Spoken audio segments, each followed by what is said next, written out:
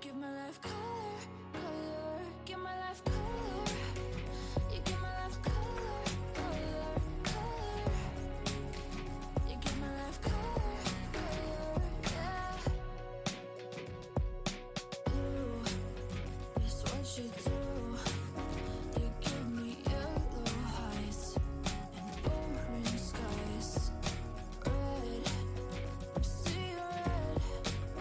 I'm riding violet waves away from yesterday.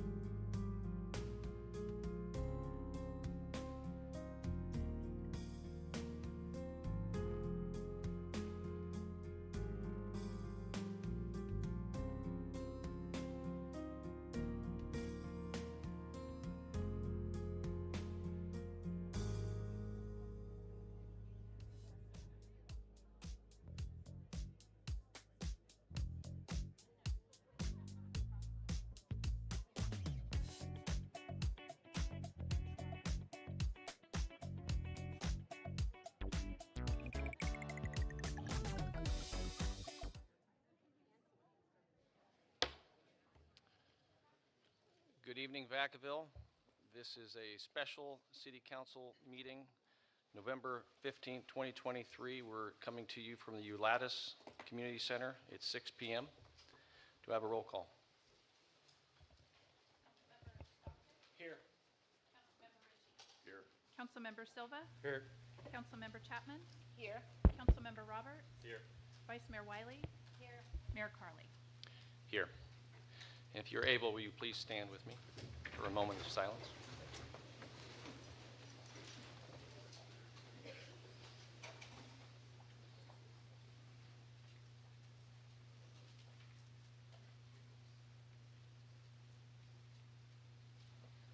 Will you please join me in the Pledge of Allegiance? I pledge allegiance to the flag of the United States of America and to the republic for which it stands, one nation, under God, indivisible, with liberty and justice for all.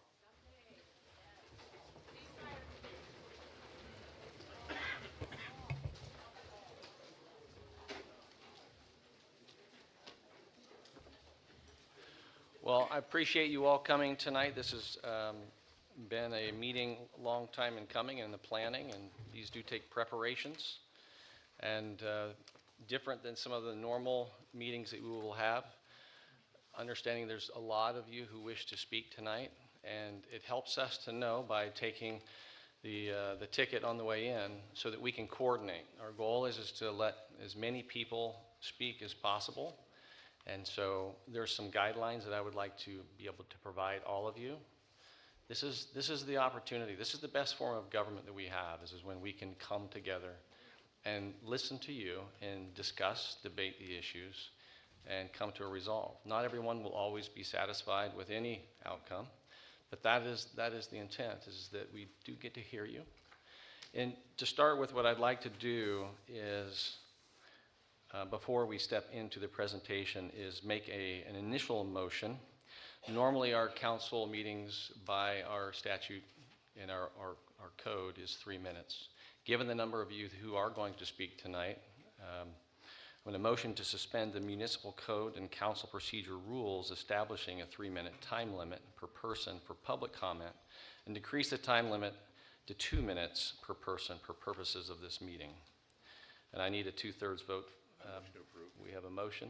I have a second. We have a second. All in favor? Aye. Opposed? So that is an official move. We will do this in 2-minute increments. I'll try to do it as orderly as possible. So the other thing that I want to do is, just in the sake of people come in and they take a ticket, we don't know how many of you are going to be there. And so I want to make another motion, and that is to restrict the time for public comment to 4 hours. You know, we don't necessarily need to go 4 hours, but I'm trying to put some guidelines into our discussion. Some of these discussions in some places go very long. So with that, a motion to suspend the municipal code and council procedure rules establishing, well, hold on a second, to create a 4-hour time limit for public comment. Do I have a motion? Yes, I move. We have a motion. Can I amend that to like 3 minutes, 3 hours and 55 minutes? Already starting off with some humor. I love it. We have a motion and a second. I'll take back mine. No, I like to amend it as well. What would you like to amend? I'm being serious. 2 hours and 30 minutes. Well, then the only problem with that, to do 2 hours and 30 minutes, is we're going to reduce it to 1 minute per person. We'll go to 3. Yeah. What? 2. What? We've already amended to 2. He meant 3 hours. No, So- I'll amend it back to go to 3 hours, so people get a chance to talk. So right now it's at 4. Motion to approve 4. Okay, do we have a second? I made the motion. That's right, you made the motion. You Awesome. tried to make a friendly amendment, but Yeah, time. I appreciated second. it. Hopefully we won't be here all that long. This is important. So we have a motion and a second. All in favor? Aye. Opposed? We have a no. Okay. So we have one opposed. Did you hear that? Okay. Councilmember Stockton is a no. Okay. So the motion does pass. We will limit it to 4 hours. We may not need it all, right? And it really does come down to all of you. You're afforded 2 minutes. if your point can be made in less than that, then that's the time you need. What I will like to do is you all have you received a ticket, and when it is time for public comment, you'll be able to come based upon, I'll call you in groups of 5, and the goal is as you're streaming in, we always have a continuous flow. That respects your time as well, so we're not waiting for someone to come and get in line. The honor system is there. Please just understand you have one opportunity to speak. It's not a second or a third time because something came to you. Hopefully you already came prepared to what your comments are going to be. And then also I just want to advise us, civility is also important in as much as we all want to be heard. If someone is talking over you, then you can't be heard. And so, as I've said before, it's a lot easier if we're civil about the conversations. You can share your points and your views. This is not a time to be, cheering or jeering. We don't need applause to symbolize who's the loudest is really the position. We want to hear what you have to say, and you're entitled to have your voice heard. And so that's important here, and we take that very serious. So again, I hope that we can do this in a way that's very respectful, and as a community, we will look back and say this is a good way to engage. And I'm thankful that there is an opportunity to have a large audience here. It shows that people are interested in the issue. So thank you very much. With that, we will step right into the item, the resolution. Mr. City Manager, do you have a presentation? Yes, thank you, Mr. Mayor, Vice Mayor, members of the council, members of our community. Thank you all for being here today and working with us in our temporary conditions here so that we could get as many of you in to join us for this very important discussion. Just a couple of housekeeping things before I get started in my presentation. We did hand out before the beginning of the meeting at the back of the room copies of tonight's presentation, as well as some revisions to the resolution that were simply added for ease of following along. Nothing real substantive has been changed. It's really giving the council a number of different options for consideration tonight and trying to make the decision simpler to follow. The other thing I wanted to point out is that for those of you watching us over our media, copies of those PowerPoint presentation as well as the revisions to the action resolution as well as the policy documents can be found on the city's webpage at CityofVacaville.gov/agendas. So that's where you can find tonight's materials. One other quick point of housekeeping. Council members, we do need you to activate your mics when you speak. So our fabulous media team who has made this facility as live as we can make it, that will be much appreciated on their behalf. So thank you. With all of that said now, let's go ahead and get into this presentation. And I will just start off by saying that as you walk through the presentation, you'll see a lot of material in there.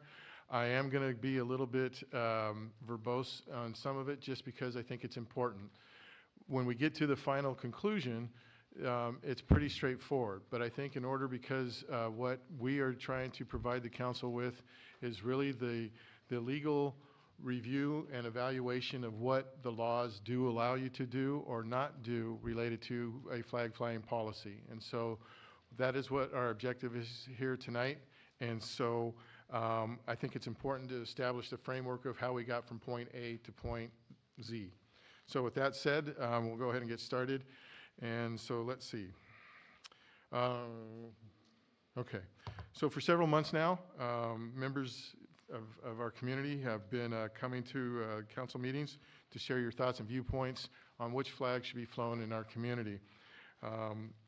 As it's been previously mentioned, we do not currently have a flag flying policy, and as a result, our council has instructed us to come back to them with some information about what are their options to consider for purposes of a policy. So tonight we actually have a couple of items that we're going to be addressing. The first one is just that, a resolution establishing a flag display policy for the city of Vacaville. And then secondly, at the request of council, kind of on a related note is related to a presentation and an update on our proclamation policy that we will be presenting to the council for their discussion. And if they see the need for any modifications, we're looking for them to provide that feedback to staff to ultimately bring back to them. Okay, so I'm going to start here, believe it or not, with the School Street Bridge Flag Monument, okay, because this is where this is all kind of centered on. So when the flag was donated back to the city in 1983, it has historically displayed only what we call government flags. Since that time, the city has received recent requests to display what we call commemorative flags at that flag monument location. As I mentioned already, the city does not have a flag display policy for either government or commemorative flags.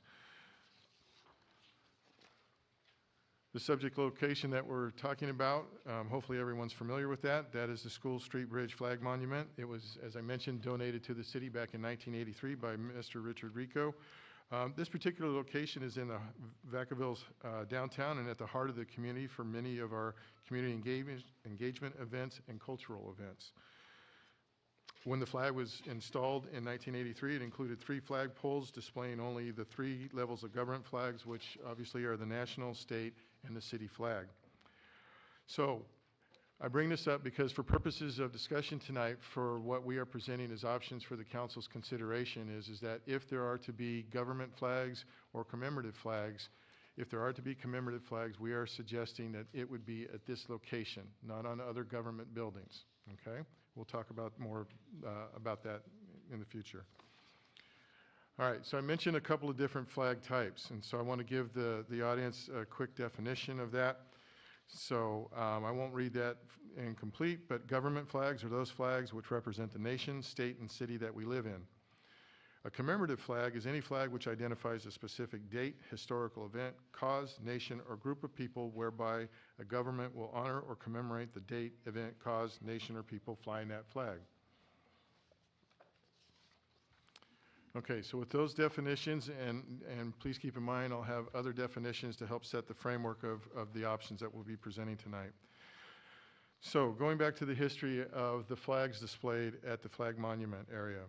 So, as previously mentioned, the flag monument site historically only flew those 3 government flags between 1983 and 2020. Beginning in 2021, for 3 consecutive years up to this year, the city was requested to fly the LGBTQ+ pride flag under the city flag at that location. Now, this year, following the display of the pride flag, the city received a request and others to fly at least one other commemorative flag at that particular location. Because of the recent practice of displaying the pride flag and requests for other commemorative flags, it has raised questions related to the First Amendment for the city, related to First Amendment speech. So let's get into First Amendment. The display of commemorative flags at city facilities can raise potential First Amendment free speech issues, depending on whether or not that flag is treated as a government speech or private expression of speech on public property. Okay, let's be clear, it's on public property is what we're referring to. So, more definitions. Here are some of those important definitions that play key into again, the following options. Private expression of speech is the expression of an idea by a private member of the public, a group, or organization that is not the government. Government speech is obviously the opposite, which is the expression of ideas by the government. Now, these 2 definitions lead into a few legal options that the city is allowed to consider when proposing a flag policy.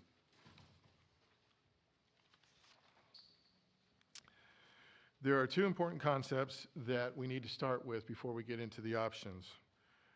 The first of those is a limited public forum. A limited public forum is public property that is not a traditional public forum that has been designated and intentionally reserved for the use of public to express ideas. Okay, I know that says a lot, but under the First Amendment, content-based speech restrictions in a limited public forum are subject to strict scrutiny by the courts. So what this means is that the government may only limit the expressive activities in limited public forums based on time, place, and manner restrictions only. Any restrictions require viewpoint neutrality, which another way of saying that is content neutral, or the city cannot regulate the message of what is said in a limited public forum, okay? The other type of doctrine that needs to be brought up in this First Amendment discussion is government speech. Government speech doctrine is a principle of constitutional law which says that although the First Amendment free speech clause limits government regulation of private speech, which is what I just highlighted before you on the prior slide, it does not restrict the government when the government speaks for itself.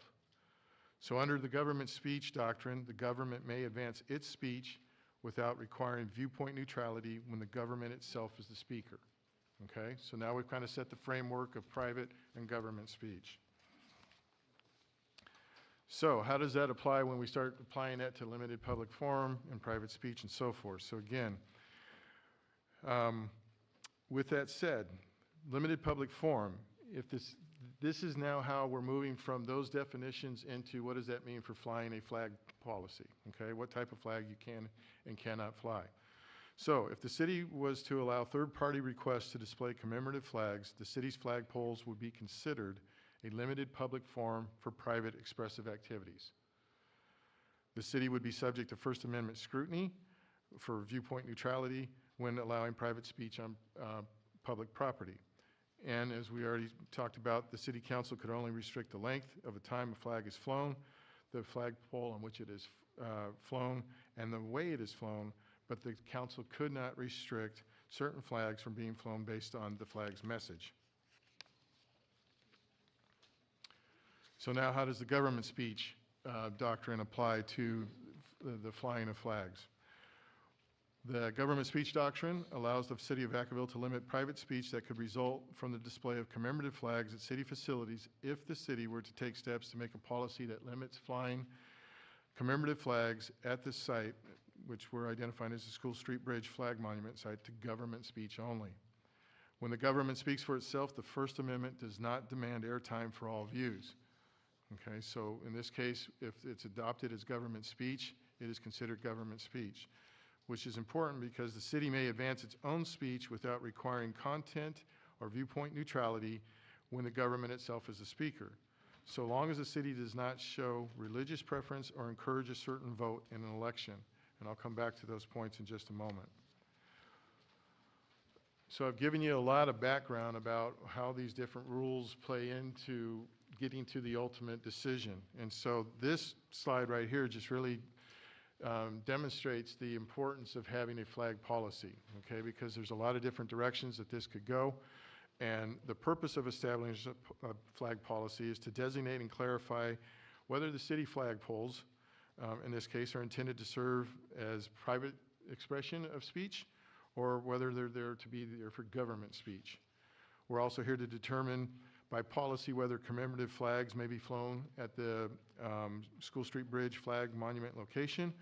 And then finally to establish whether or not a process would be inclusive for commemorative flags to be flown at that location, whether they're by public request or to express the official sentiments of the city.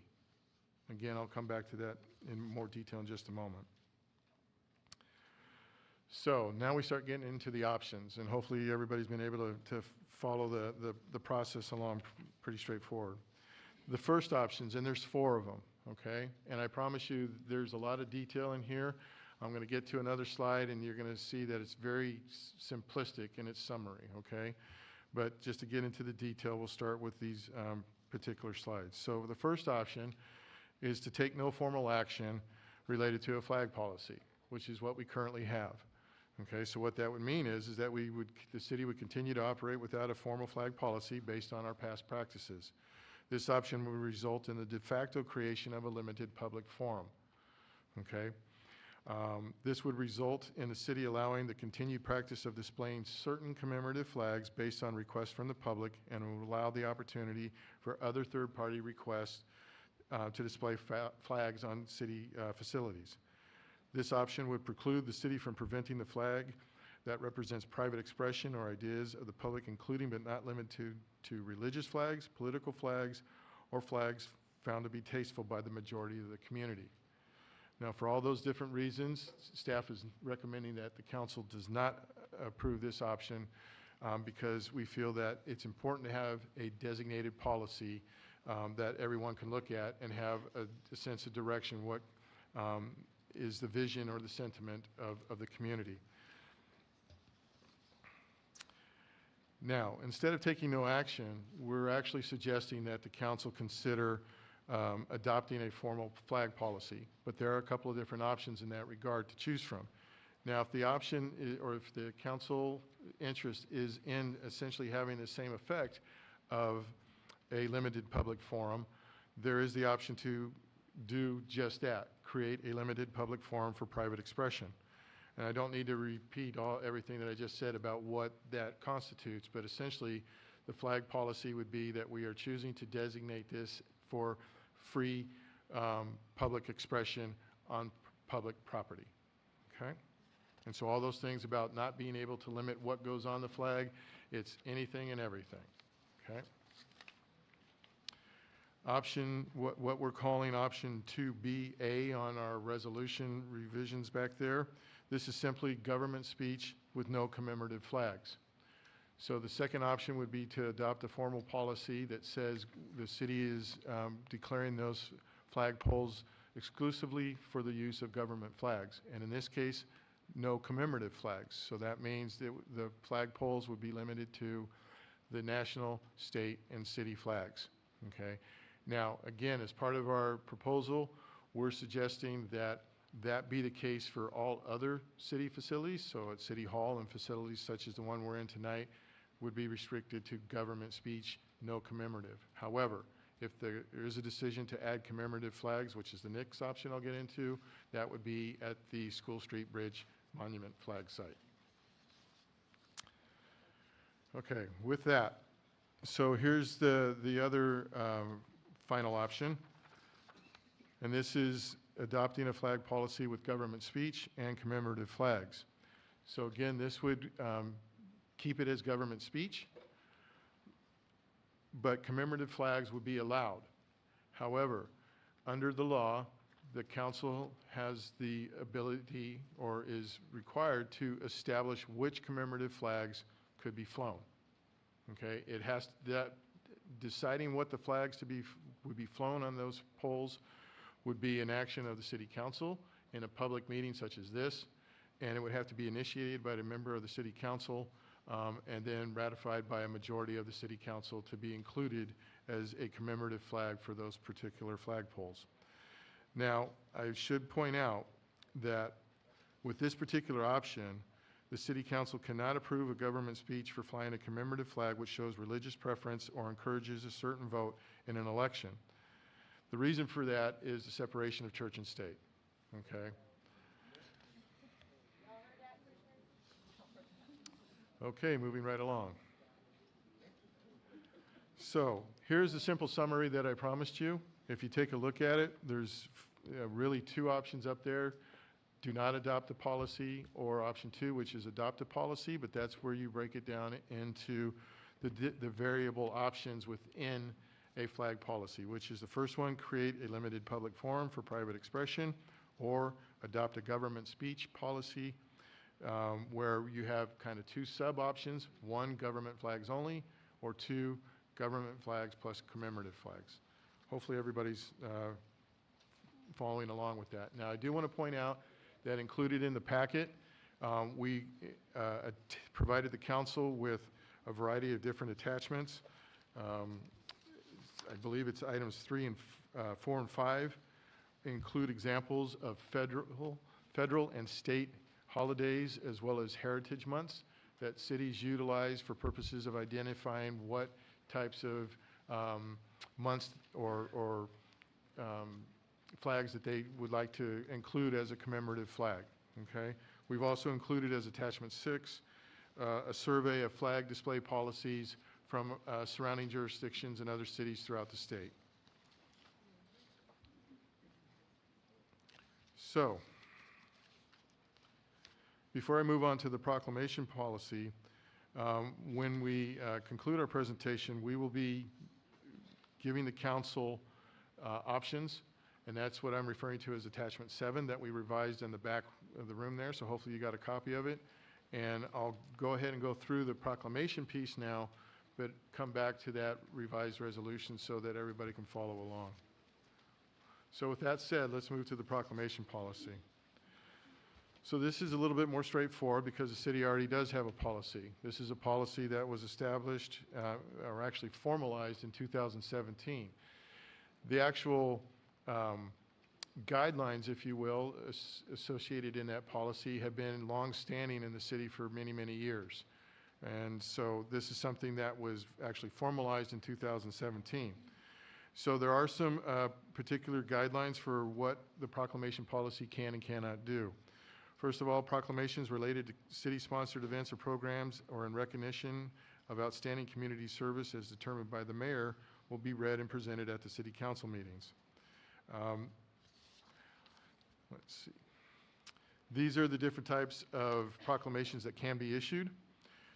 We have those that are recognized for extraordinary achievement or outstanding community service, charitable fundraising events of local nonprofit organizations, county nonprofit or local branch of state and national nonprofit organization, special days for an individual or organization such as major birthdays, anniversary milestones, retirements of individuals who have made a significant contribution to the community, local art and cultural celebrations, public awareness campaigns. Now, that's a lot, and I will tell you, though, that not everything that I just outlined there on the proclamation policy is read at a city council meeting, okay? It's been the practice since 2014 that those that are identified as city recognition and organizational requests or city requests, they're broken up into those categories. And those proclamations that are related to city-sponsored events or programs, those are read at city council meetings, okay, and presented to as part of the council agenda. The proclamations that do not meet those criteria are issued by the mayor and presented to the individual or organization, but not read at council meetings. So effectively, just about anybody can request a proclamation of the mayor's office, and he is able to issue that for the individuals at his discretion.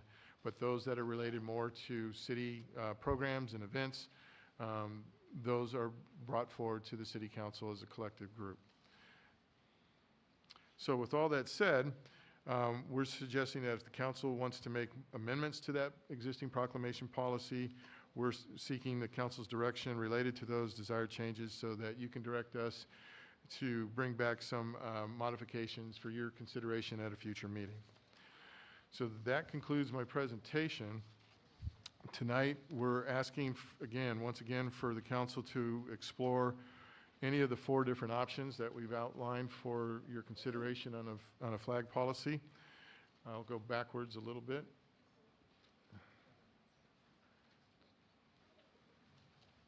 Again, this is a summary of those policies, and I will just explain this real quickly for the council and the community's benefit. And then whenever the council's ready to discuss this, hopefully this helps. So what we tried to do in this revised document is just simplify it for purposes of identifying what language would be used for which policy the council chooses if they make a decision tonight. So we have the general language here. The language that is included in the purple italics is representing if the council were to choose the private expression or option 2A, okay? If the council was interested in choosing government speech with government flags only, that would be the orange italic language. And then finally, if they were interested in pursuing government speech with commemorative flags, that would be orange and blue. So lastly, in the second part of the attachment 7, we add in green italics, which is the 4th and final.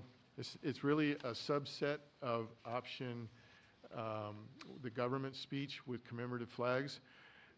This particular component is if the council were to select commemorative flags and want to identify which flags that those would be included in that list, they could do so as part of this exercise. Now, keep in mind, please, that this does not have to happen if the council chooses to go that direction.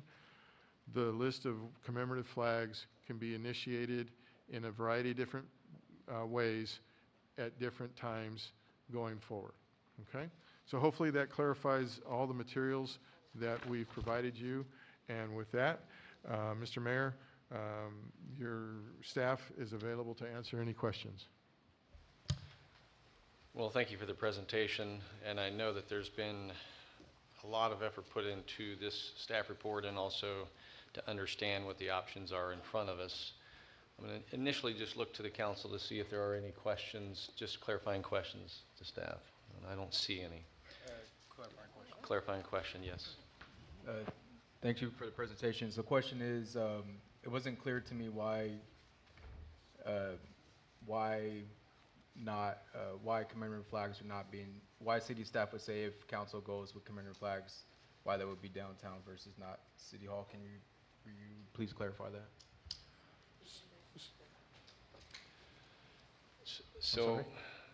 it sounds like it was a recommendation. I don't know that there is an answer to that recommendation. I think it's so because it's we- been there before. Well, in the 3 years that commemorative flags have been flown, that's where they've been flown to represent the community where the center of community is located.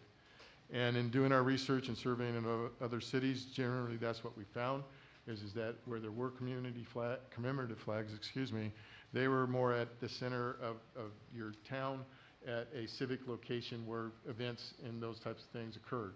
And so keeping with what has been the practice for 3 years now, that was the suggestion. But I apologize if I didn't point out, if the council is interested in adding commemorative flags to any other city location, that is an option for the council's consideration. Or designating. Designation, yes.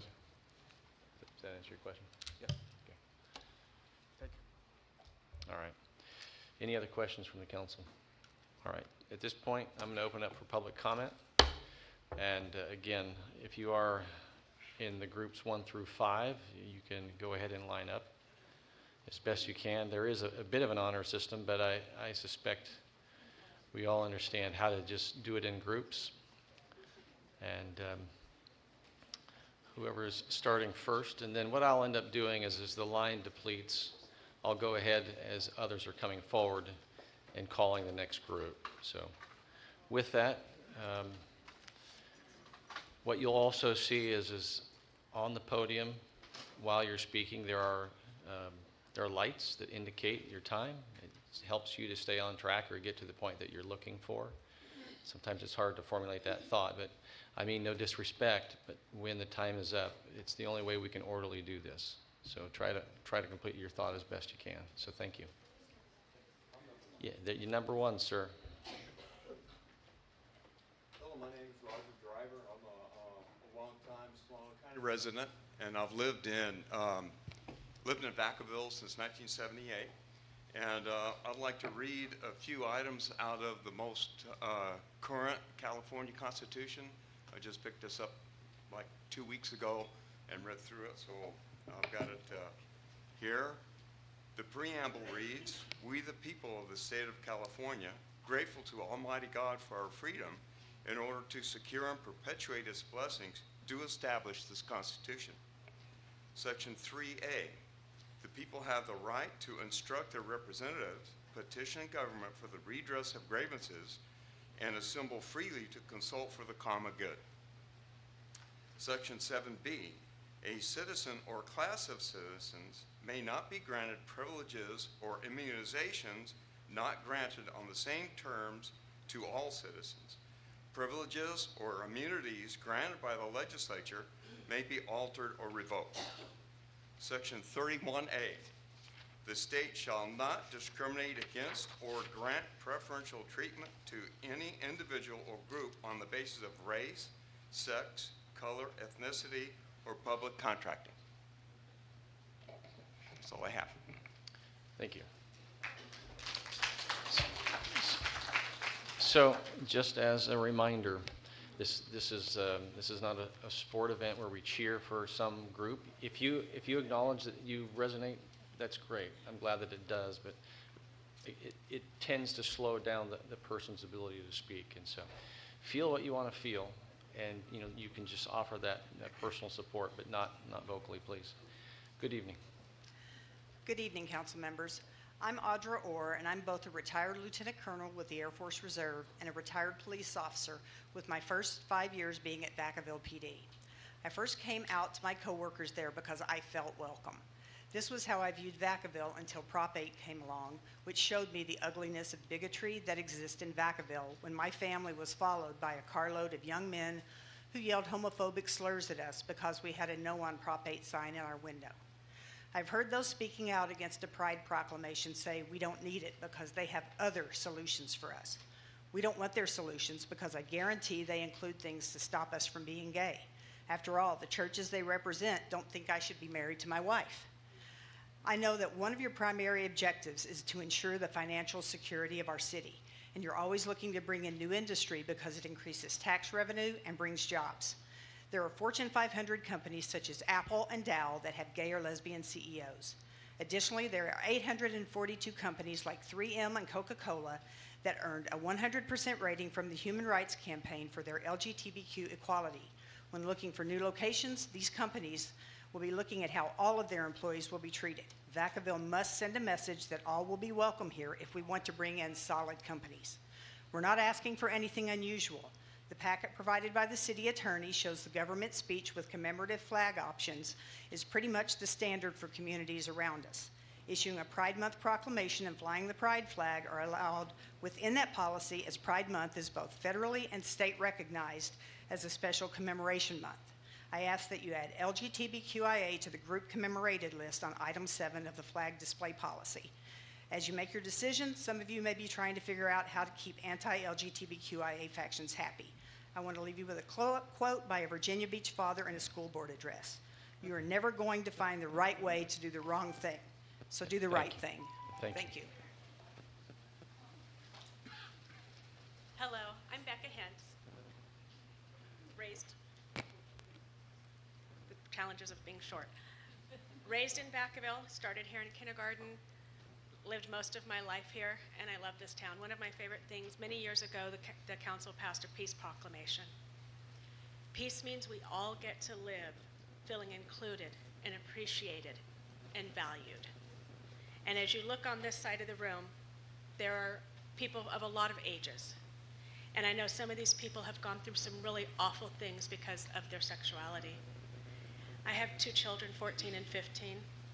2 years ago, I called the police department with a friend, very upset, because a child I know had been told that God didn't love her, that she needed to die, that Sodom and Gomorrah was about her because she told a very close friend she was bisexual. These are 13-year-old children. Children. She was told that nobody would like her, and the right thing for her to do was to end her life because she was no longer a Christian. We are a Christian family. We love God dearly. I am a Christian to the very 10th of my being. Christ preached love. We have an Old Testament and a New Testament. Christ preached love. And he repeated it over and over because it matters. And we want to be a town that's inclusive and loving. 3 weeks ago in the Buckingham parking lot, 2 girls pecked each other and walked away. And a gentleman, I have a hard time with this, I was told he was old, and then I was told he was my age, driving by, yelled out his window, "Why would you kiss a girl? That's disgusting." Some of the people on this side of the room have gone through some incredibly hard times. Thank you. Don't make our children. Thank you.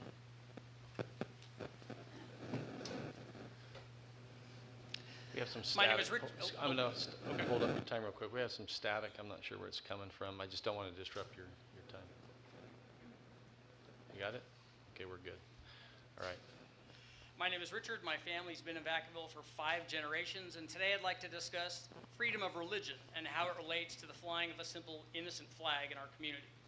This flag represents nothing more than a symbol of tolerance, a statement that our community recognizes and accepts people that might be different than we are, and though our beliefs might be right for us, they are by no means absolute.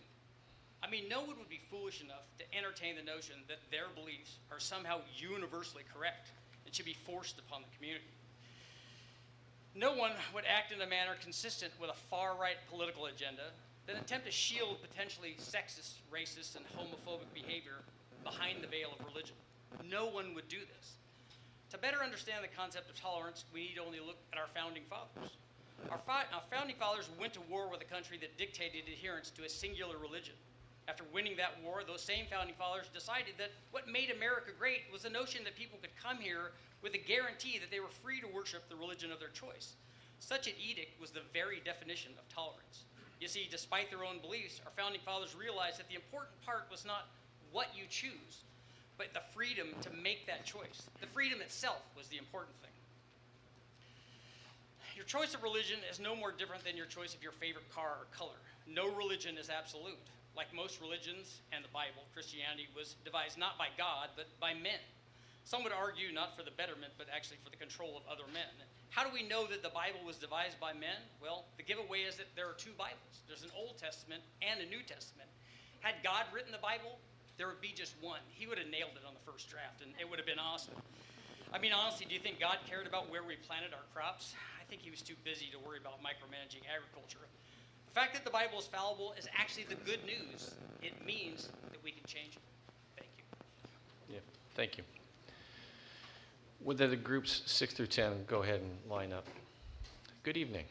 Good evening. My name is Lisa Rico, and I've lived in Vacaville since 1989.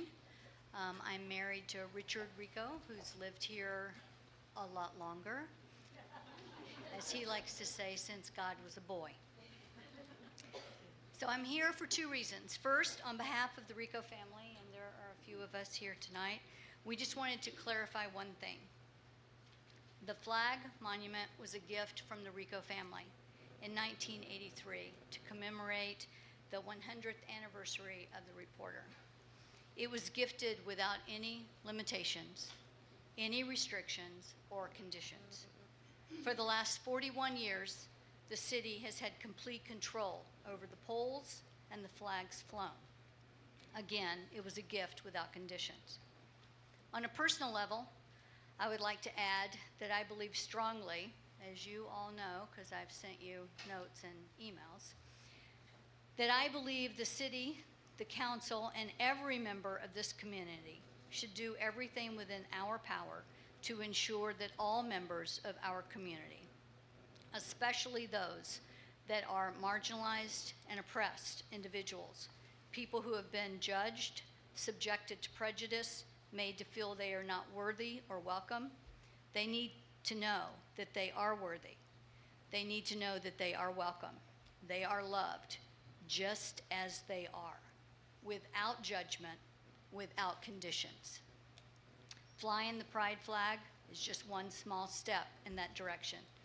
I trust you'll make the right decision, and I don't envy you the job. Thank you. Good evening. Hi, my name's Taryn. I've been a resident of Vacaville since 2008. I'd like to thank everybody for being here, first of all. When I was 13, I came out as bisexual to a friend, and I was immediately told that was weird and gross, and I no longer felt safe in my own community. When I was 15, I started high school at Buckingham, and I had a wonderful time meeting people inside my community and making those connections and creating friends.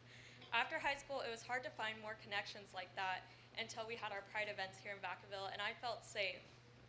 And I think as a community, this shouldn't be something that is shunned or forgotten about, because it creates an environment for everybody to get along and people to find those who belong with them. And I think that's important because everybody has their own community to get along with. And that's all I have today, but thank you for listening. Yeah, thank you.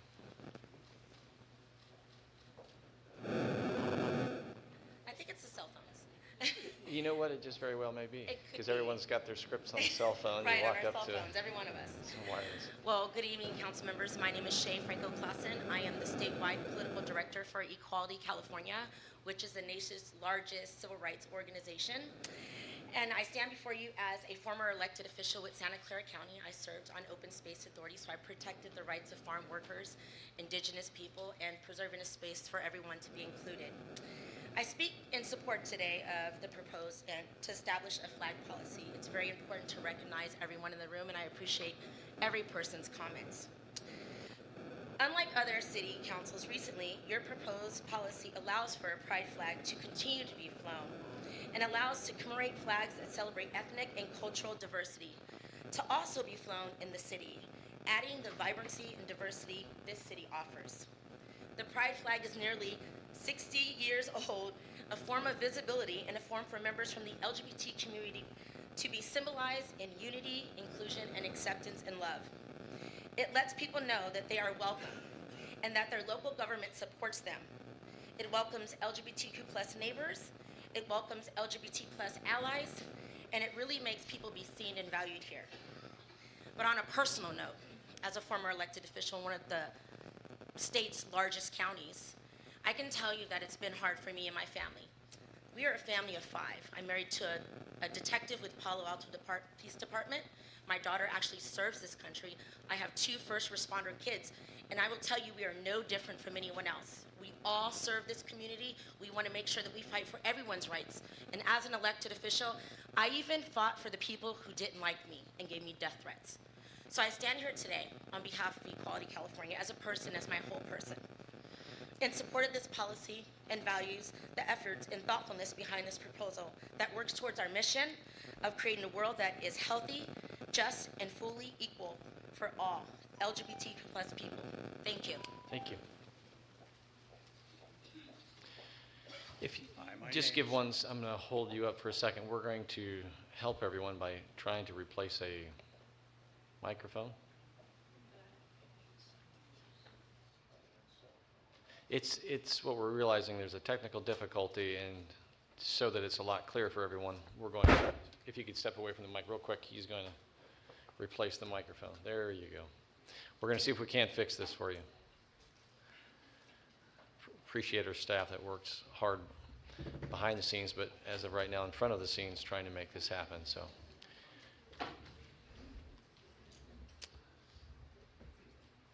thank you, Corey. Okay. My name's A.C. Hunter. I'm a 41-year resident of Vacaville.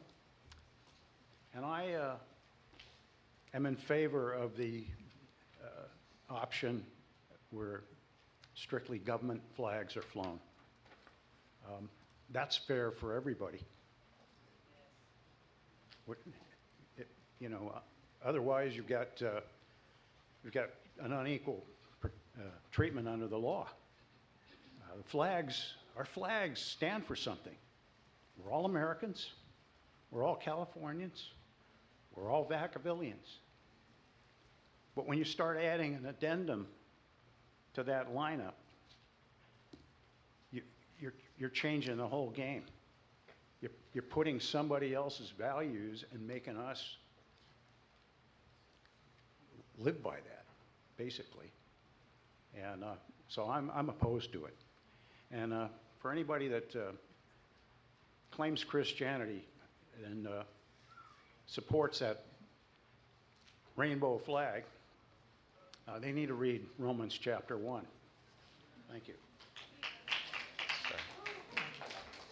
Again, I'm going to caution everyone not to cheer, but the other thing is I'm fine with a small flag, but I'm not fine with signs that blocks people's views. So just be aware of that.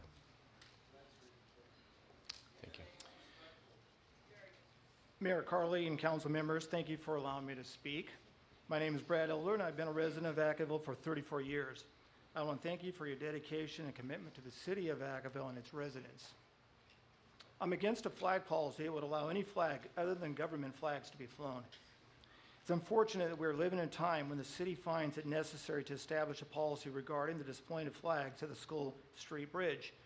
As you know, since 1983, 3 flags have been flown at that location: the U.S. flag, California state flag, and the City of Vacaville flag. When I drive by the bridge and observe those flags, it brings pride to my heart, as it should to all who truly understand what those flags represent. One nation under God, freedom, liberty, and justice for all, not just to certain groups or causes.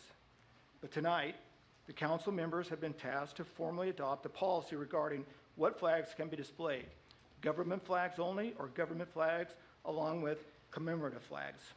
Many in this room, including myself, have various causes and beliefs that are important to us, as I'm certain to you as well. What determines then what causes the city will affirm? Being selective on which group can fly or cannot fly flags representing their specific cause will speak loud and clear which group and cause the city values, resulting in offending many residents of Vacaville. It will open Pandora's box.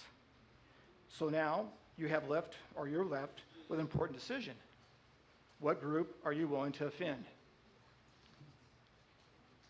That will be a reality if the city flies flags other than the government flags.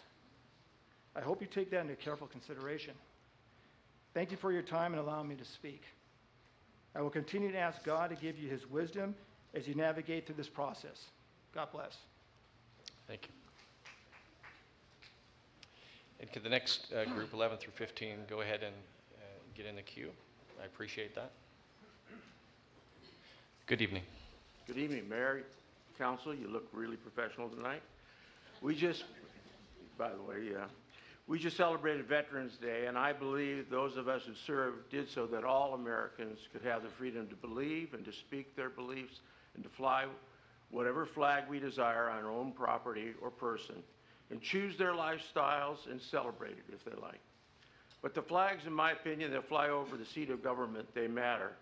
A government flag is a symbol of authority and designates to what we pay our allegiance. I believe a majority of Vacavillians reject, and not all LGBTQ agree with, the apparent agenda of the pride flag expressed in the song written by the San Francisco Gay Choir. And this past summer was chanted in the parade in Manhattan, the pride flag being carried. It went like this: we're here, we're queer, and we're coming for your children. Now, if a small fraction of people who believe in the ideology of the LGBTQ can force their flag to fly over us, then will they be able to assert their beliefs over our children? For example, if California AB Bill 957, which you're familiar with, hadn't been vetoed, which I'm grateful for, by Governor Newsom, it would have weaponized Child Protective Services to take our children away if we didn't use their pronouns or agree with their gender transition. In my opinion, if you as City Council lack the clarity or courage to establish a policy that states the government flags only, then you run the risk of inviting chaos and conflict. Ideologies and causes will be lining up to demand your affirmation and to fly their flag. Like we're seeing right now in New York and DC, where the battle is to promote either the Israeli flag or the Palestinian Hamas flag. And this morning news... No disruption. I said Palestinian and Hamas flag. Hold on a second. There is no Hamas flag. Excuse me. Excuse me. Excuse me. Listen to me. This is the second time that you've disrupted. I'm going to ask you, don't disrupt again. If you do so, you're interfering with this meeting. Okay? Thank you. So I'm going to give you another 15 seconds. So this morning news highlighted New Andover and Mass, and they learned if you fly one flag, you have to fly them all. But you should know this: we're here and we're clear, and we're standing for our children. Good evening. Good evening, Mr. Mayor and all the council members. Thank you for letting me speak. I am a Solano County native. I've been in Vacaville since 1987, raised my children through the school system. And what I like is when I go downtown, I like seeing the flags there standing all alone, away from any controversy. Recently, I was eating breakfast at the Heritage House, and I looked out, and last June I saw all these other things. I go, what's this going on? I like that to be just kept out of our city, Lord. And just anyway, my street, when you go down my street, you can put any flag you want on my house, other people's houses, they have other flags. That's the way I'd like to keep it. Thank you. Thank you. Good evening. Good evening. Mayor, Vice Mayors, County Council members, thank you for the opportunity to address the issues at hand. My name is Evi Guerra, and I'm here in support of the massive citywide concern regarding how our city utilizes its flagpoles and the issuance of proclamations. What I'm about to say is in love, not hate, and in the spirit of truth, God's truth, the standard of truth by which all other truth is measured by me and others. As a follower of Christ and God's infallible, inerrant word, I cannot support any ideology that violates God's truth. While I do support everyone's right to their beliefs and ideologies, my fundamental beliefs and values compel me to oppose the raising of a gay pride ideological flag on our city's flagpoles. I am additionally in opposition to the proposed proclamation supporting a specific ideology in our city. Special interest proclamations such as the Gay Pride Proclamation and special interest ideology flags have no place in the arena of a city's government. Only government flags belong on our city flagpoles. You, as our elected officials, were elected on the belief that you would do your job in adherence to our city's governmental standards.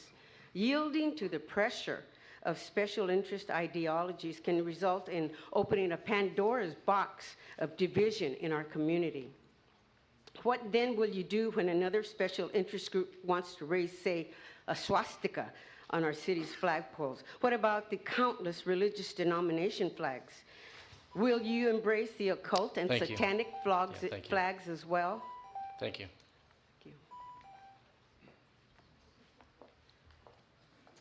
Good evening. Good evening. Mayor Carley, council members, and my fellow Vacaville citizens, I thank you for this opportunity to speak tonight. Since I have a minute less, I crossed off a lot of things, so hopefully this makes sense. Simply put, I believe that government property should fly only government flags. It's not for the government to decide what causes or people groups to endorse. Rather, it's to ensure that the rights of all people, and in this case, the citizens of Vacaville, are protected.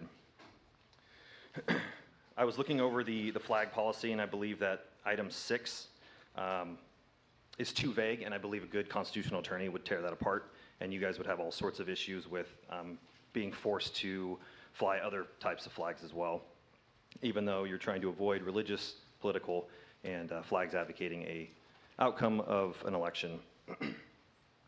I believe to take no formal action or to adopt a flag policy of allowing commemorative flags, the city and the citizens would open themselves up to having to be forced with flags that are religious that they may not agree with, political that they may not agree with, and flags that could be deemed as offensive or even racist. By choosing this option, the city's going to, in my opinion, create unnecessary conflict and division between the people who live here. I believe we saw plenty of that in 2020, and we don't need it anymore. I personally don't care what flag it is, other than government flags. It shouldn't be allowed on there.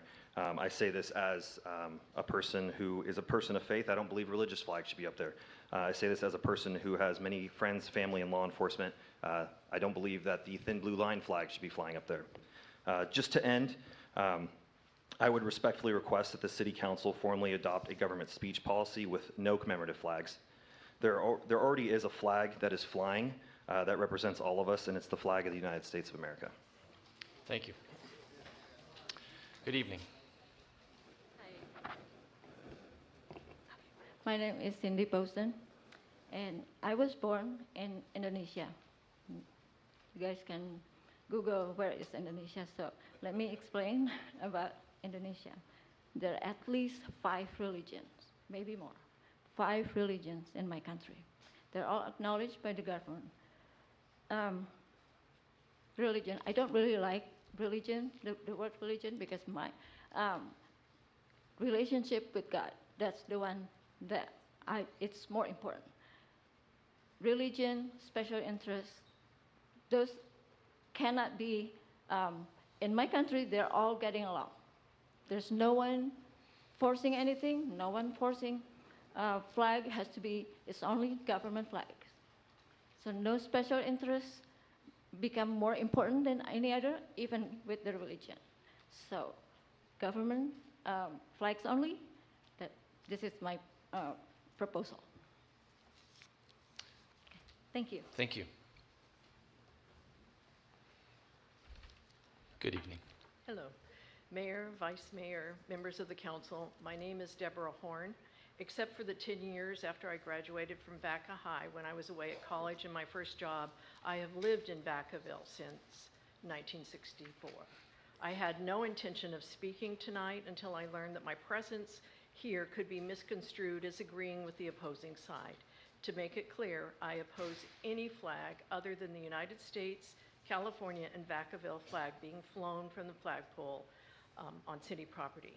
My question is, if you approve the flying of the pride flag from a government flagpole, how long before a flag for heterosexuals, white pride, the North American Man-Boy Love Association is flown?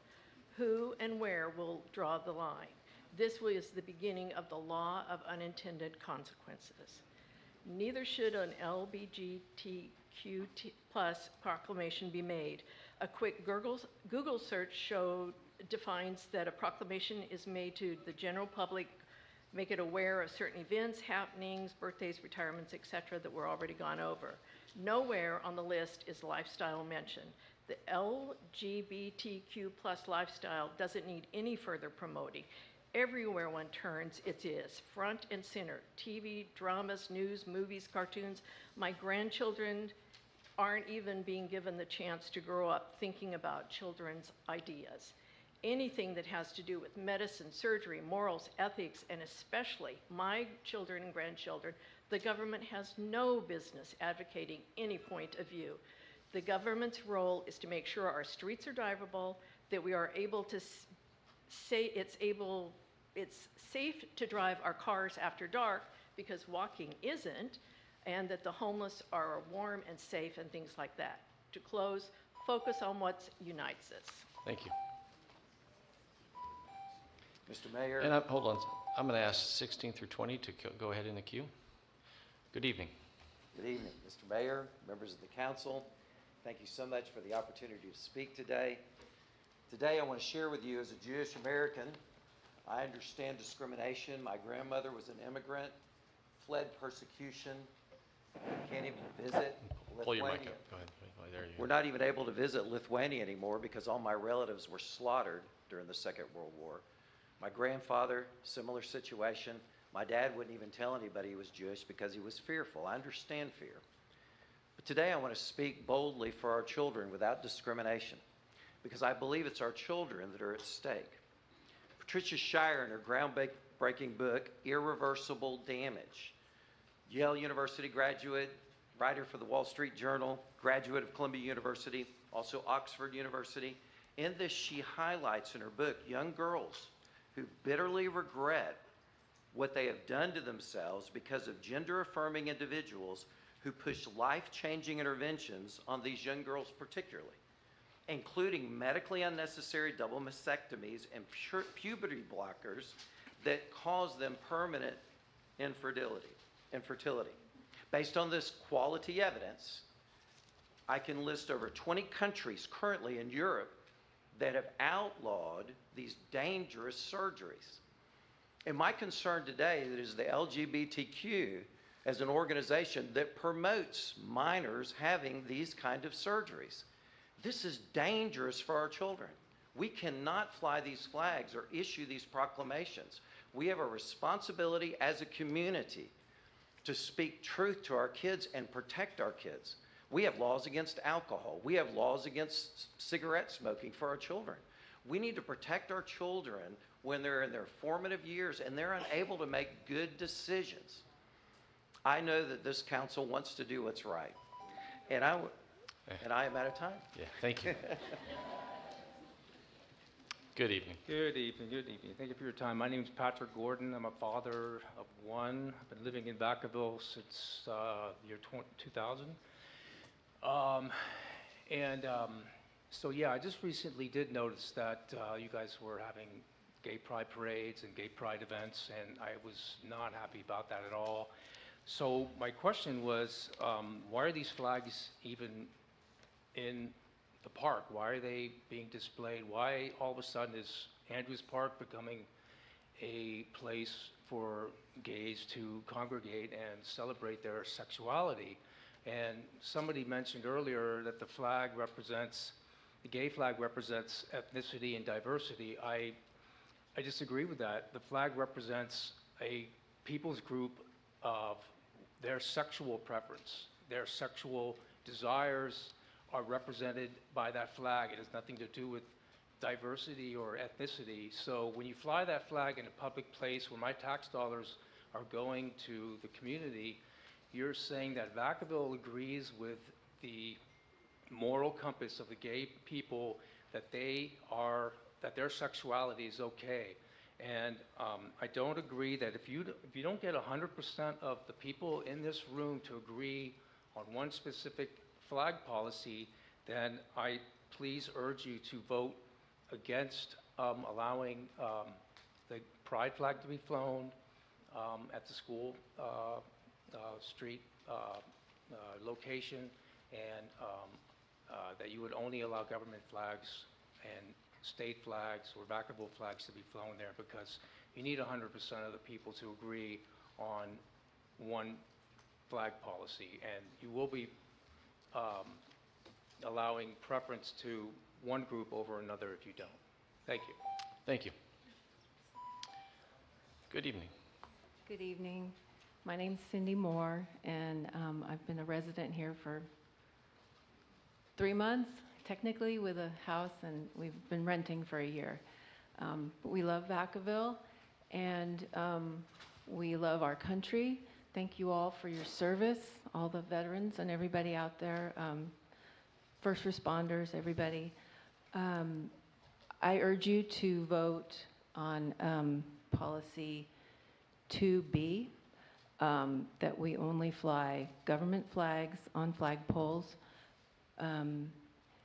Governments were instituted by God to enact justice, fairness, keep the peace, and keep it chaos-free, if you will. So we don't want to encourage division, and flying commemorative flags can encourage division, and it becomes messy when you want to include all of them.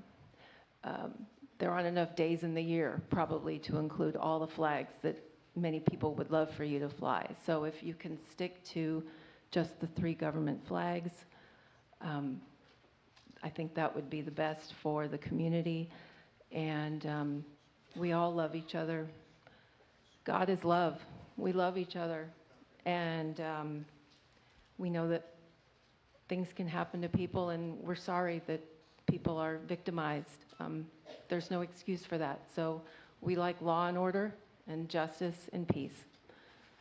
And policy 2B1. Thank you. Thank you.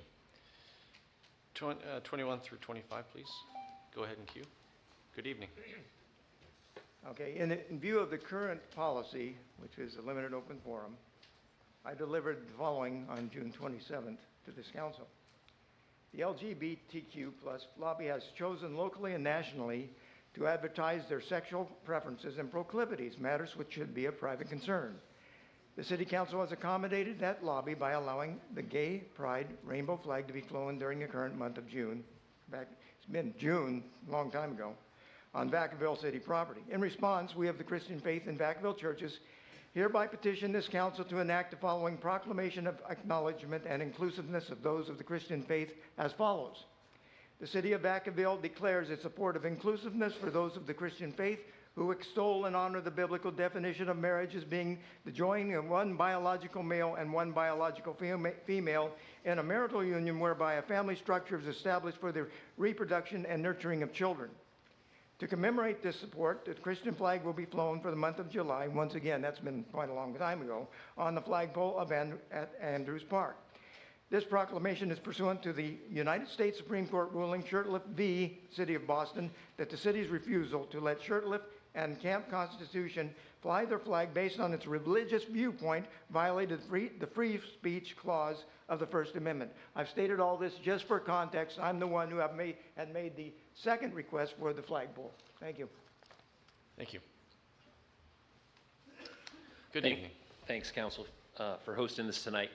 As I shared at a previous council meeting, one of the things that makes our country and our community great is the sacred right to respectfully disagree and hopefully still be kind to each other in the process instead of demonizing each other. And I love that that's the spirit in this room tonight. I realize we're creatures who identify with symbols that we feel represent us, and although the pride flag is at the center of this discussion tonight, I believe there's a much larger can of worms to be dealt with. As has been said, public buildings and spaces are maintained by taxpayer funding, which come from citizens of diverse backgrounds and beliefs and values. And the core principle here is one of neutrality, which our government is constitutionally obligated to uphold. The precedence of flying any flag which is not intended to represent everyone in a community, whether religious or secular, is inherently problematic. It's impractical, obviously, to fly every group's flag, and it's contentious and unlawful to select some while rejecting others. This doesn't mean that we diminish the importance or inclusion of any group of law-abiding citizens, but we have a myriad of other means for any group to be recognized through privately funded events, educational forums, and other public gatherings that they may wish to organize. So I would argue that such venues actually would actually be more productive for active dialogue and profound understanding on the issues at hand. And so I'll conclude by stating that while we should recognize and respect every human being created in God's image, honoring the importance of one over another is not a way to foster inclusion. We already have 3 flags, as has been stated, and our focus should be on protecting safe, neutral public spaces while finding other meaningful ways to acknowledge the diversity in our community. Otherwise, we're going to have an ongoing future of contention at best and potential litigation at worst. That's not going to foster any of the unity and inclusion that we claim to be aiming for. Thank you for your time. Thank you. Good evening. My name is Sebastian. For I am not ashamed of the gospel, for it is the power of God for salvation to everyone who believes, to the Jew first and also to the Greek. For in it the righteousness of God is revealed from faith for faith, as it is written, the righteous shall live by faith. For the wrath of God is revealed from heaven against all ungodliness and unrighteousness of men who by their unrighteousness suppress the truth. For what can be known about God is plain to them, because God has shown it to them. For his invisible attributes, namely his eternal power and divine nature, have been clearly perceived ever since the creation of the world in the things that have been made. So they are without excuse, for although they knew God, they did not honor him as God and give thanks to him, for they became futile in their thinking, and their foolish hearts were darkened. It's Romans 1:16-21 in ESV. I'm an American infantry soldier. I have spilled blood and watched fellow brothers die for our beautiful American flag, which stands for the freedom of all, equally and without discrimination. There is only one solution to this matter, and that's to fly government flags. The heart of this matter goes far beyond flags. We need to heed God's word in matters of the soul. We are without excuse. Thank you. Again, I'll admonish the audience, please, no clapping or cheering. And 26 through 30, if you want to go ahead and make your way to the podium. Good evening. Good evening, Mr. Mayor, Vice Mayor, Councilman. I want to express my gratitude for the quoting of the California Constitution from this first speaker. And with that, it embodied everything that we stand for on both sides of the aisle. When we pledged to the flag, everybody on both sides of the aisle proudly pledged, and we were unified. I also want to bring up resolution number 2023. I can't change it, but I do have a question, and I am taking exception to 2 words in it. The word in the second whereas, where you use increased equity, and in item 6, where you say creed. Now, addressing equity, I have no problem with equity.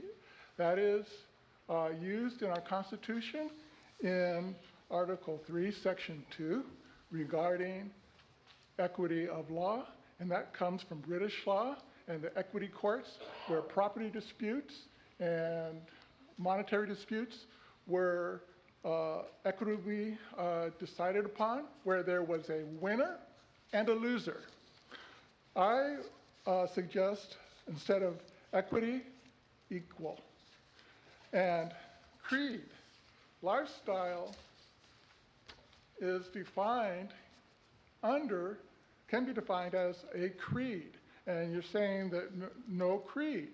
So you have resolved yourself by those 2 definitions that are clearly accepted universally into a conundrum.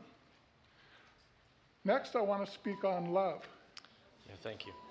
I'm out of time. Yes, thank you. Thank you.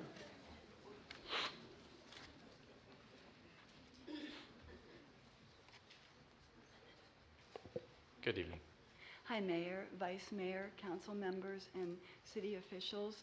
I'm here tonight. Both my husband and I have 30 years, 60 years altogether of military service, and we love unity and we love our country. My Bible tells me to speak the truth in love, and my Bible also tells me to love God first and to love my neighbors as myself. We have had LGBTQ neighbors, and they have told us that they have never been loved as much as they did as being our neighbors, and it's because we follow what the Bible says, but we also speak the truth in love. Tonight, I want to thank you for serving our city. Your leadership is important in representing all of us who work and live here, and I mean all of us. In my humble opinion, on public property and over government buildings, I believe the only flags that should be flown are our nation, state, and city, because each of those flags represent all of us. I would ask that you vote to fly only those flags that represent us all, because that will bring unity to our city, and I love our city, and I love everyone in there. Thank you. Good evening. Good evening. Thank you, Mr. Mayor, Madam Vice Mayor, council members. My name is John Moore. I'm a new resident of Vacaville, homeowner. And I've thought a lot about everything as we've been talking, and I oppose hate in any way. Hate is wrong. I grew up in the South, and most of you understand what that means. I've seen it from, I'm 64 now, I've seen it from every side, and it's terrible, and it should never, ever be allowed or embraced. And I'm sorry that people still seem to act that way. It's wrong. One of the things that I noticed in thinking about this, when I was in law school, they talked about, both in civil and criminal law, about what was termed the floodgates argument. And what typically takes place in any of these kind of events is that you have a way of looking at a court case that allows you to take one side or the other, or you take a position that opens a floodgate that you don't often see. And the problem that I see with any decision that you guys have here, I'm in favor of 2B1, for it to be just government flags. And the reason for that is, you talk about a floodgate that you're going to open up if you do this. There's no end to it. There's virtually no end. I'm all for everybody having the right to believe what they believe, of course. I'm a Christian. I believe in Jesus. I'm a born-again believer. But I also think as a citizen of this town, I should urge you from a legal standpoint. I'm not a lawyer. I did go to law school. I'm a music director. I'm very busy. I know you guys are very busy. I don't see how you have time to deal with it, nor to open the floodgates of the potential litigation and hostility and things that would come. Thank you. Thank you. Good evening. My name is Suzanne Johnson. I'm retired police special services supervisor for the city of Vacaville. Can we quantify the number of worthy causes? In my research, I could not. There are over 203,893 nonprofit organizations in California. They include children, literacy, senior citizens, healthcare, environment, hunger, homeless, human well-being, and animal welfare, and the list goes on. To allow one cause means you must allow all, or the action is very divisive. You are to represent all, not special interests, regardless of their good intent. Anything else is divisive. This brings me to a second point. Staying within the purpose and function of the City Council. Vacaville's policies and procedures. Can we get, excuse me, can we get some help over there? Yeah, all right. We just have we might be having an emergency. What do we got? Hold on a second. I'm going to pause you for a second.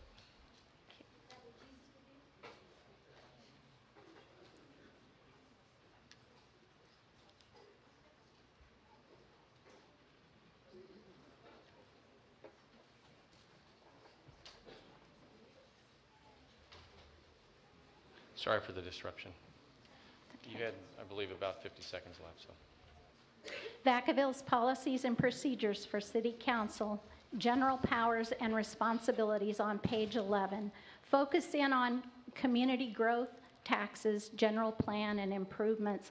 I could not find anything intended for being a judge over special interests. It's very time-consuming.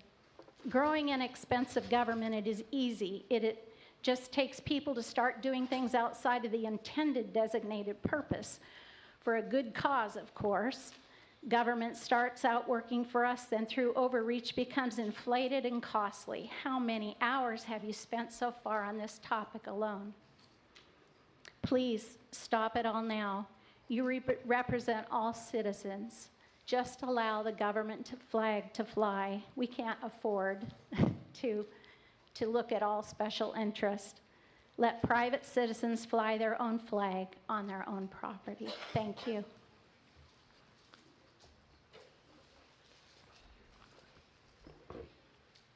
Good evening. Good evening, Mayor, Council.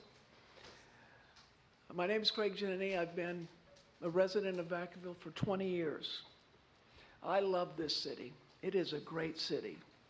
And recently I taught a class on citizenship. Caused me to have a deep appreciation for our country and the ideals it represents. We see those ideals in the American flag. The American flag has all the ideals we need as a nation and a city. The problem isn't what the American flag represents. The problem really is people and what we represent. We're not perfect, and you cannot force your opinion on others by flying a particular flag and expect the whole community to celebrate it with you. Simply cannot be forced.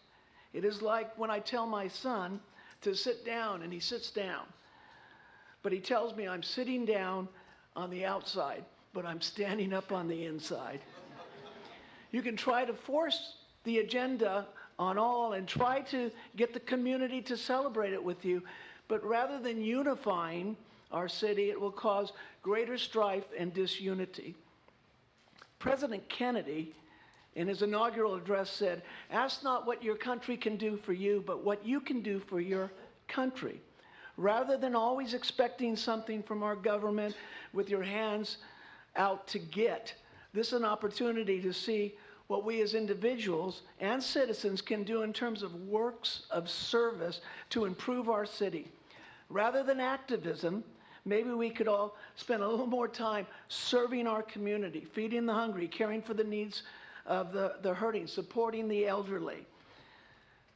Thank you for your time. Vote 2B1. Thank you. Good evening. Good evening. I'm a Christian.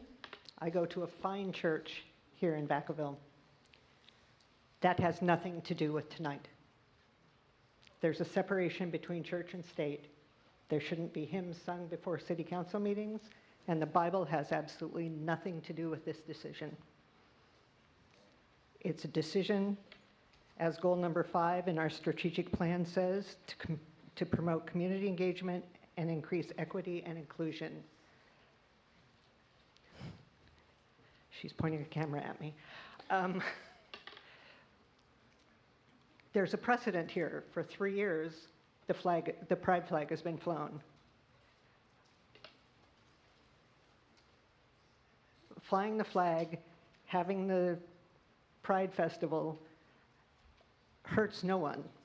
There's no one out there dragging your little children off into a corner. There's no one trying to sell anything. There's no one talking about sex. It's just the recognition of a people group that deserves our support. Thank you. Thank you. 31 through 35, if you want to go ahead and make your way to the podium. Good evening. Good evening. Thank you all for being here. I know it's a long night, so I'm going to try and talk really quickly. I've had my coffee today. My name is Jacqueline Martinez. I am the children's director at a local church here in Vacaville, and it is an inclusive church. We are affirming, accepting, and we are run by gay pastors. So I am speaking from that lens. I work with children from pre-K up to high school. So today I'm specifically speaking for our youth. Our youth are the future. They're what's happening next. And in a world where everything is changing and shifting and they have so many things going on about them, if they go into a space and they see a flag, they know they are welcome. That is an indicator, a beacon of hope, that if nobody else in this entire room has my back, I know that if I go there, that place has my back. And I would love for us to be a community that says, this is okay, you are welcome. We're not hurting anybody by putting this flag up, we're just saying, you are welcome. And I think as we look past in history, it repeats itself, and we also come to hard decisions. You know, after so many years, we come to a hard decision. Today seems like one of those hard decisions. And I think if it weren't for the hard decisions made before us, the people who are advocating for our community would not look like this. There's so much diversity. There are men, women, backgrounds from all kinds, because people had to make a hard decision. And although the majority of people speaking might be loud, saying this is not right, at some point in history, there was a sign, I'm sure hung somewhere not too far from here, that said whites only. And people had to make a hard decision to say that that is not right.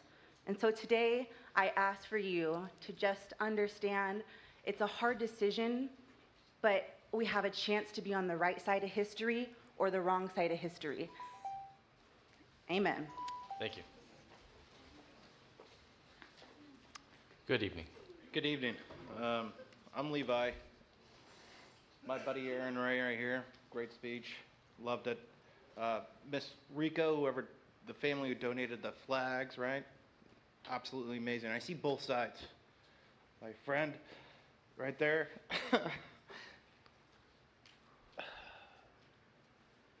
It's a flag. And to me, it's nothing. But to my little brother, it means a lot. And, it means a lot to my little brother. I started working downtown. I was the first to ever do Pride Nights downtown Vacaville. And it brought my brother to a safe place. And when you guys flew that flag, it was a sense of community. And just don't take it away. Everybody fights for something. They're not asking it to be in schools. They're not asking it to be in anything like that. They're just asking it to be downtown. You have people probably in the police force, or you were a chief in the police force. You probably had people that were gay in the police force. You have people at Travis Air Force Base that are gay. You have people probably in the fire department that are gay. You have people that are teachers that are gay. You probably have city workers that are gay. And they can't say that they like this flag being flown because they don't know how the city is going to treat it. So they stay silent, and they're offering the people to speak up. And people who are praying about the Bible and all that, that's crazier than shit. It's just a fucking flag. Okay. Good evening I'm to just, you all. hold on, I'm going to pause you for a second. Again, this is just a reminder of decorum here. So I appreciate the passion and the message, but this is out there to the public on television, and so I just ask that you be cautious in the words you use while you're trying to formulate your thoughts. And also to the audience, again, just be mindful. The person who's trying to speak, sometimes it's difficult to get in front of people, and so the intimidation shouldn't be there to have your voice heard freely. So thank you. Good evening. Good evening. My name is Mary Robinson. My family has been in Vacaville since the 1950s, and I would like to say to decline to fly the flag, a commemorative flag of a minority group like the LGBT plus community, does not mean that that group is demeaned. It simply means that the group is not elevated above another group.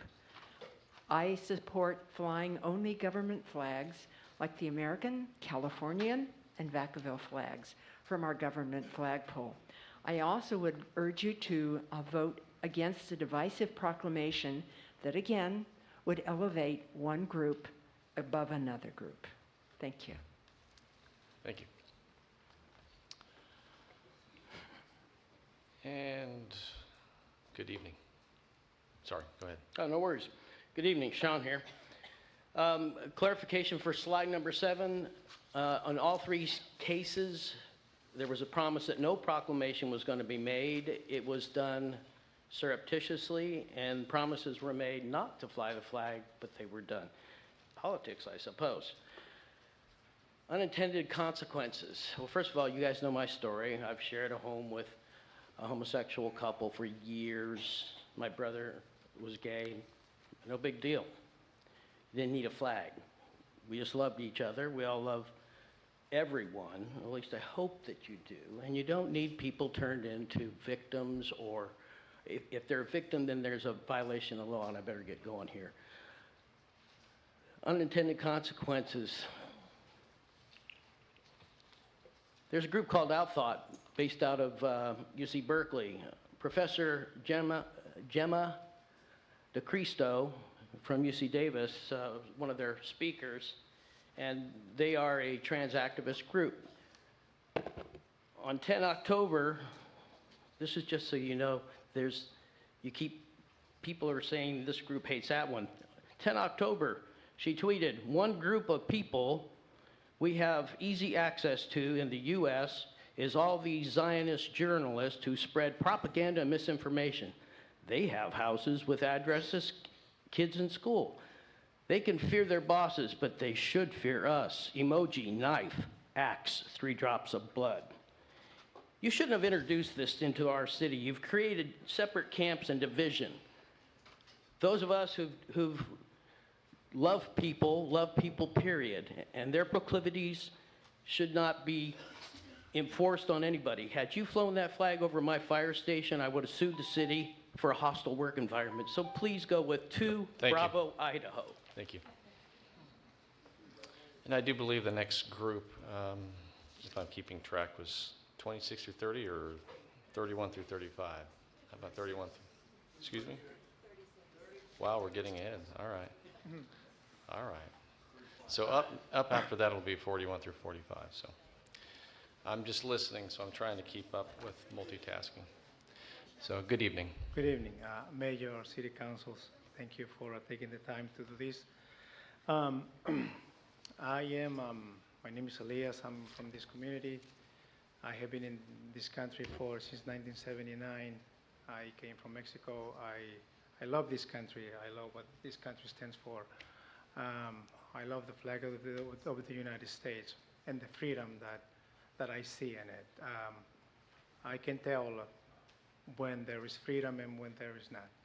But what I wanted to share with you is this. I wanted to share something from the National Institute of Mental Health. And it says the brain finishes developing and maturing in the mid to late 20s. The part of the brain behind the forehead called the prefrontal cortex is one of the last parts to mature. This area is responsible for skills like planning, prioritizing, and making good decisions. What I wanted to go with this is that these days there's been many types of surgeries performed on young people to transform their bodies. And what it does is, for example,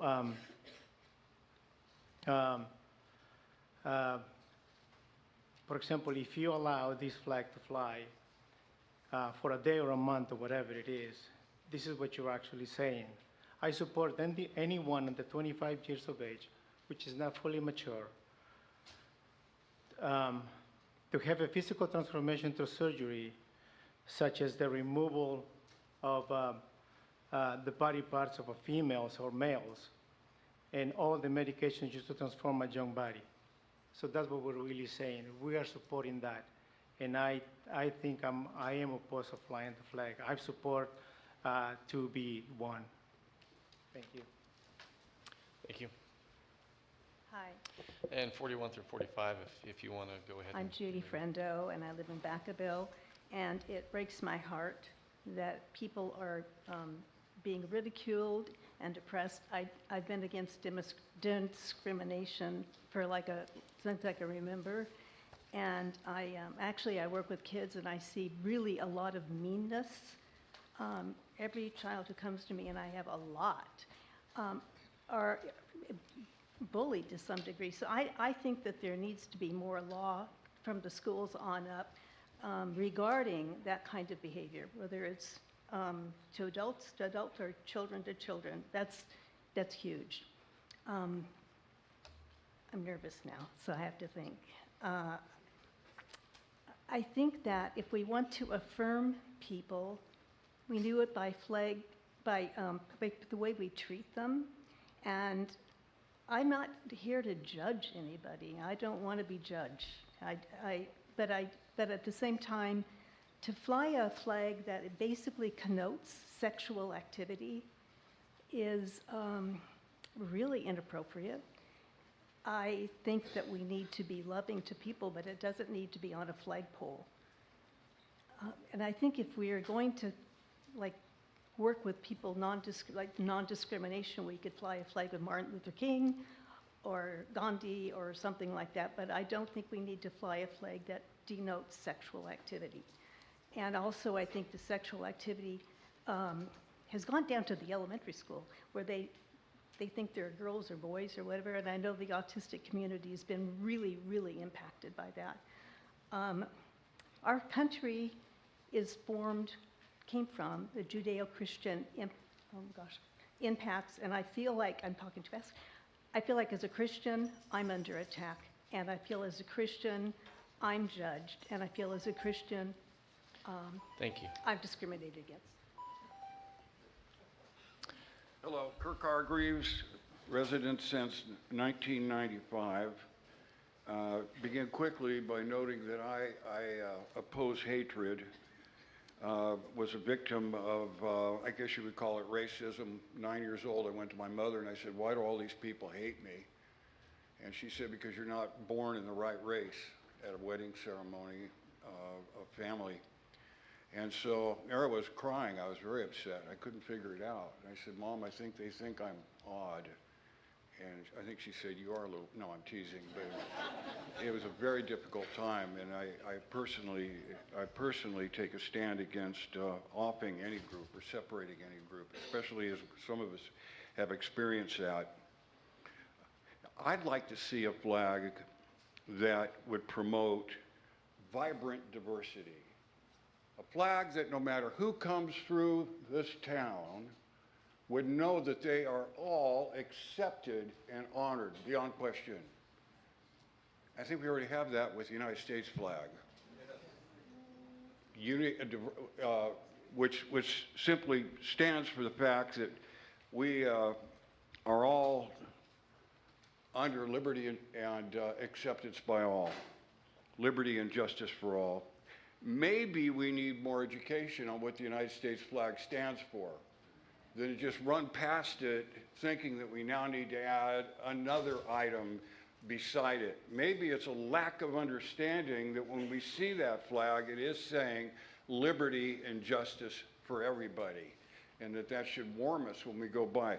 The last thing I want to mention, how many, if we consent to this, I stand for 2B1, but if we consent to this, how many more things are going to be asked of the city council down the road? Thank you. Ooh, That's right. best part of it, I got to leave it alone. It's amazing how the thoughts can go quickly. Good evening. Good evening, Vacaville. I have sat long enough and heard enough. I've heard Christian, I've heard the LGBTQ, please, I don't know all the rest of the letters and the signals, and it's not because of hate. We need to get our act together. We have bigger things to do than to worry about who's raising a flag, who's putting it down. Right now, our country is becoming divided because of what's going on in another country. And we're worrying about a flag. I love you. I do. As a matter of fact, I send an apology from me and those who are true Christians for the hatred that has been shown to you. I watched a grown man cry because his brother was gay. Guess what, church? Shake your tree. You might find some homosexuals and gay and lesbian out of your house too. Guess what, church? And guess what, gay? You're going to find some heterosexuals falling out of your church, out of your tree. We need to come together because we are Americans. That's what we are. Black, yellow, white, tall, small, whatever you are, we are Americans. We come under, even in the Pledge of Allegiance, one nation under God. I've heard you say you were Christians. I've heard you say you were Christians. We are under God. Since we're under God, why can't we not get together? When we have someone that is in the LGBTQ that's been hurt, church, get with them, pray with them, talk with them, find out what's really going on. Thank you. Good evening. Good evening. As Abraham Lincoln once put it, a house divided against itself cannot stand. And unfortunately, as I look around here tonight, I see a house divided. This does not uphold the American spirit. The LGBTQ+ community requests that you allow them to fly their flag on the city flagpoles. They felt unrepresented and wanted all citizens to recognize how inclusive, equitable, and diverse Vacaville is. However, if you choose to fly their flag, the heterosexual males and females in our community will be unrepresented. We will come to you with our own flag, one that shows a male and female, maybe with a little heart between them. If you fly both flags outside City Hall, won't everyone look at it and think Vacaville is so diverse, equitable, and inclusive? No. When people drive by our city flagpoles, they will see two opposing flags, flags that do not promote peace and unity, but hostility and division. Vacaville will seem an unstable city, torn apart by warring factions. The American spirit presents a different way. We currently have 3 flags in front of on our city flagpoles, our city, state, and country flags. Each represents a distinct, diverse entity, but all are united under the country flag, the American flag. This flag represents diversity, equality, liberty, and most of all, unity. We do not need another flag on our flagpoles. We need to raise awareness for what our current flags stand for.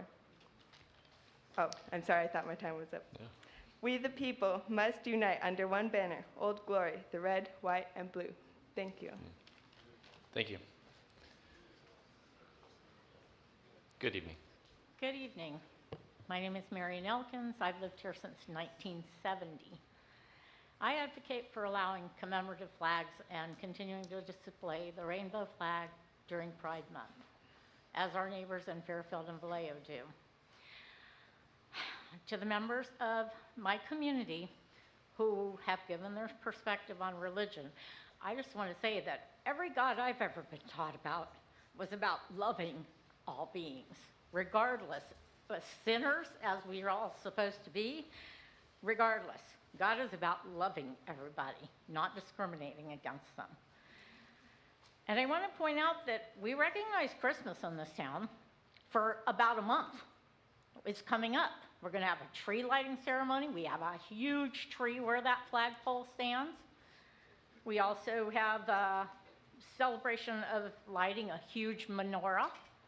If we can't celebrate gay people who have been discriminated against and attacked for years, decades, then why are we celebrating Christmas and the menorah?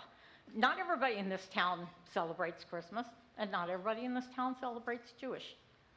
But we do those, so I think there's a little discrepancy there. As a teacher, I've seen what kids go through being discriminated against because they're gay. And I keep hearing about the American flag, and while it should be standing for all of us, it doesn't. Please, please, please, don't move us backward. Promote respect and acceptance and inclusion for all the citizens of Vacaville. Thanks. Thank you. Good evening. My name is Sarah White, and I just wanted to start my public comment by saying this discussion about flag policy is just as much about the discussion of fountains during our civil rights movement. It is not about flag policy, as we've been seeing tonight. It is about discrimination. I also want to start off by saying that myself, the executive director of Solano Pride Center, Jonathan Cook, and Mr. Carley did have a meeting in May to discuss a proclamation and the flag raising. The meeting was professional, it was not hostile, so please, if anyone who's under that impression, please understand that that is not how the meeting went. However, the meeting was met with religious undertones, as I'm also seeing again here tonight. I'm here to stand up for the city of Vacaville. I'm here to stand up for the queer community of Vacaville. I'm here to stand up for the queer youth of Vacaville. And I also wanted to make a point that in the entire county of Solano, that Vacaville was the only city to meet the LGBTQ community with resistance this past June. During this meeting, Mayor Carley asked several times, how can we get the city of Vacaville to come together to make this an okay thing? And I think the answer is right in front of you right now. And also happened during the month of June. We had allies come together and say, this is not right. We value our queer community in Vacaville. We have our queer community in Vacaville saying, I am here, I exist, and I deserve your recognition and respect just as much as my neighbor. So this is not about a flag policy. This is about the right to exist. This is about the right to have our own civil rights, the right of recognition, the right to safety, and the right to say that Vacaville is a safe place to be queer. Thank you. Good evening. My name's Amelia, and compared to many who have spoken here today, I'm a relatively new resident of Solano County. I spent my 18th birthday doing phone banking for the No on Prop 8 campaign with my friends. One of our favorite slogans was, if you don't like gay marriage, don't get one. We are not trying to turn anyone gay. We just want to live and love in peace. I was heartbroken when Prop 8 passed, but progress is often 2 steps forward and 1 step back. I am so thankful that my right to equal marriage is now protected at both the state and federal level. My wife and I bought our first home here 2 years ago. Many of my friends are also buying their homes now. Millennials have been, as a whole, more progressive than previous generations, and Gen Z and Gen Alpha have blown our progressiveness out of the water. New housing is being built continuously. Gen Z and Gen Alpha are gonna be the people buying those homes. Banning the pride flag will send a very clear message to anyone LGBT who is thinking of moving here. You are not welcome. This is not a place for you. If Vacaville wants to take 2 steps forward today, I highly recommend that the council approve flying the pride flag during Pride Month under 2B2. Love will always win in the end. Thank you. Thank you. And 46 through 50, if you want to make your way to the podium. Hello. Good. Oops, sorry. Yeah, go ahead. Hello, good evening. My name is Atlas, and I'm making a case for 2B2. I fully believe that commemorative flags should be flown with their respective months. There are, I think, about 8 months federally recognized as heritage months, including African American Month, Indigenous Month, things like that. I think that flying those flags will show those communities that we are here and we're not trying to get rid of them. We're not trying to discriminate against them, that they're welcome here, because a community that is welcoming is a community that is strong and is in communications with each other. So I didn't have a whole thing, so yeah. Thank you.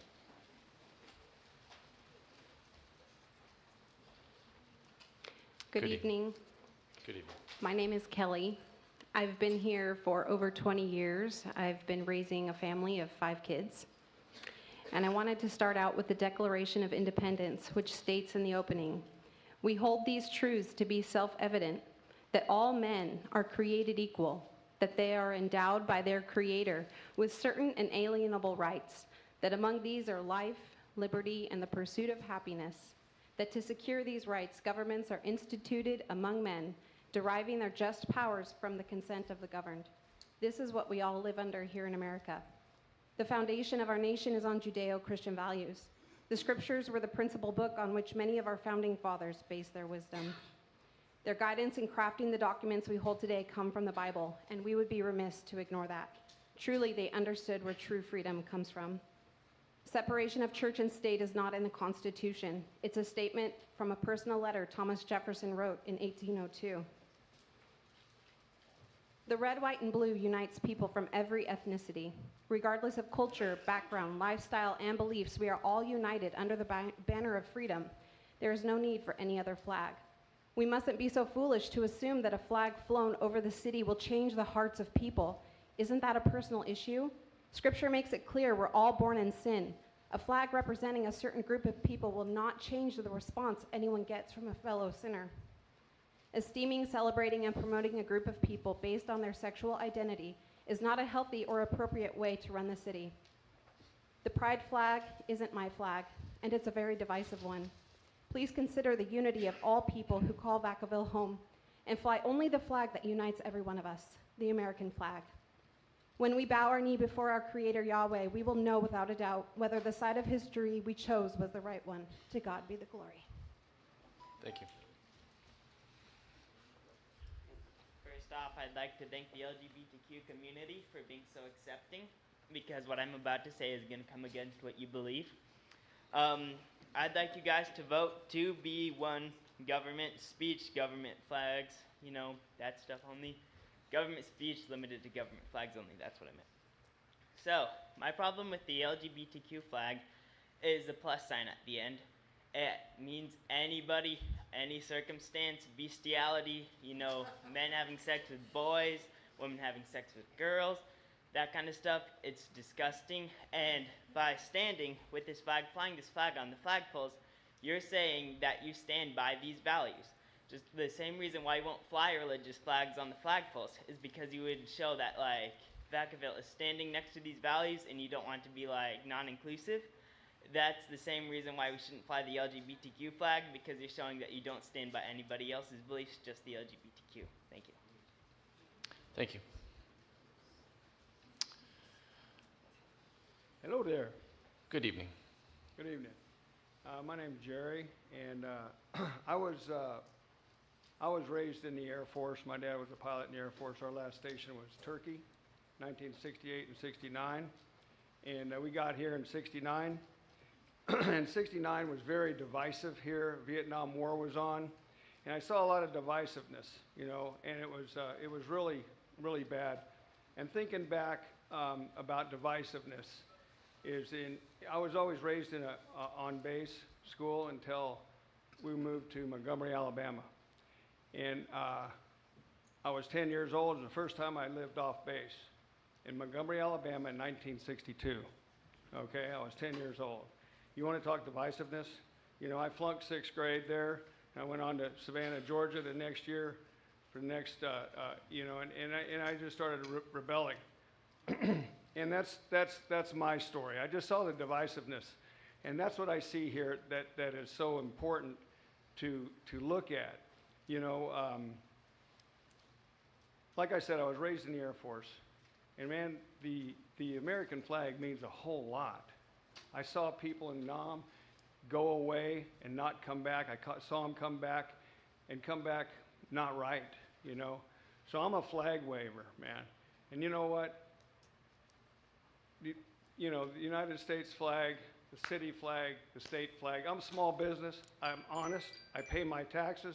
And those three, I pay my taxes too. That's it. Thank you. I think 51 through 55, make your way, please. Good evening. Good evening. We'll get right to it. The pride flag, or any commemorative flag for that matter, has no place hanging beside the California and U.S. flags, as well as that of Vacaville. As people of these United States, established in the Constitution, all men and women are created equal by God and before the law of these United States. This experimental form of government, as Abraham Lincoln once exclaimed, was of the people, by the people, for the people, and represented in a banner consisting of red and white stripes, with a blue rectangle in the canton. Originally adorned with 13 stars, has now matured to 50. This nation, for all of its imperfections over the last 246 plus years, and on the way to deliver on that original promise of being a more perfect union, this flag has bonded us together as one people through the shedding of our own blood, our own sweat and tears, in order to protect what we hold most dear, our liberty, ourselves, and our posterity.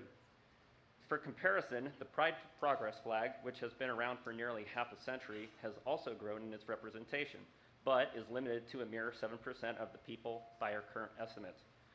Our original Star-Spangled Banner was carried into battle by this nation's first patriots, who were willing to die in the quest to free all the colonies and its people from the long-standing British tyranny. It stands for liberty, justice, and freedom, love of country and national purpose. We are here today to ask ourselves, should we consider flying a flag that represents a people who clearly feel that you need to know who they have sex with, and demand that we affirm their sexual identities? I'm likely to be called a bigot this evening simply because I speak the truth, and I am in favor of male-female dyads as necessary for the natural procreation of this species. I like to point out that public displays of someone's sexual identity, whether gay or straight, have no place beside the grizzly bear or the stars and stripes. Just as many would see hanging a Christian, Jewish, or Muslim symbols outside these walls on city property is unlawful state promotion of a lifestyle. The viewing of the rainbow expresses the same. Thank you. And for those who are preparing to speak, you can go ahead and line up just for expediency. Thank you. Good evening. Good evening, sir. I've lived in this town. My name is George Caulfield. I've lived in this town for 36 years. I'm going to make it short and sweet. There's only 3 flags that need to be flown in our city here. The government flag, the city flag, and the state flag. And anything else here, if you're going to put another flag up, it better be a Pittsburgh Steelers flag.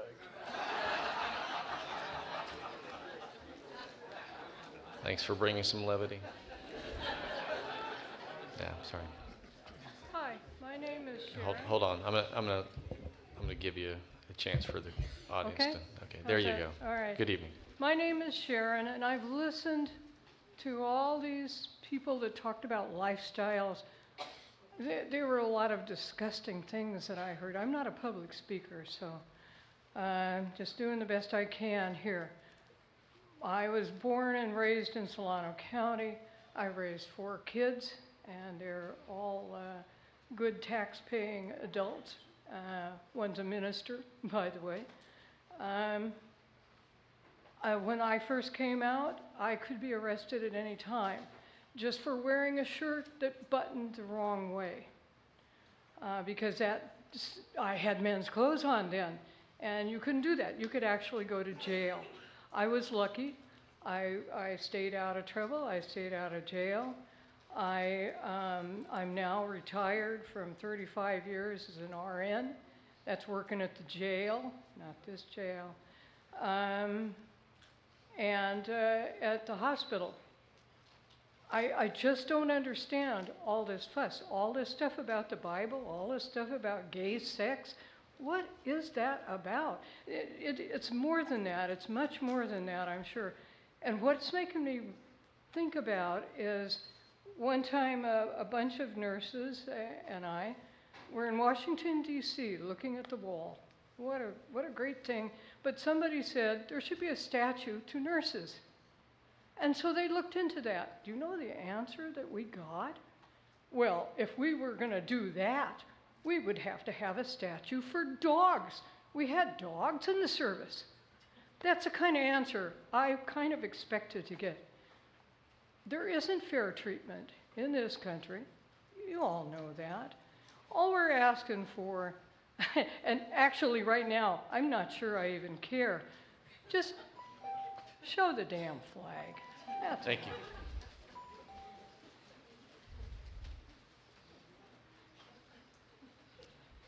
Good evening. Good evening. My name is John Vogel. I live in Vacaville. Friends? I couldn't help but notice when we started this meeting that everyone together in unity stood up and said the Pledge of Allegiance to the American flag. I didn't see one person sitting down. I didn't see one person protesting. The American flag provides unity for our people, and it has for a long, long time. I'm sure that if you had any other flag, that if you flew flags other than the American flag, you would create division. Shortly thereafter, I attended another council meeting where some speakers opposing my ideologies and my beliefs stood up and they called me hate speech and they called me a bigot. They said people against them. And I'm seeing that on both sides, and it's unfortunate.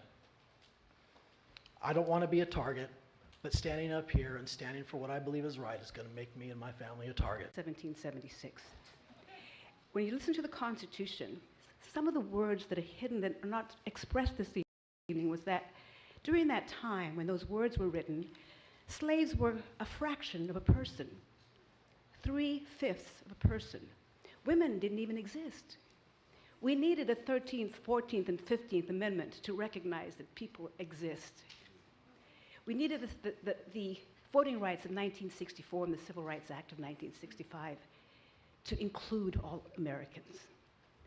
I'm asking you here as a teacher whose students live here in Vacaville who want to be included. We heard a speech this evening that said, when they see the flag, it means you include me. The American flag as it stands today didn't used to look like that. It had to change to have the 13 stripes and the 50 stars. I wonder how many people understand what those 13 stripes mean, the red and white, and what those 50 stars mean. I'm here to ask you to please vote tonight to support 2B2 and be inclusive and move ourselves forward. Vacaville needs to move to 2023 and join the rest of the world and the rest of California in moving forward and supporting our children, especially the one behind me. He's who we're fighting for. We're not going to be here in 50 years. I hope I'm not here in 50 years. But we need to fight for his generation because he will be. What do we say to them? What did we do for you to make you feel included? Fly the flag, vote for 2B2. Thank you. Thank you. And I believe you were 56, so 56 through 60 should be in line here, I do believe. And I think 61, sir, what's your number? I am number 57. See, so I'm just getting an advance cue. So 56, 57 to 60, and then 61 through 65 after that. Good evening. Good evening, and I thank you for the last person about what they said. But My name is James Shea Jr., and I would like it if you did keep the Pride flag up during June, because Pride's really an event. Like during the Pride event in June at the Andrews Park, I really had a fun time there. We saw like drag queens and kings performing, and that's what they were doing. They were performing. They didn't change my views on anything. So, and my brothers were there too. One of them being autistic, so, and it didn't change his views on anything. So at school we have a Gender Social Alliance Club. I go to Wood, by the way. Where I've made multiple friends there. Again, not changing my views on anything. I'm still me, still the same. And it's really, the flag is just there to show recognition for people in Pride.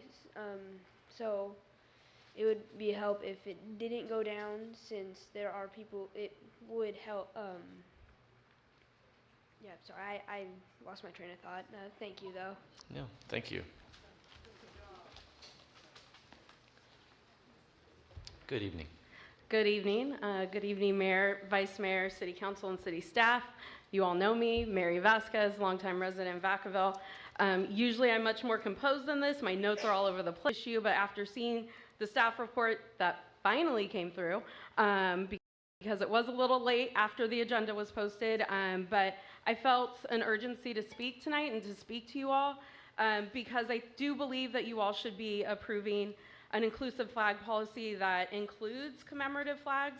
I strongly encourage you all to approve tonight 2B2. I think it's important that we have the commemorative flags. I also think tonight, though, you should also identify what those commemorative flags that you want flown specifically, and ask you all tonight to include the Pride flag for June. You all know, again, where we stand on this. And I also thank Councilmember Silva for asking the question about why does the policy only apply to the downtown flags. I do think that you all should be considering a policy that includes all the locations and specify what can be flown where and when.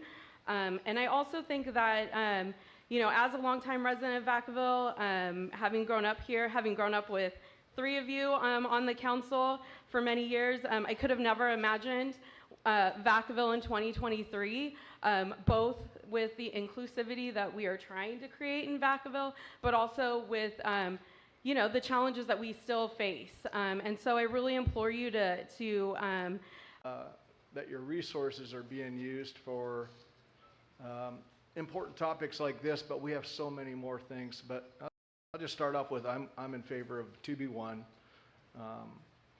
And I'd like to say I come from a very large family. I'm 7 of 8 children. I've got about 70 nieces and nephews. I have an very eclectic group of friends and family from one end of the spectrum to the other. And we don't always get along. We don't always agree. And you guys have a really tough decision, you know. From what I've heard tonight, there's a lot of division here. There's a lot of diversity here. We all come together, we talk about it, not always, and some won't talk to me anymore, or some, you know, don't go with what's going on, but the majority rules. So, you know, and I'm asking you guys to consider that the majority rules. I am so sorry. I know you guys got a really tough decision in front of you guys, and you're going to make people mad on one side or the other. And I'm really glad I'm not a city councilman or the mayor. I'm really glad, at least not yet. And then I'm out of time. Or gaying your children, or whatever verbiage is used. And I think there's a massive disconnect. Do you guys remember being children? I know personally, just a fun little story to embarrass myself. When I was in preschool, so the ripe age of 4, I had a massive crush on this girl. And I thought she was really cute, really fun. I hid underneath the desk when she walked into the classroom because I was so embarrassed that I liked her. 4 years old. As a straight instance, once the first Pride flag was created, by a gay veteran, by the way, when the first Pride flag was created, gay people didn't just spawn into existence. They've been gay all throughout history, through recorded history. Look at the ancient Spartans. and the ancient Greeks that we so love. Homosexuality was incredibly popular in their culture. So I say that to say that. And we're at 66 through 70. Please come forward. Good evening. Good evening, council members. My name is Bridget Riley. I'm on the Solano Pride Center Board of Directors. We get funding from Solano County for mental health services for youth, and we need it badly. We get funding from Kaiser. We get funding from Horizons Foundation. We are not a political organization, and we do not try to change the minds of anyone. We are accepting and open to all that need care. I wanted to remind the council today that, and someone already mentioned it tonight, you already have a place of peace declaration on the website, the City of Vacaville website. It's a wonderful declaration, and I want to read part of it because I don't have enough time to read it all. Whereas the City of Vacaville and the Vacaville Unified School District recognize the importance of fostering tolerance and understanding in this community, diverse cultures, ethnicities, races, nationalities, lifestyles, and religion. Whereas the City of Vacaville will increase its efforts to provide a safe and welcoming environment for all residents and community members of Vacaville, working with the Vacaville Unified School District, community, nonprofit agencies, and other agencies. Whereas the Vacaville School District pledged to create a safe environment that allows students, families, residents, and community members equal access and opportunities in the city's and school district programs, services, activities, and further prohibits any form of discrimination, including harassment, intimidation, bullying at any city or school event or activity. Whereas recent violence and growing racism have highlighted the importance of a renewed and sustained effort to work collaboratively on community-led efforts to ensure Vacaville is safe, inclusive, and a welcoming community for all who live, work, and visit Vacaville. Whereas Vacaville residents and schools and businesses can first take the step in restoring trust and faith in the goodness of humanity. Thank you. Please adopt 2B2. Good evening. Good evening. Kevin Jones, 56-year resident of Vacaville, played here in an orchard. I represent a shrinking demographic, a voter base, clearly. I approached the City Council during the last, in 2017, about Pride Month. I have 3 children that are born in June, and I was deeply hurt by the way that turned out. Having said that, I don't know where it's going, but I would like to urge you to look at the flags of particular religious movement or creed to avoid appearance of city government endorsing a religion. I'd like to thank you guys for flying the rainbow flag, because Genesis 9 states that God made a promise. I set my rainbow in a cloud, and it shall be for the sign of the covenant between me and the earth. So I question your financial aspect and fiscal responsibility as council members. If you choose anything but to be, you open yourself up to litigation. I could go down tomorrow and start a court case saying that that flag represents my God, which it does, ironically. The rainbow was a promise 2,000 years ago, 3, from the Bible that you all state you trust. At least half of it and half. I don't know what that's about, but I do feel like you guys need to stick to the easy. It seems like the easiest choice here is to make sure when you're no longer in office, when we vote someone else in, they're not going to make the mistake of choosing the wrong choice. And in this case, you have the potential now to either choose to open up the floodgates to litigation, and I would say, please, think of it in a fiscal manner. This is our city. We love it. We want it to stay this way. You don't have to add anything else to support anybody else. We love them. Jesus loved you. Absolutely. That's what he was about. Humility and love. I defer. Thank you. Good evening. Good evening, Mayor and Vice Mayor and City Council members and city staff. I'm really glad to be here to voice my opinion. I'm from District 4, and I've been a 30-year plus veteran of 22 years in the Air Force, active duty. And when I was in the Air Force, I unfortunately grew up in a time where it was called don't ask, don't tell. For those of you that don't understand that, that is open discrimination against gays. And here we are in 2023, still discussing the same stuff about discriminating. It's only a flag, it's only for 1 month in June. And I don't see what the harm is in doing that. So I support 2B2 for you to adopt. I do also want to say that back in June, I did email every council member on here, and I want to thank Vice Mayor Wiley for being the only person on the council to respond to me. It really meant a lot that you took the time to respond to your constituents. And the rest of you, I don't know what your excuse was, but you know, you are who you are, and your actions speak louder than what you do. So good luck.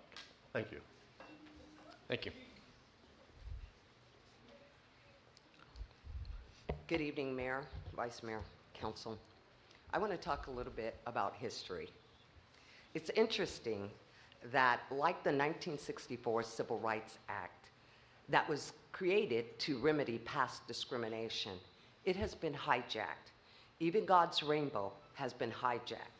In Genesis 9, it was a promise that he would never destroy the earth by water, but he said he would do it by fire.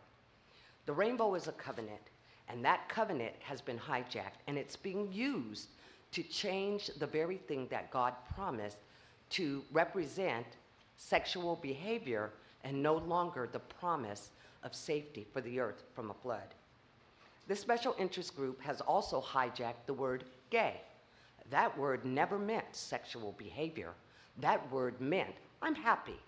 But we know from statistics that is not what is now the representation of that word.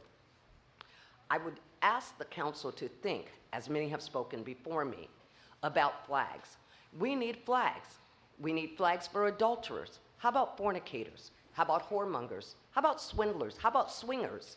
If we're going to have flags about sexual behavior, let's have a flag for every sexual behavior, not just one.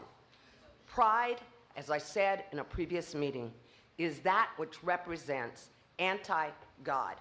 But this flag that I brought tonight, it is not a flag about religion. It's a flag about our country. And it's a flag that says, when all else has failed, appeal to heaven. 1775, George Washington, and as the General Overcontinental Congress, they adopted this to signify who they were fighting for. So if you want to grab flags, appeal to heaven. Thank you. Good evening. Good evening. My name is Patty Ash. I've been in Vacaville for about 11 years, and my family's been here for about 40 years, my sister. I want to thank all of you for having this meeting and listening to everybody. I actually think we should all bring our flags, every single one of us, and it would be a very colorful group. We could all fly it because we all have personal opinions, very strong ones, and I'm listening tonight to everybody's strong opinions. And all of you sitting up there have a very difficult job if you were to try to make all of us happy. But what I brought tonight is as a reminder, and it was spoken, I believe, by the gentleman that came up here earlier. This is our Constitution. For those of you who don't remember, we have one. This is the Constitution of the California of the United States. And it says in here, to simplify your jobs, I would think, and I'll read it to you. It says, the state shall not discriminate against or grant preferential treatment to any individual or group on the basis of race, sex, color, ethnicity, or national origin in the operation of public employment, public education, or public contracting. So I will also read Article 1, Section 7B. A citizen or class of citizens may not be granted privileges or a governmental platform are obligated to uphold this for we the people, for the people. And I hope you do that, and I thank you very much. Thank you. Good evening. Hello, council members. So I support policy option 2B2, allowing government speech and commemorative flags, including the pride flag. I've spoken on this issue previously, and I encourage a non-ideological reason for it. It's a small gesture, it supports LGBT people, and encourages them to feel safe in a hostile community. So there's good reasons for it. Many comments tonight have been hostile, so that sort of proves the case. But I doubt the comments represent 100,000 residents of this city. In retrospect, a professional survey might have been a bit more informative and less harmful. It's probably a skewed sample. Still, a few weeks ago, a 90-year-old veteran came to the council chambers and shared some of his story. 90 years old. So it involved accepting he was gay when it sure wasn't easy. I imagine it wasn't easy to speak publicly about it either. That's a difficult thing to do for a man of his generation. That was a gift to you. And I feel tremendous compassion for the child that he once was, raised when you could play a game called Smear the Queer. You guys remember that? So you have to be a brave and a strong kid to grow up in a world that calls you a faggot. A pride flag might have helped. Minutes later, a woman read from prepared remarks that the pride flag was unpatriotic, like that man didn't exist, like he was invisible. So to queer people, recognize that this is the civic equivalent of Smear the Queer. Don't be invisible to make a hateful person comfortable. Be joyful. Don't be ashamed, be proud. They try to bury us, but they don't know we are seeds. Happy Pride. Thank you. It is indeed an honor to come and speak, and I want to thank everybody for waiting for me to talk. And flags do have meaning. There's been some talk here that it's just a flag. The flags do have meaning. It's been referred to that the gay flag is simply a flag from Genesis, and I respectfully disagree. In the fact that the gay flag has 6 colors, and God's flag has 7 colors. There's a difference there that we need to see. But flags have a representation of a judicial providence that we live under when it comes to the flag. What I mean by that is, if you've been to Arlington Cemetery, just outside of Arlington, there's a wonderful statue, and if you see it, you're moved. It commemorates the movement of these soldiers lifting up a flag over Iwo Jima. At great price, that was lifted up and commemorated first in a picture and then in this wonderful statue. And they chose to raise the American flag because that land was taken not by gays, not by Christians, not by any other flag, but a united people that came and liberated. We come together under the flag. Thank you. Yeah, 76 through 80, if you want to make your way to the podium, sir, come forward. Good evening. I'm a longtime resident. My name is James Hines, and I know this is a very divisive issue. Great people on both sides of the aisle, and I just want to say I'm for 2B1. One, just government flags. Thank you. Thank you. Hello. Good evening. Good evening. Hello, Mayor Carley, honored members of the council. I want to thank you for your service to this community. In the sinful behavior of a group of people,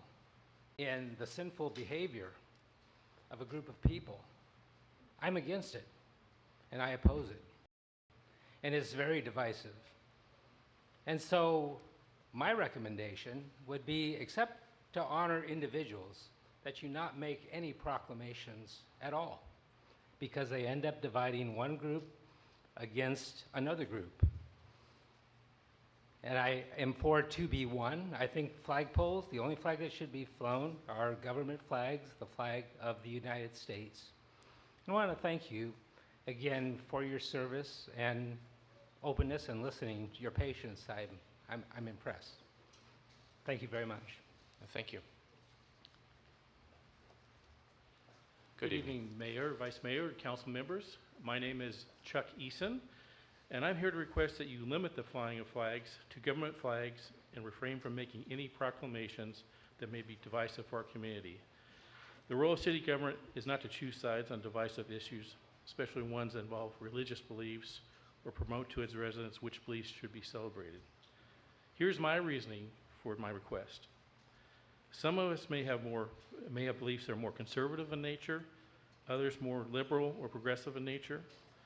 Conservatives may be viewed as unwilling to change with the times or change as society changes, and have beliefs that are more black and white or right and wrong based on religious beliefs. For example, I believe that God is an unchanging God and is the source of absolute truth that is shared with us through His Word. Liberals or progressives may view things more shades of gray, or from a secular perspective, where there's a moral relativism of what truth is to them individually or changing society. So as you consider this as a city council, I think you need to ask yourselves if you want to put yourselves in a position of being an arbiter of absolute or relative truth, or putting yourself in the position of asking one group over another to celebrate something they may not believe to be true. You can avoid putting yourself in this position by limiting flags being flown to government flags and making any proclamation and avoid making proclamations on issues that may be divisive in our community. Thank you. Thank you. Good evening. My name is Lindsay. I am a mother and a teacher and a volunteer coach in Vacaville, and I'm highly invested in this community. I'm also a proud American. I'm against any flag policy that allows any flags other than government flags. Commemorative flags are not inclusive of all people. They often represent only a fraction of Vacaville. What flies from city buildings and in public areas should represent all people who live there. I believe the pride flag is not inclusive. It also represents a religious issue that I do not believe the city needs to promote. If your own policy states that you can't fly religious flags, you also shouldn't fly the pride flag. The American flag already represents the melting pot of a country that we are, so I vote for government flags only. Thank you. Thank you. Good evening. Good evening, Mayor and council members. I'm here to speak in support of 2B2. I am also here to say that as a member of a Christian church that has accepted gay people and lesbians and the LGBTQ community since 1976 for full inclusion, a lot of the people in this room speaking religiously do not speak for me. So, but I'm not here to talk to you about religion. I'm here to talk to you about commemorative flags. And I know we're talking specifically about the one downtown, but my question is, if you limit your policy to only the 3 government flags, what are you going to do about the POW MIA flag that flies at City Hall? And what are you going to do about the flags at the Six Flag Monument on the other side of Andrews Park? So you're already flying commemorative flags. You might as well expand it to include not just the rainbow flag, but some of the other events, and like the Juneteenth flag, I think would be a great addition. I think that there's a Native American flag that would be really nice to fly in November. There's a lot of things that the state and federal government already recognize as worth commemorating, and I think if they have flags to do it, that would be nice to include in Vacaville. Thank you. Thank you. Good evening, Mayor, Vice Mayor, staff, council members. My name is Danielle Shea. We've heard a lot of opinions and feelings tonight. I want to take a moment to focus on data. Pride Month has been recognized by the City of Vacaville by displaying a pride flag since 2021. Previous mayors have also issued a proclamation recognizing Pride Month every year since 2018. So in seeking to find how we've taken such huge steps backward from equity, I analyzed 3 years, the most recent 3 years of public records from Vacaville City Council meetings for the months of May through September to find data about public feedback regarding city recognition of Pride Month. I looked at countless hours of public comment. I read the minutes, hundreds of pages of minutes. There is no public record of any complaint about the Pride Month recognition until June 13th, 2023. There were no public complaints about flying the Pride flag or issuing proclamations in 2021 or 2022. The available data shows us that the people here complaining didn't voice any displeasure about the flag for 2 years. So what suddenly changed? Data has no meaning without context, so here is the context surrounding the data. On May 24th, 2023, Solano Pride Center met with Mayor Carley to request the continued recognition of Pride Month. Pride Center then released a statement alleging that Mayor Carley was not receptive to their routine request. At the end of the meeting, the Pride Proclamation and raising the flag were not yet approved by Mayor Carley. Subsequently, Mayor Carley's failure to recognize Pride Month was heavily reported upon in the media.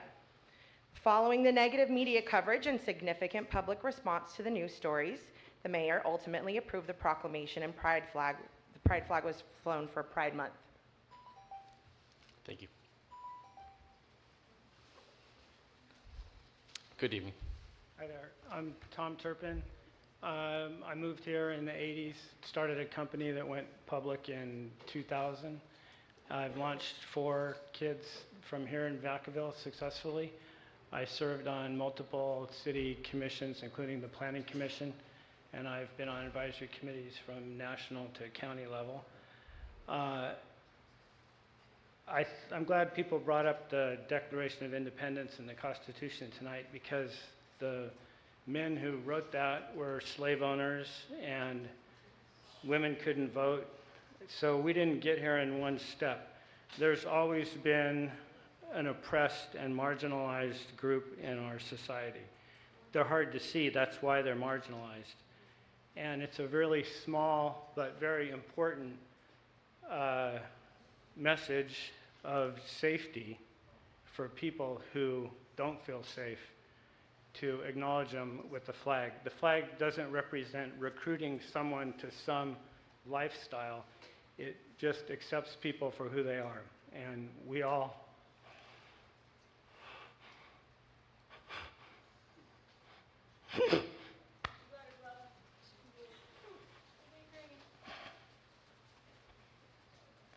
I'm thinking of the man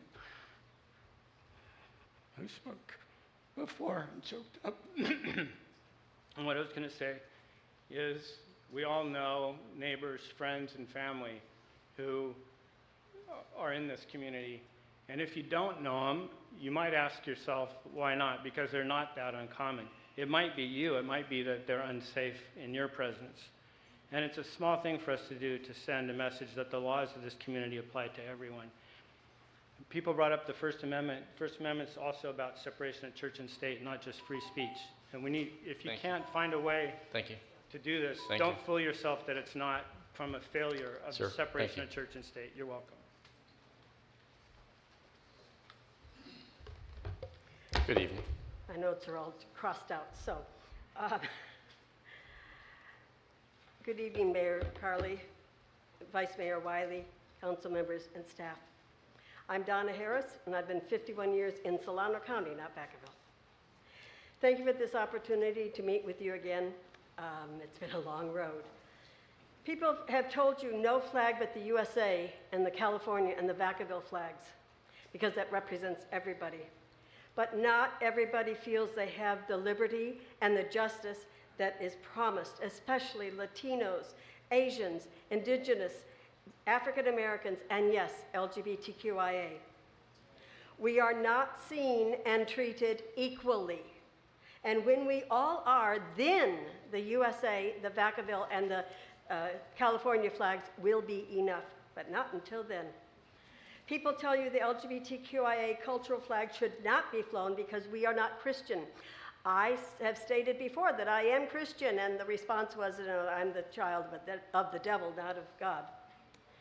LGBTQIA youth comprise the highest percentage of suicides in America. Let these kids see their flag flown proudly, and that number will decrease. People tell you LGBTQIA folks want to turn everyone gay, and one small group says we're after your children. We cannot turn anyone gay any more than we can turn somebody Asian or black or whatever. We don't want people to be us. We want people to see us and all marginalized people. And until we do have the same equality and justice, we need these flags. The song says, we are the world. You are the leaders of the world. I leave you with a question. If Vacaville is the only city in Solano County refusing to fly the cultural flag, if there's just one child who kills himself or herself or is killed, how will you sleep tonight? Thank you. Thank you. 81 through 85, if you want to go ahead and make your way into the queue, I'd appreciate it.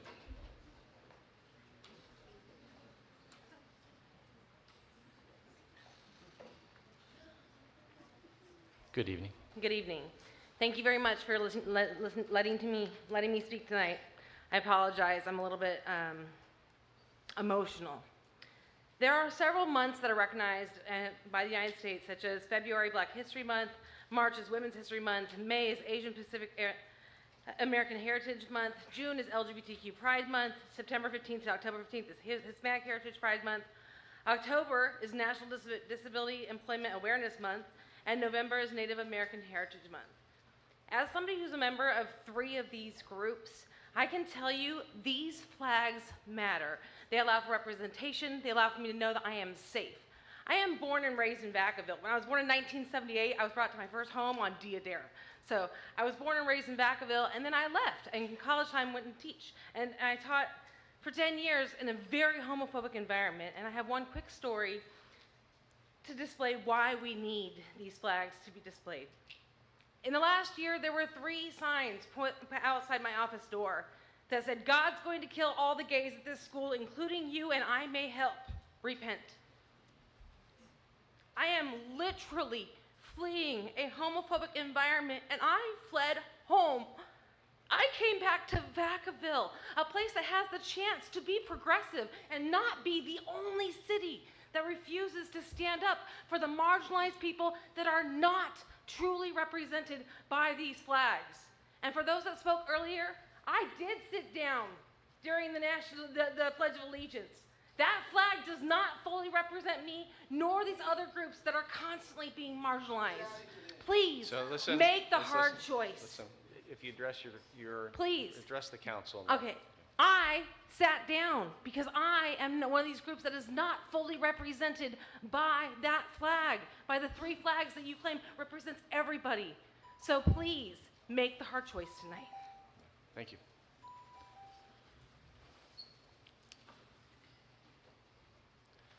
Sir, just to keep me on track, what's your number?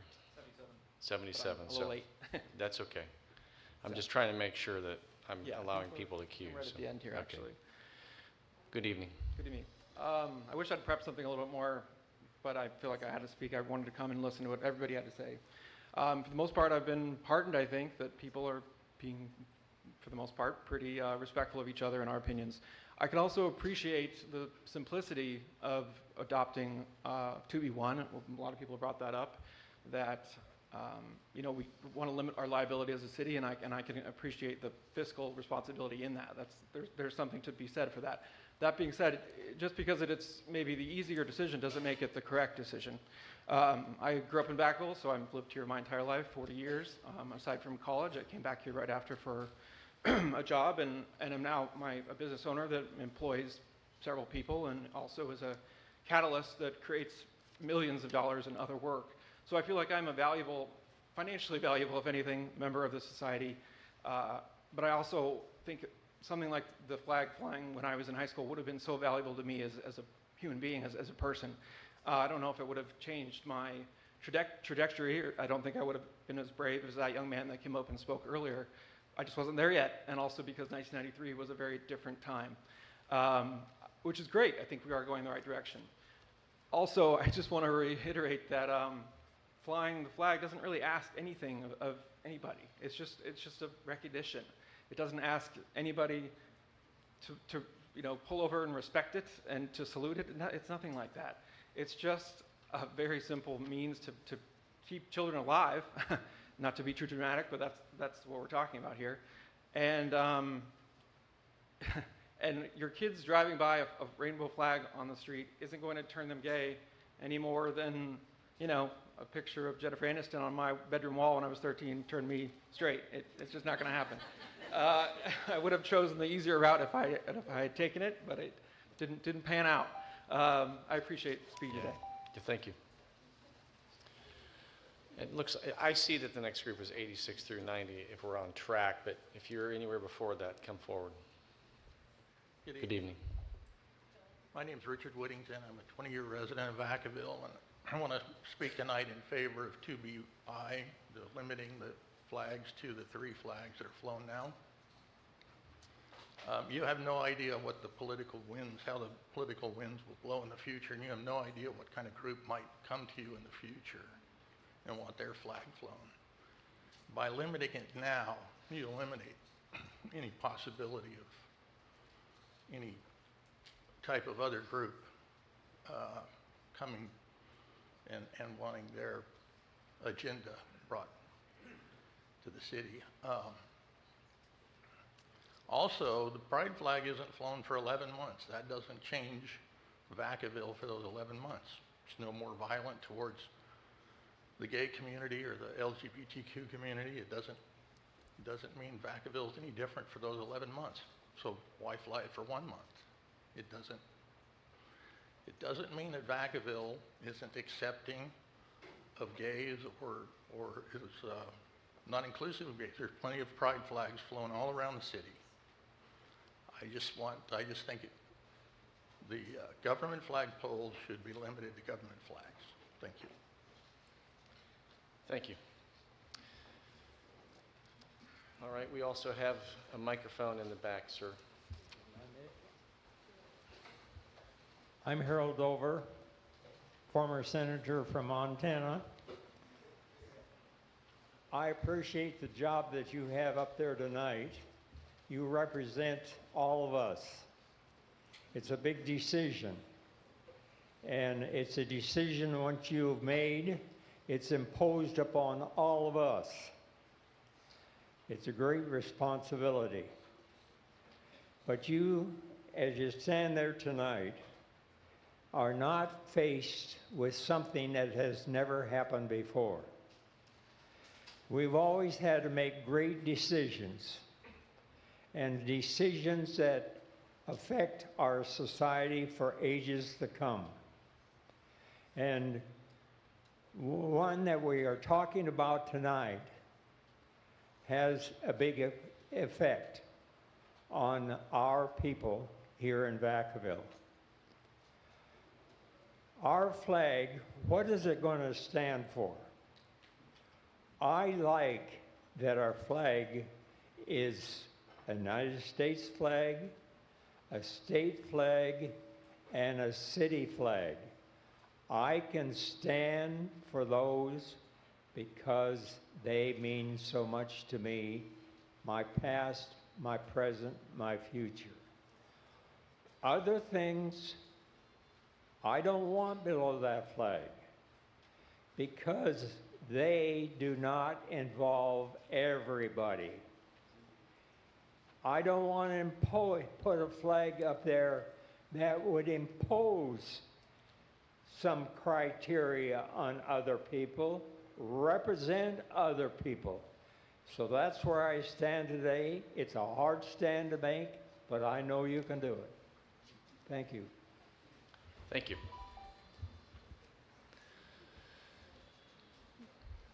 Do we have any other speakers that had chosen to speak tonight? Show of hands of anybody left who has a card or has, okay, there's a few more. If you want to go ahead and make your way. Good evening. Good evening and welcome everybody. You know, you're in a hard spot. I've been a school board member for 20 years. I've been 5 terms, and I guess what I want to say is, you know, take what, you know, you guys have a big responsibility. People depend on you. People elected you. So listen to everybody, go inside, and do the right thing. Whatever, you know, that's all we can ask for you, to do the right thing from what you really believe and what you really think should happen. I can tell you one thing though, for me, and I'm not in anybody else's shoes, you know, so for me, flag, no flag, personally doesn't matter. But what I can tell you is I'm also, for 25 years, I've been, I'm a senior manager at Solano County Mental Health.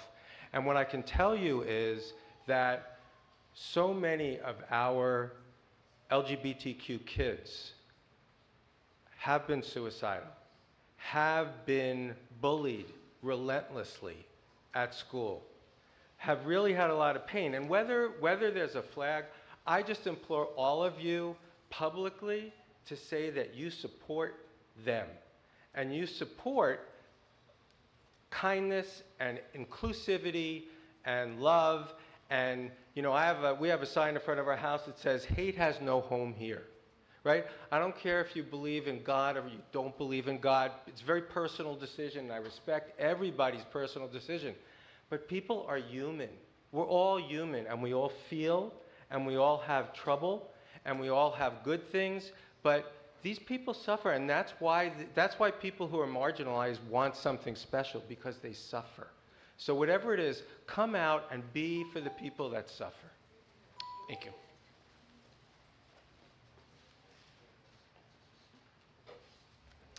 Good evening. Good evening. Thank you guys for your time up here for this matter. I completely oppose any type of hate whatsoever. And my concern here is that we have the opportunity to have the American flag, the state flag, and the Vacaville flag, that we can all be united. And united is what we need to be, especially when things are so backwards. Thanks. Thank you. Good evening. Hi, Mr. Mayor, Vice Mayor, council members.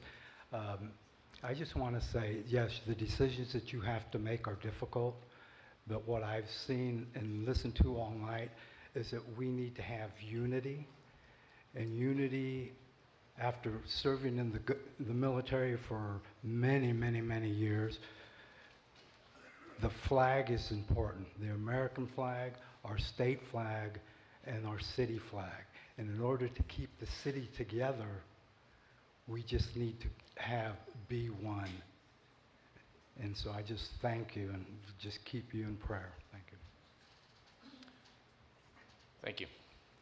Good evening. Thank you, Mr. Mayor, Council. Why are you all up there? It's because you were elected. You were elected to represent us all. How do you do that? By listening to us all. When we have this room full of many opinions, what is the one thing that seems to unite us all? We're Vacaville. Is that why we hang the Vacaville flag? Yes. What also unites us? We're in Vacaville, we're also in California. Maybe that's why we have the California flag.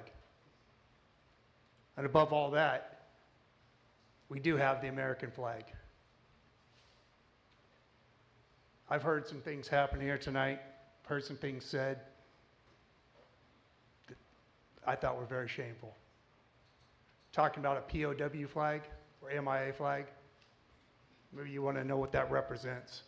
I do. I think the best way for you to serve Vacaville is to listen to Vacaville. And I think that you need to consider who you represent in us. All, not a few. You don't single us out by taking one flag over another. Thank you. Thank you.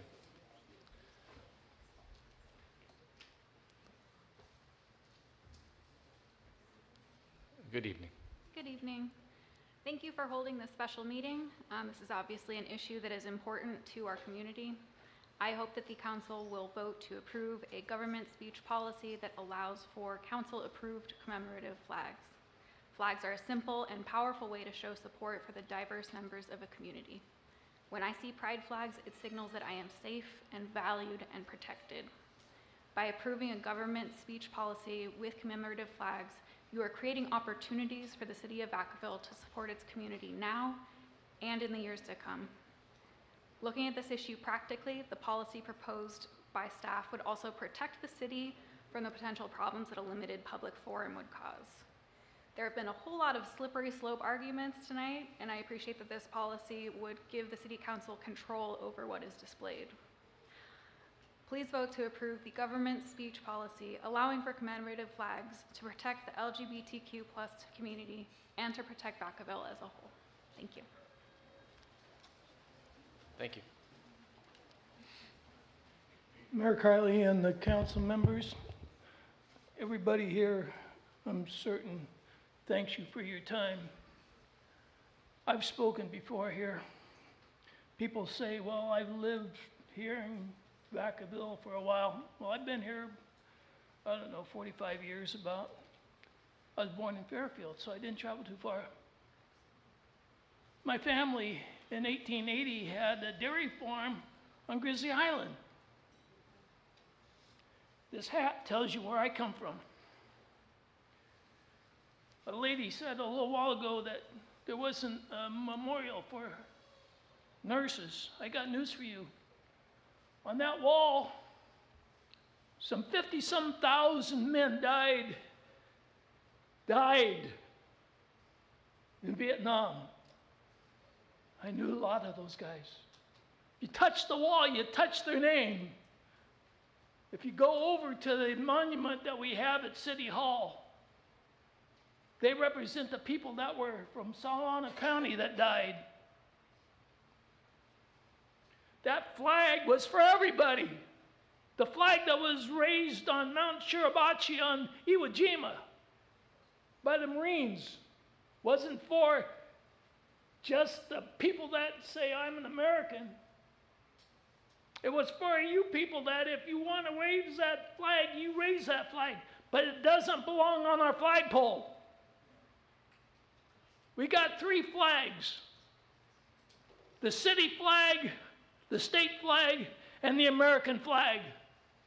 If you can't honor it, leave it. That was my flag, and I took an honor to defend it, and I would fight for any one of you because of that flag.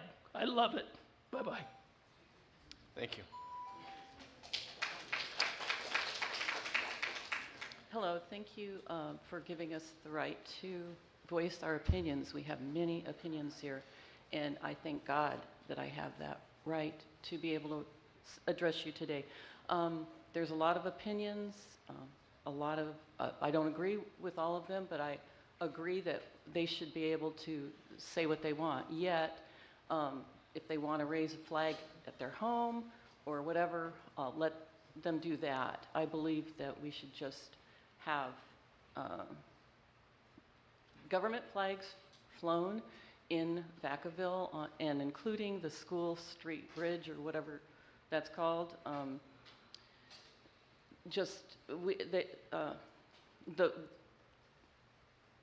The book that was that formed our free government that allows us to talk freely was inspired.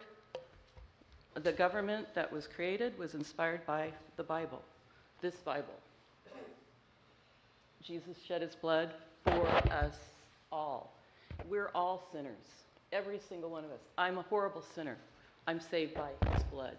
And the founding fathers understood this, and they wrote this for a free nation so that we could live and our children could live. Speaking of children, I absolutely oppose what's going on in the gay pride stuff. There are homosexuals who have gone through sex change. You can go to sexchangeregret.com and hear the wrenching stories of people who regret their transitions. Dr. Michelle Cretella talks about gender dysphoria and all this stuff. Johns Hopkins University found that there is no evidence that people are born gay.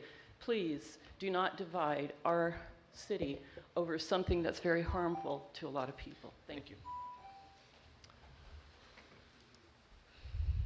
Good evening. Good evening. My name is Jackie Brown, and I've lived in Vacaville for over 30 years now. I love living here in Vacaville. There's a lot of things that have come up tonight about God, about religion, so I think I do want to say that I am gay and that I love Jesus. I love Jesus. I'm so happy that I'm in this community and I'm a part of a church, a local church here in Vacaville that is inclusive, that is affirming, that welcomes anybody to walk through those doors, no matter their gender, their sexuality, their disabilities, any of that. And I am happy to be in this community, and I want to be a part of this community for a very long time that is inclusive to everybody. I think we're talking about commemorative flags, but really what I'm gathering, the real issue is the rainbow flag. But it's much deeper. It goes way beyond just a flag. It's the entire community being represented.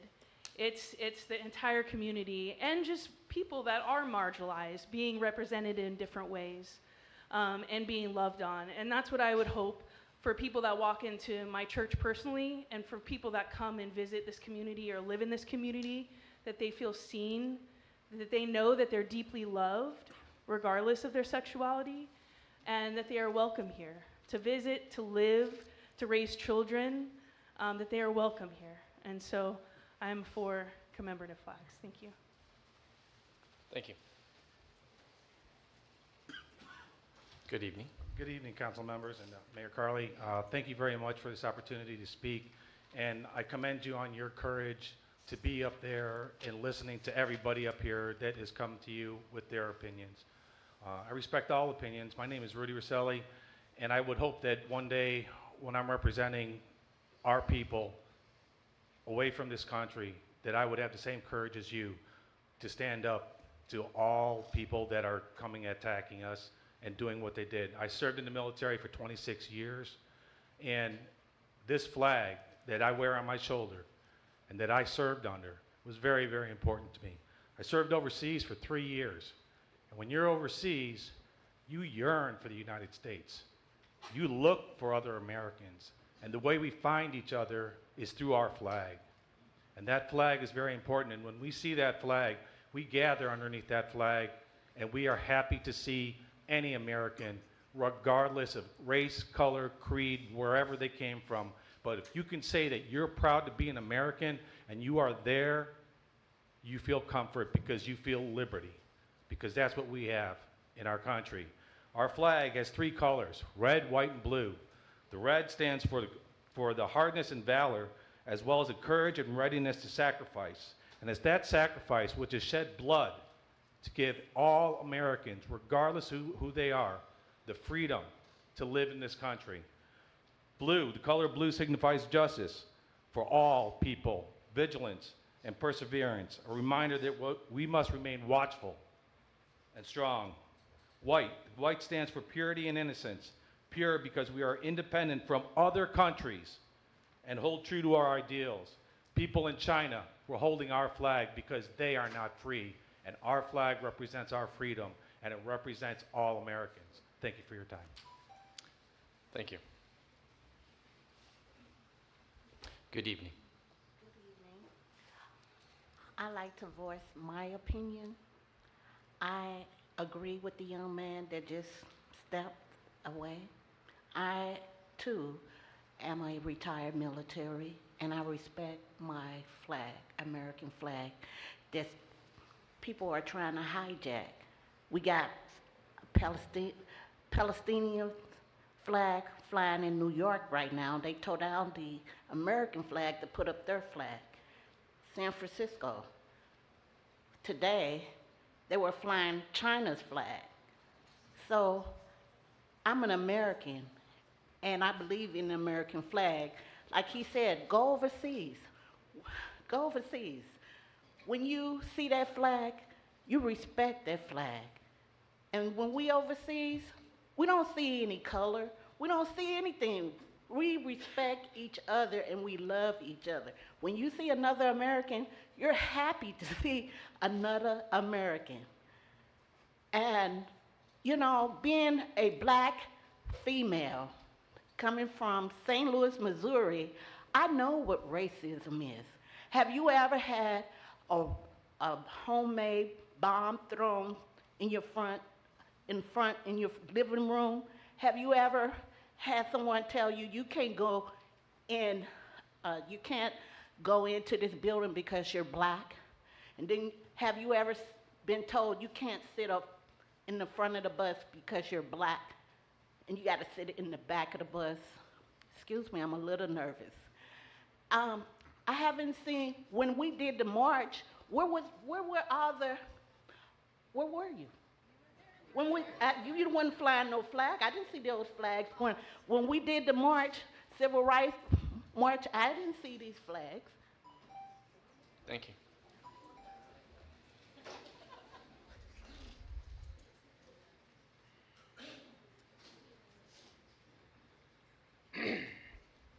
My name is retired Sergeant Mikao Hunter, and I'm not here to talk to you about religion or sexual identity. I'm here to talk to you about two important words that are in that document that you distributed. The eagle, it flies. It flies above all others. It denotes a state of power and authority. And when it's down at the level of the crows and the crows are picking on it, it raises up above all. Raising a flag has a meaning. I stand behind the American flag, and for those who say they do not, you are being disingenuous to those when I grew up with the don't ask, don't tell family in the military, and all my brothers who have died next to me, who happen to be gay, and you'd say you don't support the flag or it doesn't represent you. I grew up in a time when that flag didn't represent me, but I represented it regardless. You get change in other ways, but you do not disrespect that flag. And for all the military service members who have to walk by that flag in uniform and salute, they also have to salute that gay pride flag. You can't just pick which direction you're going to salute it. The flags have meaning. Any flag you add to it has meaning. This country deserves to be respected for what it stands for. You may not have your time. Slavery didn't have its time. The Chinese didn't have their time. You can pick a group. They all didn't have their time, but if they fought correctly, their time came. You will stand for yourself and stand for others, and eventually they all will stand for you. But do not say you don't stand for that flag or that does not represent you. Thank you. Thank you.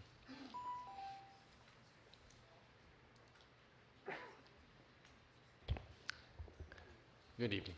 Hello. Mr. Mayor, Ms. Vice Mayor, City Council. My name is Mike Shukin, citizen of Vacaville. I just want to say first off that I love flags. I love our flags in particular. When I see them downtown, there's a hierarchy that they sit in. It's the city, the state, and the United States. And I feel a great deal of pride when I see those flags and when I see them in that order as well. The tradition is the U.S. flag is always on the top because it represents every single one of us.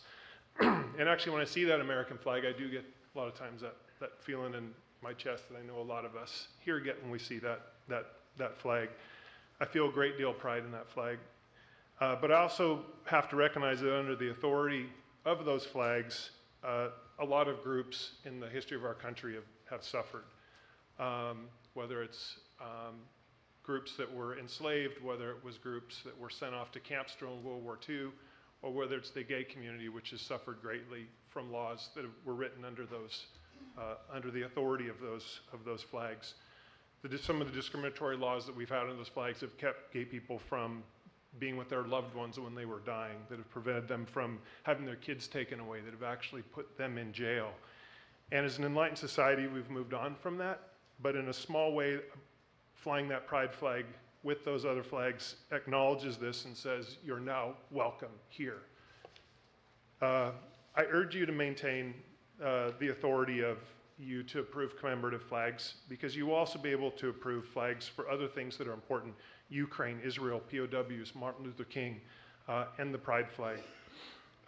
Like Vallejo, Benicia, Fairfield, Dixon, Winters, and Rio Vista, I urge you to vote for tolerance and acceptance for Vacaville. Thank you. Thank you.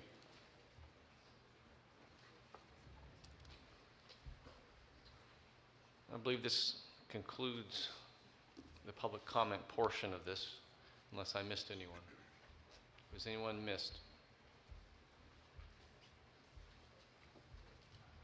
All right, I'm going to go ahead and close public comment and bring it back to the council. We're going to take a recess. Let's take 10 minutes, and then we'll come back and we'll reassemble. Thank you.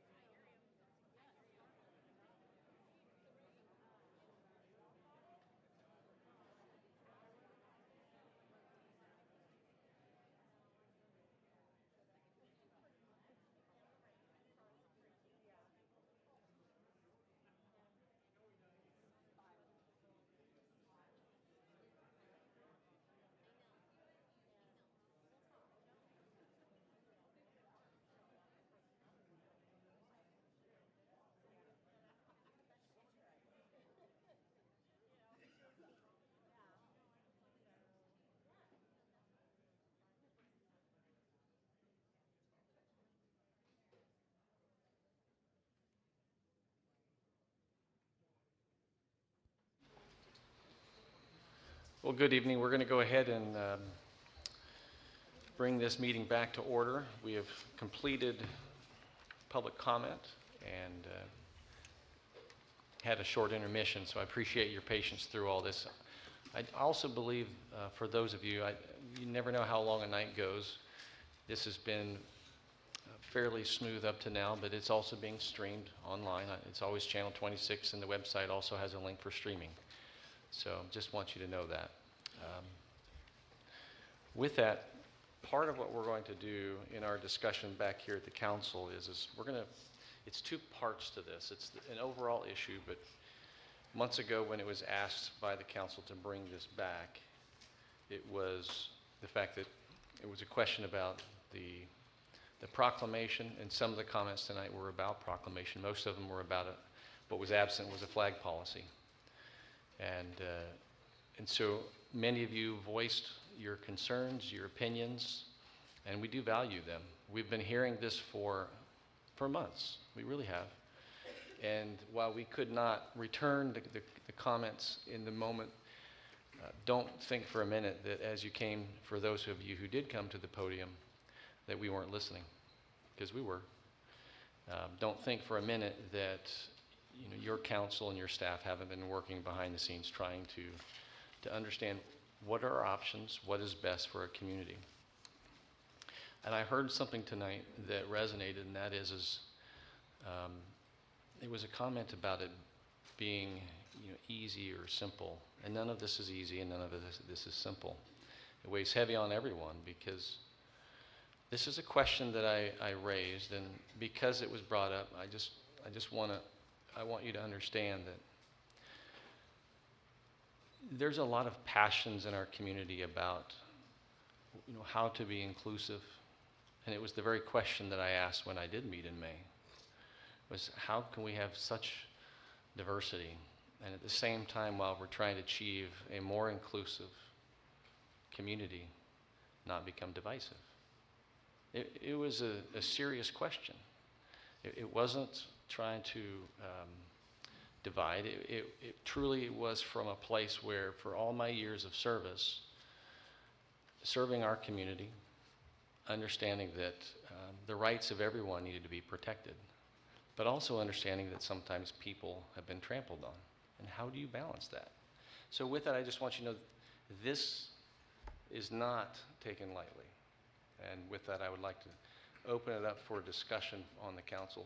I have no way of navigating microphones, so I'm just going to go by the honor system. If anybody wanted to start in having their positions discussed, we will separate it. Let's start with the issue of the flag policy, and we'll separate the proclamation separately so that we can stay on track. It may take a little bit longer, but otherwise we need to stay kind of focused on the conversation at hand.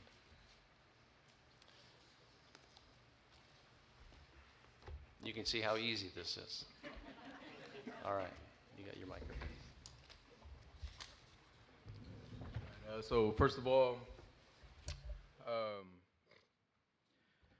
man, I get to go first. This is fun. No, so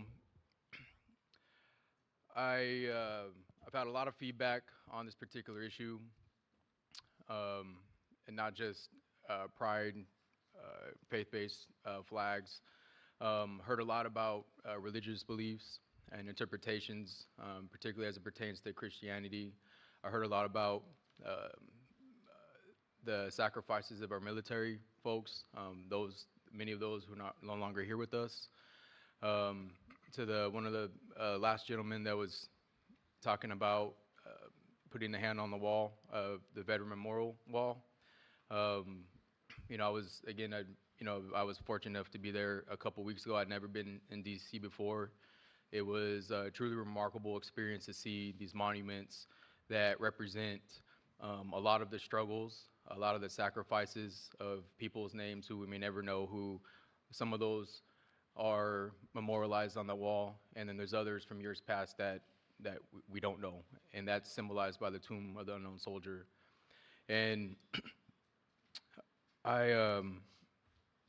so throughout this process, I've had people very close to me multiple conversations, upset with me not speaking out on the first night where a large group of our public came about and said some very hurtful things to members of our community, pertaining to members in my family, to my students. I'm an educator, to coworkers that I work with, and it troubled me because I wasn't here last year during June, but it wasn't an issue. It didn't appear to be a large issue, and I know.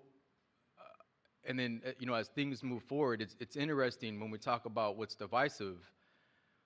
I ask all of us to question what is stemming that divisiveness. I heard comments that say, initially, not today, but in past meetings, that all we should have is the United States flag, the California flag, and if there is a city council, a City of Vacaville flag, then that should be up there too. And what that tells me is that those individuals don't look at what's up on the flag. And what that tells me is that somebody's stoking this divisiveness. And when I even look out here, like, people make reference like this side or that side, that tears me apart because, in the reality, we share a lot of these struggles. We all have pain. We all have suffering. And the way I was raised within my religion is to have grace for ourselves and grace for others. And that's what I ask for everybody here, whether you are religious or not, whatever denomination you believe in, that we have and live with an element of grace and understanding and mutual respect for others. And I think for overall, that conversation's been had here. The criticism that I received is, how am I not speaking out about many of the hurtful things, specifically referencing all members of LGBTQ as child molesters, or that those of us who support members of that community are going to be cast to hell as well. And one of the responses that I wanted to say was that, well, if I go to hell for supporting our our LGBT community, I'll probably be late because I'll be bringing the Bud Light. That is a joke. So, but I didn't want to say that. So, I have a lot of opinions. We all do. We're all raised a certain way. I was raised a completely different way than how I view things today. The things that I've done and treated and said or participated on, I'm not proud of. I don't necessarily live with a guilt per se, but the challenge of how do I become a better person? How do I become a better leader? I'm not interested in creating any more or exacerbating any type of divisiveness. I think that is in itself poor leadership.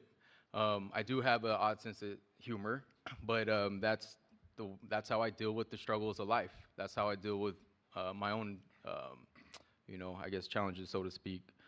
So I don't have any comments per se on religious beliefs. And part of that is some of it I just don't understand. And it's similar, but not exactly the same, of why even with folks a part of the LGBT community, I don't understand everything that they're saying. I don't understand everything that they are trying to advocate for. There's still some things that I am trying to understand. But what I do know is that the first time when we raised a pride flag, that in the city of Vacaville, I had a Navy veteran come to me at a scout event, thanking me, and I didn't take credit for it, but thanking me to pass on to the city council, which I never did, sorry. But just thanking us for raising the flag and acknowledging that those kids exist and how that doesn't hurt anybody, that flag doesn't necessarily hurt anybody else.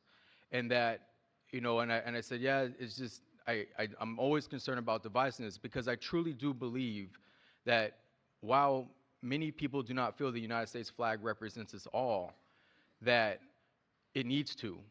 And we need to get there at some point as a community, as a state, as a nation. But I also know that we can't control what goes on the East Coast. We can't control what goes on with our politicians. We can't control what happens here locally. We can't control how we learn and understand where different folks are coming from, to where maybe at some point in our lives, some point in our future generations, without threats, that we can get to the understanding where that United States flag does represent everybody. We don't need to have different flags that represent different groups. But what I'm hearing, and this is how I want to try here, I've challenged myself to approach this, is to look at it as objectively as possible. And when I hear those type of comments that are directed towards the LGBT community, it makes sense to me of why the symbolism behind the flag that they define it as, of why that's important to their community, to their family members. And to me, it makes sense why they're so passionate about that flag and the symbolism behind it, because they wanted to make sure that their family members, their brothers, their sisters, their siblings, their fathers, parents, friends, so on, their coworkers, they want to make sure that they feel welcome too. And going back to that Navy veteran, he specifically stated, Mike, if that flag saves one life, just one life, if it saves my child's life, then it's worth it. And it's something that it really sits on me. And when I ask for grace, I think it's important that we recognize a lot of times we're listening for our own bias. A lot of times, you know, and I hear it, like when some folks say one thing, you know, people were, you know, chattering, whispering, countering, and vice versa on different sides. And it's not necessarily, it's not a healthy relationship. It doesn't provide anything for a healthy community. And so where I stand with this is that I think we also have to consider that while we have a huge effort here to recruit businesses that pay medium wages, and I think it's important for this council and our community to understand that requires a workforce, and that workforce at this point, based on our demographics, has to be inclusive. It has to be welcoming. Otherwise, we do not meet that workforce needs, and those jobs will not come here. They will not, because those employers need a qualified workforce. They need people to have the proper training to be able to support it. And these companies, they think, while I question how valid they are about different social issues, they are very serious about making sure that they meet their bottom line. I'm not about necessarily money, but I am about the opportunity for us to truly address equity towards a quality education. And by getting that quality education, those skill sets, that translates for our ability to live the American dream. To me, that's what my grandfather, fought for. That's what many of my friends fight for. And the way it looks like my kids are going to contribute and dedicate their lives to. So I ask for our community's grace and understanding and patience and acceptance that people have different views and different choices, and that's okay as long as it doesn't cross certain lines. I don't believe anybody, and I will not stand with anybody that supports some of the accusations about the behavior or molestation to kids. You know, and you know, I have some friends that were talking about bullying. I can care less about your gender or sexuality. Bullies are bullies. Criminals are criminals, right? So it's based on individuals' actions, not necessarily how or who they identify with. And I think it's important that we challenge ourselves to think from that different perspective, to where now we truly start getting to the position where we see everybody as equal as best we can. But it's not easy. We all have different experiences. We're all raised different ways, and it's a challenge. So the question was about the flag policy. As much as I absolutely do want to support only 3 government flags, and I'm not trying to say that just to appease people, that is my belief. It shows to me that there is tremendous value in our communities to support the addition of different commemorative flags. And it's not just the pride flag. I think we should also post the Juneteenth flag. I think that we should post our POW MIA flag. We absolutely have to continue to honor our veterans. We see that posted in different areas. I think when comments about how we only isolate or celebrate one individual or whatever it might be, in many ways we've already done that. We do that with POW MIA. We do that with different military branches. So I think for me that's something that we should consider as a council. Thank you. Councilmember Chapman. Thank you. I want to express my appreciation to each of you that came before. Get on the other side. That came before us this evening. A few of you may have noticed that I became tearful throughout the evening as some of you were speaking, because what was being said was resonating with me for various reasons. When I first came to Vacaville, it's been over 40 years ago, it was a handful. You could probably count the number of African Americans that lived here at the time within these fingers. It wasn't an easy time. When I ran for the school board, I was an unknown. I was on the board here at the school board for 18 years. I was an unknown. But I had people that looked like this council that came to a forum, or they came to hear my platform, and they supported me. And I won that election the first time out. Getting on the board, it wasn't easy again. I was the only minority on the board at the time. 7 members.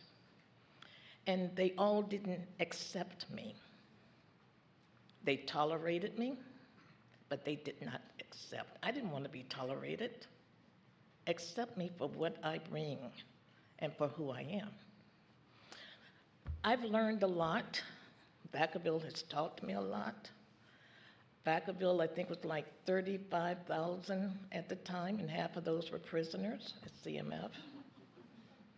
We are over 100,000 today. Our needs are different. The culture is different. I was taking notes as people were speaking, equity and inclusion. I even wrote down tough night. It was tough sitting here. I'm a listener. I wanted to hear what was being said to us. When I made mention of when I first ran for the school board, we created some T-shirts, and some of you may have known Ernest Kimmy and Melinda Kimmy. He was a math teacher here. He was on the city council as well. He and his wife were the first ones to come forward to support me. And that said a lot. It said a lot. Melinda was an artist, and I told her, in my mind, I had this cliche or this saying, "You and I for unity." And she designed a sweatshirt, and my grandson today still wears one of those sweatshirts. He says, "Lady," that's what he calls me, "Lady, I like this. I like this sweatshirt. I like what it says." But he didn't know the significance of it at the time that I came up with that logo and the design was put into place. Another point I want to make is I was a foster parent, my family, a foster home. Wanting to work with children the age of my own, and they were very young, 4 and 7 at the time, they talked me into taking a teenager. I said no, but we ended up accepting teenagers. Of the teenagers, you don't know the personality of that child that you're welcoming into your home. And there was an occasion in which there was a young man became part of the family, and he had an identity crisis. We noticed something was going on with him. We had to find the resources in the community to assist him. And with the help of his social worker, we were able to help that young man. Yes, he was gay. I'm not sure where he falls within the LGBTQ plus, you know. However, we accepted that young man for who he was. And that takes me, before I left the house, I have this painting in my office of 5 children. And if you want to see it later, you feel free to come. But what is on there is Matthew 18:5. Whoever receives one little child like this in my name receives me. I'm a Christian. We accepted every one of those children. And I think the Lord is going to bring me home, accept me when it's my time. Because I feel that I'm doing His will. It's not about tolerating anyone. They need to be accepted. Have you ever gone someplace and you said, oh my gosh, I should not be here? That happened to me a few times. One was in Oakland. Oh. But no, you can end up someplace and say, I don't belong here. And it could be because of the people that you didn't feel comfortable around. Now, as a black female, if you look around this room, how many of the blacks do you see in here? How many came forward? I could say, oh my gosh, should I be in here with very few that looks like me? But I'm comfortable with who I am. And I am here to be the voice and to speak for everyone in here. If you have a need, no matter where you reside in the city, you should be able to come to any one of us, not just because you live in District 4. Where am I going with this?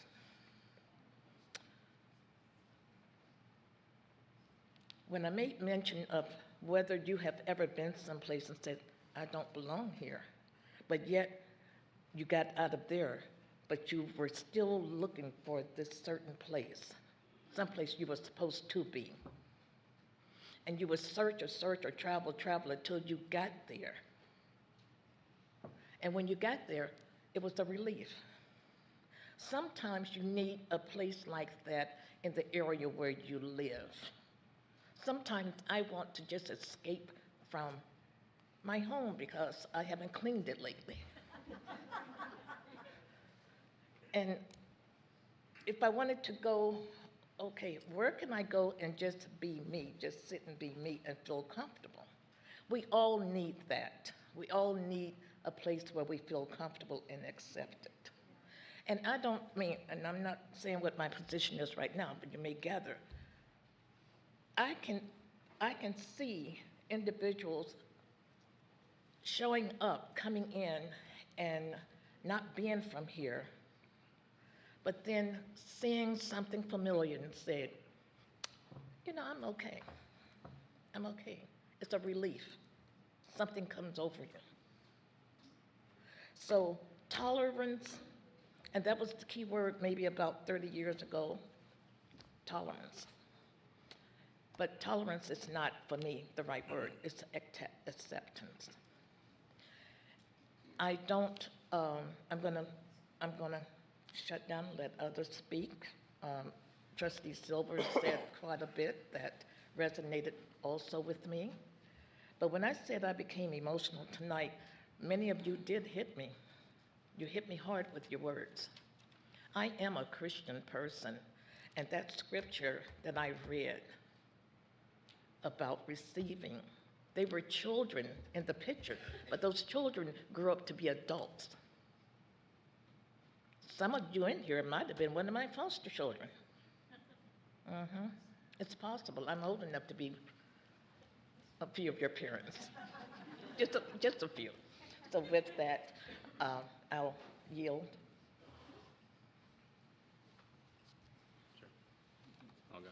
Excuse me. Councilmember Roberts. Yeah, there's mic working. All right, there's quite a few topics that I took notes down. The other council members already touched on a few of them.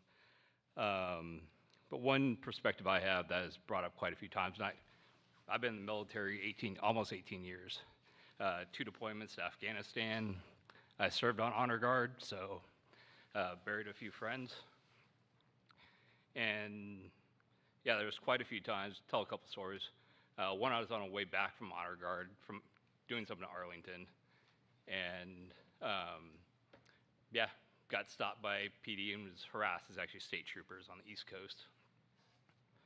But they had no idea we were military. They just stopped us and got harassed by, 2 law enforcement. I know that's not everywhere. Vacaville PD has great, actually a lot of California has great police officers. But yeah, so I wore the flag on my shoulder, most of my adult life, and got stopped and harassed by people who also wear the same flag. So it's not perfect. It should represent everybody. It should be the opportunity for freedom and equality. It's represented that way most other places in the world. You show up as American in other countries, a lot of times they appreciate that we're there to help. Seen that quite in my 2 tours to Afghanistan for the ones who are there to help. And another time was in Alabama, looking like how I look right now. Most people don't know what ethnicity I am. Like, most people wouldn't guess I'm Japanese and white. I usually get, I'm Mexican when I'm in Southern California, go to the Bay Area, they think I'm Persian, go to Afghanistan, they think I'm Afghani.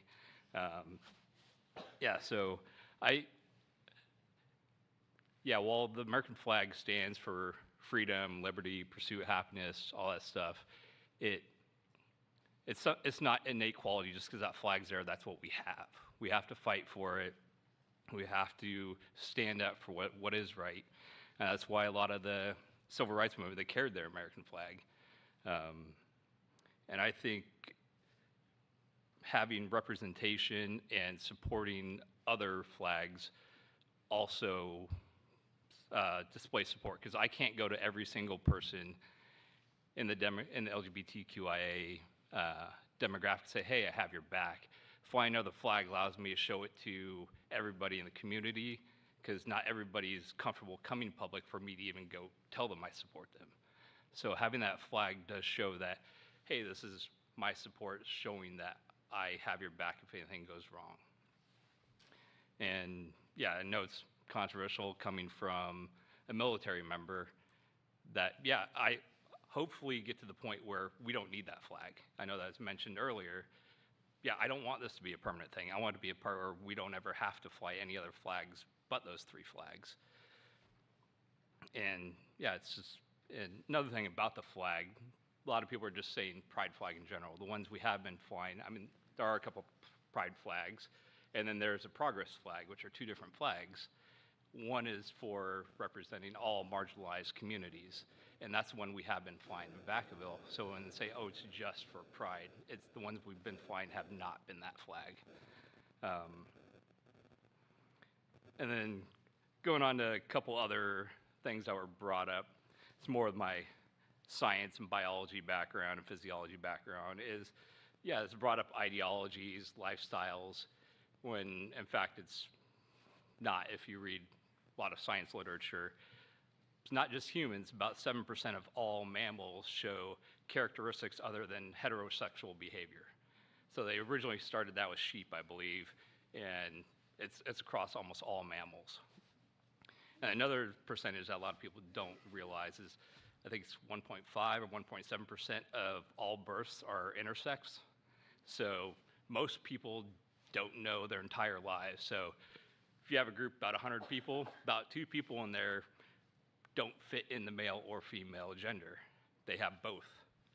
Just because what they display physically is not necessarily what's happening biologically, internally, and most people go their whole lives not knowing. Now it's a little bit easier to identify, but if you're like me and 40 and over, they probably didn't identify that in you when you were born. And it's also going into biology. You have genotypes and phenotypes, what your genes say, what's actually expressed physically. Because yeah, there's XX and XY is basic male and female. There's also XXY, super females. And so there's about, I think, almost a dozen different genetic characteristics. So while some people say it's an ideology, I'm sure there is some folks out there where it is a psychological thing. It exists everywhere, so I'm sure there's a small percentage of that.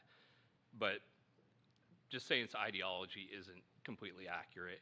While there is a cultural aspect to it, I mean, it's pride, being proud of yourself and your demographic, but there is innate biology there. It's like, I can't explain why I like women, it's just there. Let's see, a couple other things on here. I'll wrap it up a little bit to let the other council members speak, but there's two quotes I really like. One is by Marcus Aurelius, Memento Mori, which is remember that you will die, and let that determine what you do and say and think. And the other one, let me pull it up real quick because I always forget the exact wordage on it. But it's by Ralph Waldo Emerson. To know that one life has breathed easier because of you, or because you have lived, this is to have succeeded. So, like Councilmember Silva said, flying the flag even saves one life. Flying the flag didn't hurt anybody. Like, if it goes against your theological beliefs, it's your choice to be offended. I know it goes against your beliefs, but it didn't physically hurt you. But if it happened to save one kid, then that's well worth it. It may make you uncomfortable to see it. You may not agree with it, but you can't disagree that it saved a life. So I'll end on that. Thank you.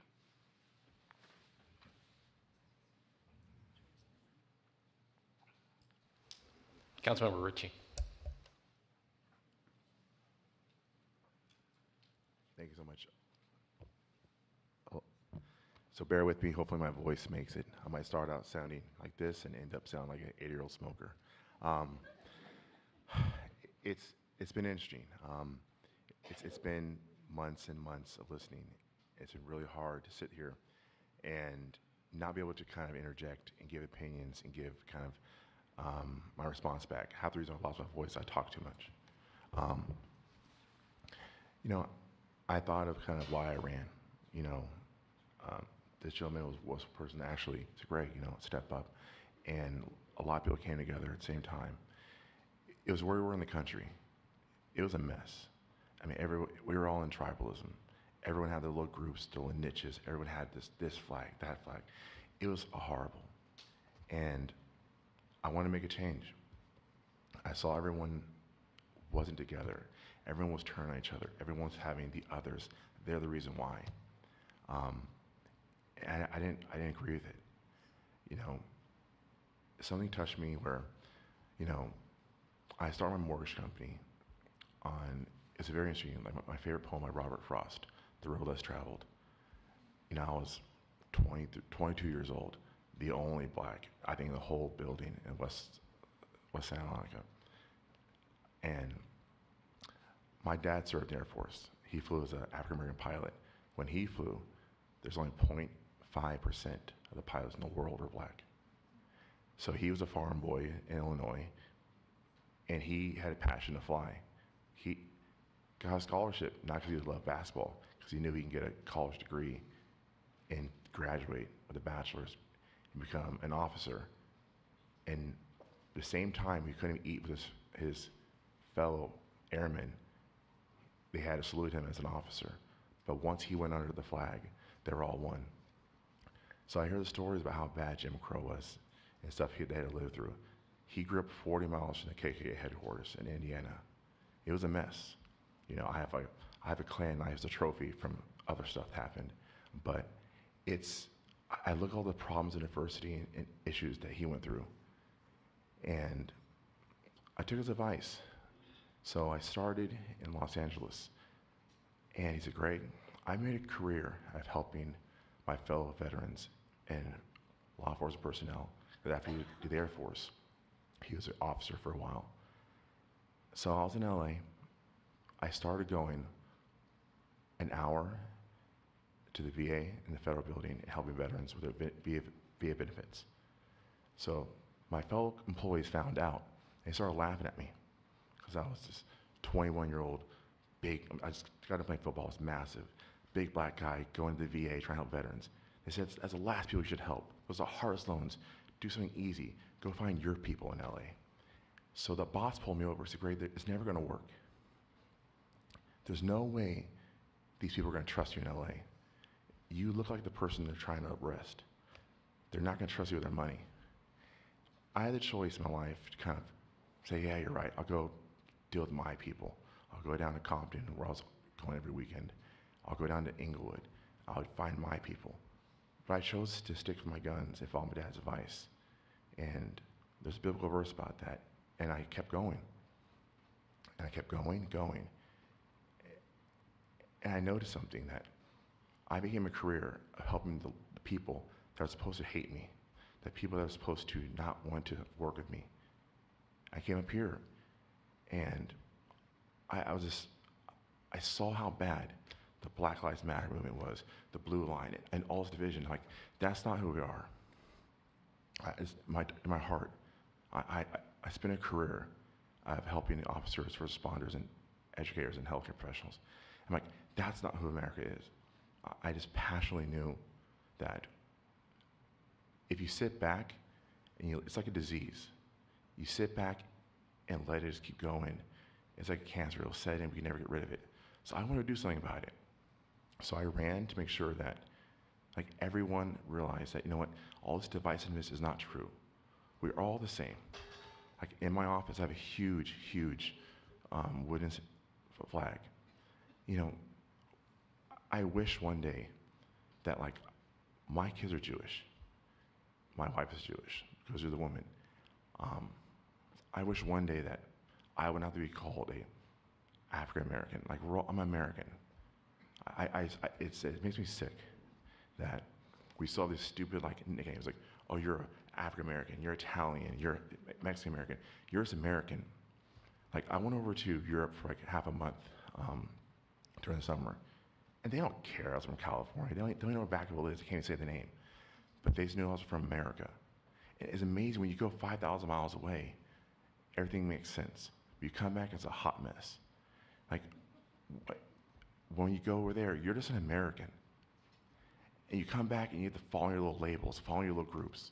And it sucks. You know, so I ran. I ran because I want to make sure that the community that I grew up in, like I went to Orchard School. There was 4 blacks in the whole school.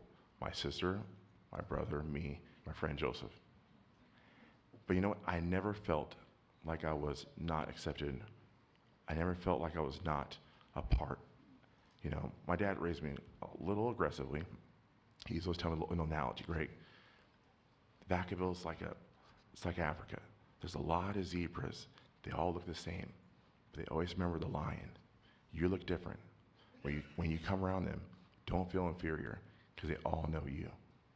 So I had that mentality the whole time growing up to help me realize, you know what, we can all be together. And I ran on that, and I passionately believe it. Like the lack of the diversity, making sure we all come together, inclusion, is what I stand for. You know, it's just something that I feel like I made a vow to make sure everyone can feel comfortable and together in this community. And you know, I wish that we can all fall under one flag, like Americans, just Vacaville, California. All the titles can get dropped, but like if that flag or any flag helps people feel more inclusive or more accepted, then you know I'm all for it. You know, I look, you know, Aaron Warmy's great, church and state. Well, there's black and white is gray, my favorite color. So I told him a few days ago there's 2 scriptures, talking about scriptures, that has really been resonating with me. Like, there's actually people in this room that in less than 9 hours, I do every Thursday Bible study, and it's amazing. I'm passionate. I'm a mighty man of Christ, and I just there's 2 scriptures, actually more of a Bible verse and a scene. The first person Jesus revealed himself to was a woman, wasn't just any woman. She was a prostitute. We're not talking about like a Frisco prostitute in the 1980s. We're biblical times when a woman had less value than a piece of cattle.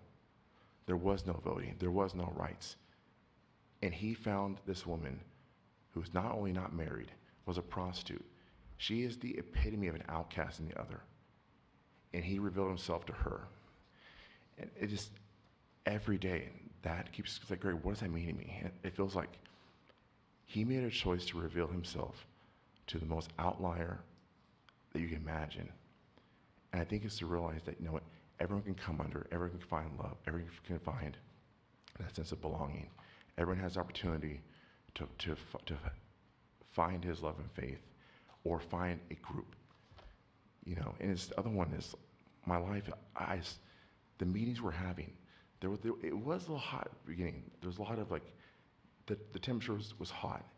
And back then, there's this one, I visualize him leaning down and drawing a line in the sand and not looking up and just saying like, no, you has no sin, cast the first stone.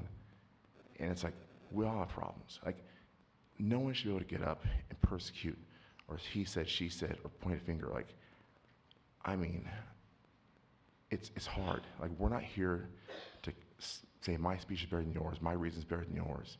That's why we should do this, I should do that. We all have sin. We all have problems.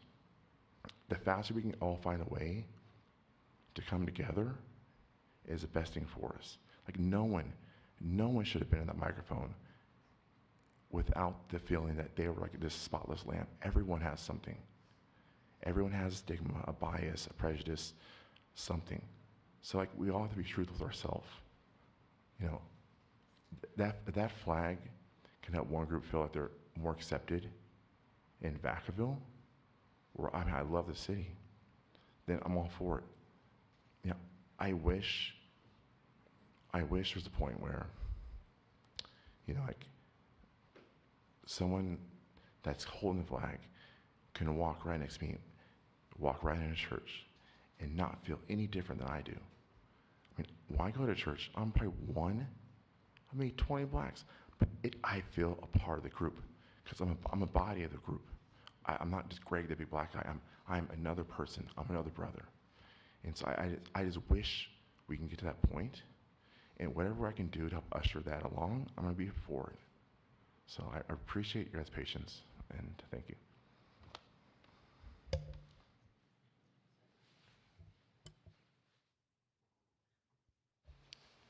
Councilmember Stockton. Well, first off, I want to thank everybody that took time out of their day to come here. I wrote a few things down that stood out, but the first one I want to talk about is when there was a comment that was made, it's just a flag. And I think that if anybody right now is thinking, when I said that, and you're thinking about a flag, how you feel about that flag is very different than the people who spoke opposite or think differently than you. And I know from the conversations that were had today and what I heard that as it relates to both of these flags, neither one of them are just a flag. They absolutely matter passionately to each of you, and that does not go missed by me. That being said, we heard some other really good things too. We had one of the gentlemen that spoke in the very beginning said, you know, freedom of choice is not necessarily what you choose, it's that you can choose. I thought that was pretty powerful. But I think that perhaps the thing that stands out to me the most is that, you know, we've heard a lot from two very passionate groups here today. But this topic of conversation is so much bigger than the two groups that are here right now that are passionate about how they feel in our community. Our veterans, our faith-based community, our LGBTQ community are only a fraction of what the decision made today is truly going to affect moving forward. And I have learned the hard way sometimes about how symbols and good intentions can come back and have different meanings later on in life. And, you know, those are learning lessons. They're not a life sentence, but I am very cautious about the doors that we open, the things that we do, the decisions that we make, and I'm cognizant of whether or not I even believe 7 people have the right to speak for 100,000. It's not that I don't care. I heard some very traumatizing stories about the way that people were treating this community, and that's not right. It's not. And I won't make excuses for it, and I would stand up and I put my life on the line to protect everyone here. But I also respect our soldiers, the ones that served, the ones that didn't come back, the ones that salute the flag. I am a proud American, very proud. And I don't know. I don't necessarily believe that I'm to one to know whether or not this flag is the best way to solve this. I'm not going to say that it is or isn't, because I don't know. What I think I'm the most passionate about or the most concerned about is the fact that this government speech concept to me is very scary, because it's bigger than just the 2 groups that spoke today. And I haven't heard any comments about that. And while 7 of us up here today may be able to make a vote that affects government speech today, I don't necessarily know if that's the right thing, because another comment that was made is that, and I appreciate Councilmember Chapman making the comments that she wanted to be accepted. She didn't want to be tolerated. And you should be accepted. You are bright, and you bring so much to this council, and I'm so thankful that you're here, by the way. But this is another issue that can't be forced. Not just the 2 groups that are here today. I'm talking about all of the government speech, 7 people speaking for 100,000 people. I personally am not comfortable making that decision. I think it should go to the voters. I think it should be a ballot measure to determine whether or not you're going to give us that authority or not. And if you do give us that authority to make those decisions, and we're elected to make those decisions, I know that they will be difficult to make, and I'm comfortable making them. But I do think that we do not have the right to speak for 100,000 people on all of these subjects, not just the 2 that we heard today, but on all of them. And you can disagree with me, and that's fine. But I have to make a decision today, and that's how I feel about it. So I will continue to stand up and fight. I stood with the LGBTQIA community outside City Hall, because love is love, and what 2 consenting adults do in the privacy of their home is between them, and it's their business. And which God you worship and pray to on a Saturday or a Sunday is your business. So my choice today, my vote today, is to say we can do this the right way. And I'm not saying one of you or both of you might get what you want, but I think that there needs to be some community input that says, you know what, it is okay for this board to come up here and make some of these decisions as it relates to the different speech or different social issues that come up. Because raising a flag on behalf of 100,000 people is speaking for the entirety of our community, not just the 7 of us up here. Vice Mayor Wiley. I want to start by saying thank you to everyone for still being here, and to the people who spoke, and just the people who have been involved with this from the beginning. And it's clear that there's a lot of passion on both sides of the issue, and it's also clear that it seems like there's a us and them. And anytime you're in a situation with a us or a them, it's not unifying, and it's hard to find a solution that works for everyone. As a teacher for nearly 40 years, anytime that you're in a situation like that, you have to try to find common ground, and some comments have been talking about that. So we want to look at each other as people. I will say that I am a Christian. I go to church, and I have forever, and I go to a church that values everyone who wants to come through the door, or the people who we're looking at in the community. So Christian doesn't always mean we're not happy with gay people. So depends on churches and people's beliefs. I also taught for Travis, and I work on the Military Committee Traft, which is Travis Regional Armed Forces Committee. I have utmost respect for veterans, for military families, for the sacrifices and the prices that they have paid. And I know they're so important to our company, our country, and thank you, Jason, for your service. But I also know that the military did not have a long history that was good with gays. And if you happen to be a gay person, you served in the military, but like we said, you couldn't let anyone know where you truly were. So I also will say that, so there were some comments about how difficult this decision will be and how we have to consider all sides. I told you a little bit about me, but this decision I'm not making based on what I think for me. I'm trying to think of what I think would be best for Vacaville based on this people who are here tonight, the emails we've gotten, the calls we've gotten, and the other people who may be afraid to speak that haven't come forward yet. I do know that we had the pride flag up in June, and I didn't get any calls or disturbances or see any consequences negative from having it up in June. It was interesting that one person talked about going back and looking, and there were no complaints also, right at the time. So those are all things to consider when we are trying to make this decision. And Vacaville has a strategic plan. One of the things is to be inclusive, to honor our diversity, and to have a good quality of life. Not for the people that believe like me or look like me, but for all the people in Vacaville and the people that are struggling. I also know that it's troublesome to me to hear people refer to the gay community, the LGBTQ community, as special interest. They're not special interest.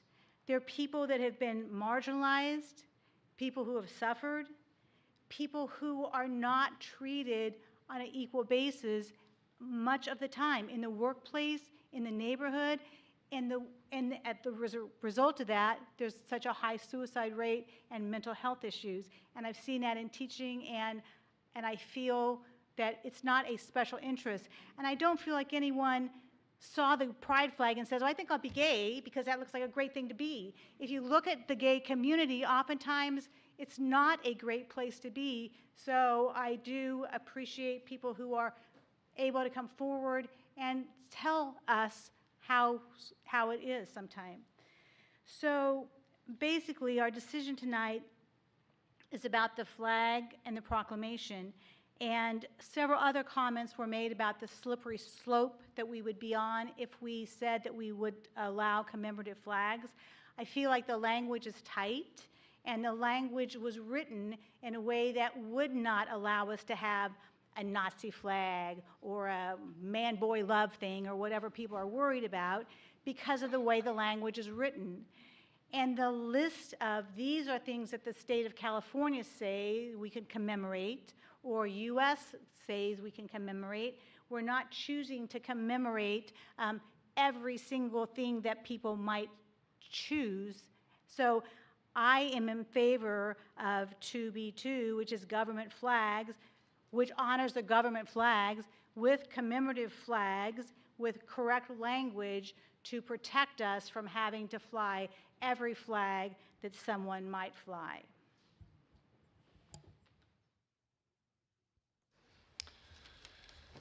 Well, I think what we've heard a lot, we've had a chance to hear from all, not all of us, but I have a few thoughts before we step into the next making decisions.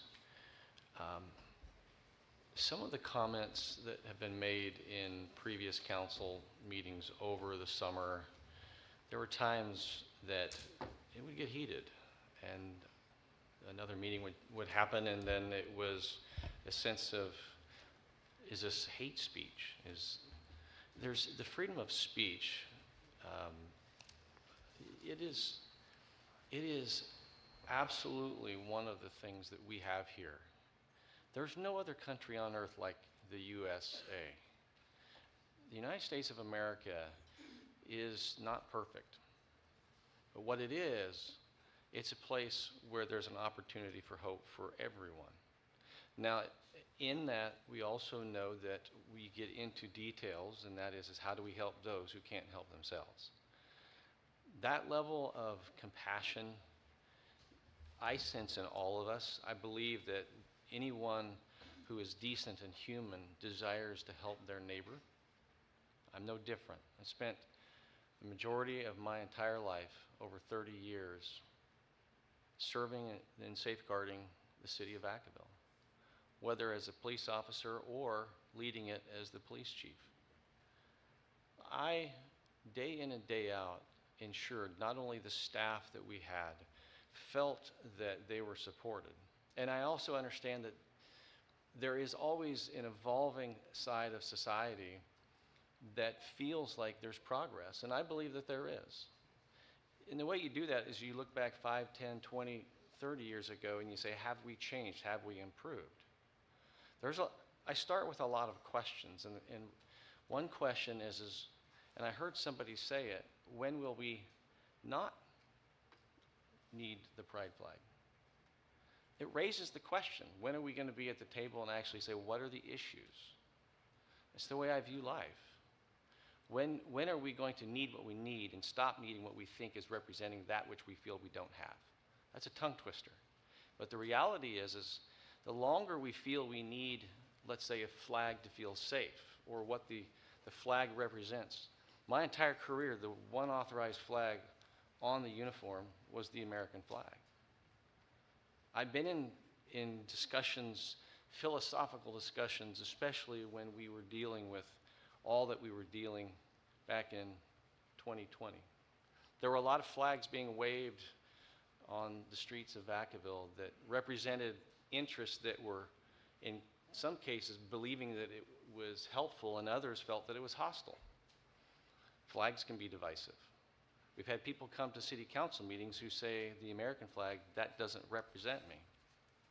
So the flag, to so many of us, there's symbolism, there's symbolic. And our own personal beliefs and views are impacted by it. There's all kinds of symbols. People put bumper stickers on their cars, and you quickly identify it. The same thing goes with, we have banners and commemorative flags that businesses and residents alike, they put them up because it's personal, it's special, as they should. No one should be discriminated from to be able to allow themselves to feel, I'm going to put it outside my business. And we heard someone over the summer, there was an incident where a business owner was killed over a pride flag. First thing was to say, it wasn't here. But the reality is it's inappropriate and it's unacceptable for any type of hate. Tolerance and acceptance are very powerful. We want to be accepted and we want to be loved. At the root of humankind is, it's easy to say, can we get along? The reality is we're stuck. We're stuck on something that's evolving, and the question that I heard earlier that I think is very important to digest, what is diversity? Many times it's easy to go straight to those who have been impacted and say diversity could start with race. It could be, and then where do you go from there? And I would just suggest to you that when we're really trying to talk about diversity and inclusiveness, where do we put our thoughts, our values, our beliefs, our convictions, our morals, our principles, and our opinions? Because I'm absolutely certain that even if you aligned on a particular issue that you were hearing tonight, if we sat here and talked long enough, we'll find our differences. I've always been of the belief of how can we find that which we value together? Our shared values, and knowing that our differences exist. I've lived this my whole career, and the staff that has served the city of Vacaville, I'm proud to say that has been part of just what you did. You didn't discriminate against people. You learned to, this idea, what you may not know is in the profession in the state of California, every single first responder as a police officer has to go through the museum of tolerance to understand where your biases and your differences set you apart, and how can you, if you're in a position of authority, make sure that you know that you don't infringe on somebody else's rights, especially when you have authority over them. The challenge is when we're starting to get into policy. We're local government. It's supposed to be nonpartisan, but that doesn't always work. This is where it's about local issues and local needs. And it doesn't always happen that way because we spend a lot of time spending money, taxpayer dollars, and we hear things like that tonight, on how do we take care of the infrastructure? How do we make sure that the public is safe? All those are decisions that we have to deal with. And we've seen here even recently across the nation, but even in our own state, in our own backyard, where one discussion over views, especially in war, will take 5 hours of a local council meeting. And it's not in the jurisdiction. It's not necessarily. Is it in our interests? Yes, it is. Is it in our concern? Absolutely. Is it in our control? Not to the degree that if we're not careful, that we will bring upon ourselves that which our local government was not designed to do. It's not in the local business, but it is personal. It's personal to all of us. We all have views and values in this. I hear things, and I don't discount it, but when I hear things, I'll question them. Because I already said, when does this end? And when do we actually sit down and actually talk about how do we address it? Give examples of how a person doesn't feel safe. I want to understand. It's very similar. I want to understand because I spent an entire career trying to provide safety, and I don't know other than personal examples that you may have of your situation, and I don't discount it. But the idea that a symbol that has so many potential meanings that is not understood by all, there isn't a scroll that rolls out from underneath the pride flag and says, this is the creed, the doctrine, the beliefs of everyone that is continuously being added for inclusion, for people who don't want to feel excluded. But the more we do that, the more we exclude when we're trying to do just the opposite. It's a never-ending desire to make people feel welcome. So feeling safe. It's sad to me to think that that somebody feels as if a flag goes up, that they feel safe, because I don't understand that. The reality is that I want to sit down and say, then what do we do next? So that we are not continuously thinking that that's the solution. Because, the longer we focus on something, the more we embed it into a culture to say that if you don't do it, then something's wrong. And then you become judged as if you feel differently, then somehow you're the problem. I've seen over the last couple of months where there are those, whether you're spiritual or not, whether you have religious beliefs or not. There's a lot of religions in the world that are very diverse, and sometimes we, even as a nation, struggle to accept the differences because some of the views and values you think, well, those aren't views and values maybe that I accept. That's our differences. So the idea that we celebrate diversity should also mean that if I think differently than you, then unless I think your way, don't say that I'm discounting you. It's just not. We've lost touch in that particular area. From a government perspective, I also want to point out that there is a responsibility of government. And one of the conversations that have occurred, and certainly the comment is none of this happened until the middle of June. I don't remember the date that was said. And I do appreciate the comment from the member of the Solana Pride Center who met with me, because when your credibility is at stake because your reputation is your word,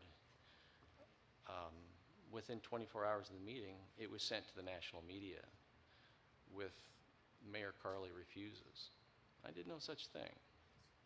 That was hurtful for the community. And so in that, the ends justify the means for some people. But I love this community. And I'm willing to overlook when those things happen because people feel so passionately. It didn't need to happen. That is what got the national attention. It wasn't the faith-based community that all of a sudden was somehow stirring this up. It wasn't. It was a media release that went to the national media and to the elected officials. And I felt it. This whole council felt it. It wasn't necessary. It was shameful. It was hurtful. It was unnecessary. But here we are. So what do? We have an obligation because of the Shurtleff case. It was the one thing that I offered immediately after because on that day, the ask was, and there is a policy because of what's going on. And this is why we're here today. The Supreme Court ruled 9-0 against the city of Boston. And it wasn't that they were in favor of the city saying you need to fly a Christian flag. They understand the reality of the First Amendment speech. It's public speech. And the city was operating in a way that they were usurping the rights of one group. That's all. But if you really understand, the court is not unified on the idea of government speech. So we'll make decisions potentially tonight on the issue of government speech, and Councilmember Stockton made a point, and that is not certain that 1 or 7 of us should speak for 100,000 people or more. When we're not speaking about telling you about the issue of local government, but what we're speaking is our own speech. And I would encourage you, it gets in the weeds, but I will tell you, there's 2 points that I want you to understand that came out of that case decision. And I'm reviewing it from the Harvard Law Review, but it's right out of the Shurtleff case, the Supreme Court. One of them is, the question really is whether the government is speaking instead of regulating private expression. It's divided, it's not set. The legal scholars today will tell you it's not. And so as everyone is moving down this path of saying, let's just use this and make it government speech, then we'll get to speak and the community won't have the right to speak. And there are members of the Supreme Court that caution us in themselves and saying, this is a slippery slope. Because why would we take away the right of the public and then simply say, it's as what's in front of us today, do nothing, or you can actually have a public forum and create a process that says you can apply and we'll consider it. They're still considering what that means because government speech further goes on and says that government speech occurs if and only if the government expresses its own message through authorized agents and does not abridge private speech. I believe that this begins to abridge private speech. That's my belief. I will also say that this shouldn't be about the local faith-based community and the LGBTQ community, because it really is there's a point of legal matter here. And to make this clear as well, I also want to share, under the Constitution, and this is right out of the Supreme Court's decision on Shurtleff, under the Constitution, a government may not treat a religious person's religious organizations or religious speech as second class. And so we have to be careful that what we're suggesting is don't listen to a group that's part of our community. And what we hear is there's division because there's not unity in thought here. I will offer one other point of understanding for me. Why is this so divisive in our community? Well, it's divisive in our nation. I asked myself the question, what is changing? And I do believe that there is something to be said for how we are also made up of people, and we're made up of families, and we have children. And so we have schools, and there are controversies that are going on around us, undeniably, however you feel about it. Those controversies have different thoughts and opinions, different ideals. And this is where the word interest and ideology comes into play. So we would be fooling ourselves to think and sit here today that that is not playing a part in all this. So is it personal? It's personal to a lot of people with a lot of different views and values. The other question that I can't help but ask is, in what we're going to potentially do, is what expression is the government trying to speak? Because we didn't create these flags. The concept, though, is it could be for any flag that this council, if it is government speech, we're endorsing it. But it's somebody else's speech because there's no words to it. And I would suggest and argue that whether it is the pride flag or a flag that was shown here today, most of us may not know what those flags mean. But for some, there's a lot deeper meaning that sometimes what you're asking, especially with the comment, that a soldier must salute. And they do. If they're saluting flags and there's other flags up there, what goes through their mind? Because it may not be what represents them. So on one hand, is it safety? Is it the other hand, is it allegiance? The POWMIA flag is a recognized government flag. There are other flags in the city of Vacaville that were part of an acceptance that represents lands that were occupied. That is different than the government flags that we're talking about. But I will tell you that at this time and place, it's not an easy decision. It doesn't, if the choice is to create a private or a government speech only, and that it only be the government flags, I will tell you, that's not the easy way out. That would be based on conviction. And I will tell you, as a matter of where we will go from here, I guess there's one other comment. So if a flag doesn't fly, then we're not inclusive. We're being reduced to these sound bites. And I would argue that that's beneath us. So I want you to know that no matter what, there are going to be people who are unhappy, and there's probably going to be people unhappy, on the council. But we will continue to serve this community no matter what happens. And because that's the commitment to you. So I thank everyone for being able to share what they want to share. And I know that this has been an opportunity after months and months for us as a council to get that out in us. We've needed this. So I appreciate you bearing with us and being able to share. With that, though, what I will do to start this is I'm going to make the motion. This is where it all started, and at least for the subject to start, I make the motion that we do control the flagpoles in Vacaville, because what we don't need is we don't need a limited public forum. We don't need the challenges that go with it. But I am going to make the motion that it is the government flags that we currently fly, which includes the POWMIA flag.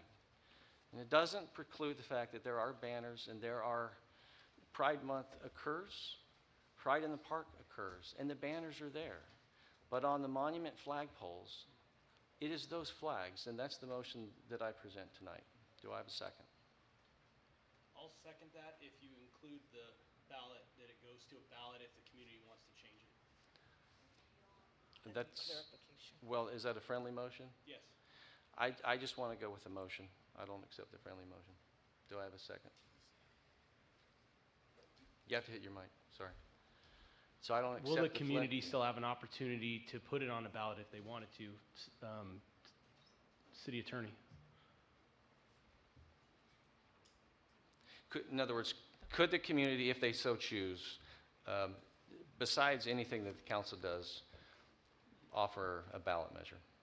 Yes, the community could put forward an initiative if they want to change what you're doing. Okay, then I'll second it. Okay. So I have a motion and a second.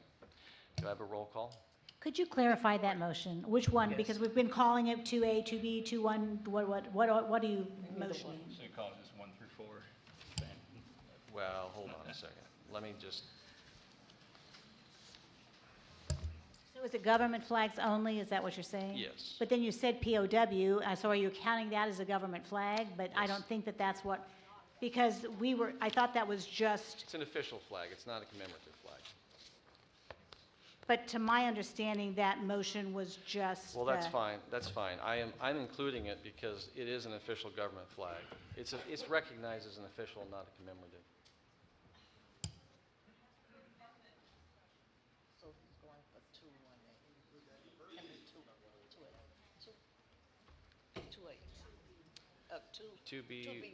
2B1.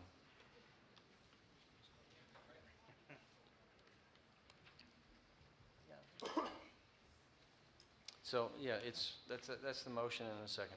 So let's see, can the city attorney, and does that include anything other than the 3 flags, city, state, and national, or not? Yeah, my understanding is that it's the 3 flags, city, U.S., state, city flag. Right, so your motion is something that's not on here, which doesn't mean we can't have it, but. That motion would fall under 2B2, and with the POW So, flag as so let me clarify. commemorative flag. The POW MIA flag is regularly recognized for the city of Vacaville today, correct? No, I'm not, excuse me. Time for public comment is over. This is a discussion with our attorney. So can you explain the POW MIA flag as it is being used in the city and flies regularly? Where is that flown? That's on the county property? Okay. Well, then what I will do is I'll correct my motion if that is considered a county property, my mistake. But my motion still stands on the 2BI. I'll second. Do I have a roll call?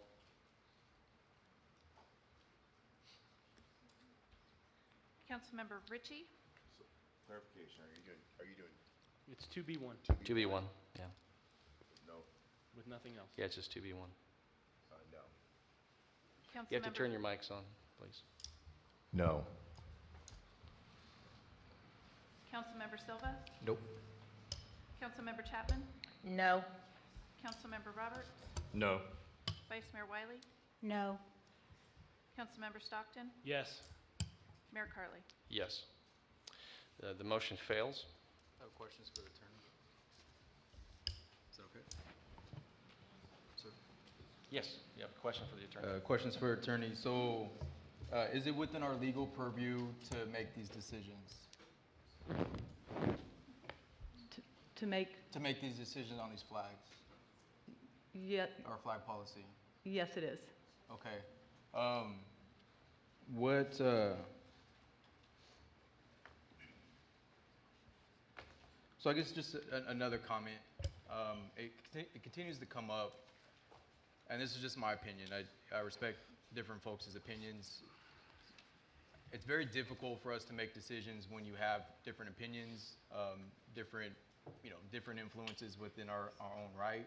I think we're also expected to be leaders, and as a leader, I expect us as leaders to work towards finding ways to unite our community. And if you feel that certain approaches are going to divide us, I think it's also important that we individually understand the representative democracy that we have, and we work towards bridging the gaps to where they need to be, and to understand where people are coming from and how we can continue to work together to unite folks.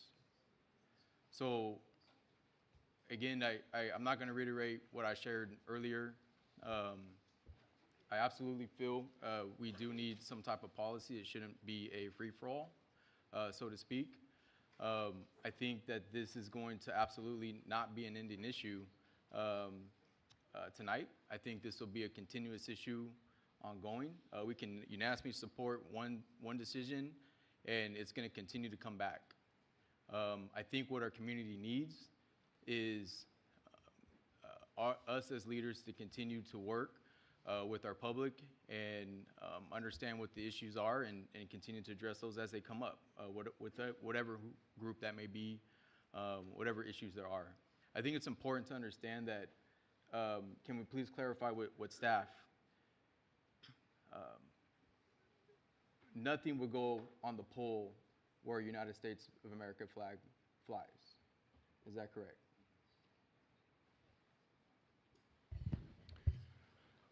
So there is an order, a hierarchy per the code. Yeah, I just want to be as simple and clear as possible. No, But it we're- will not. It Thank will you. be on the third flag position in position 4. Right.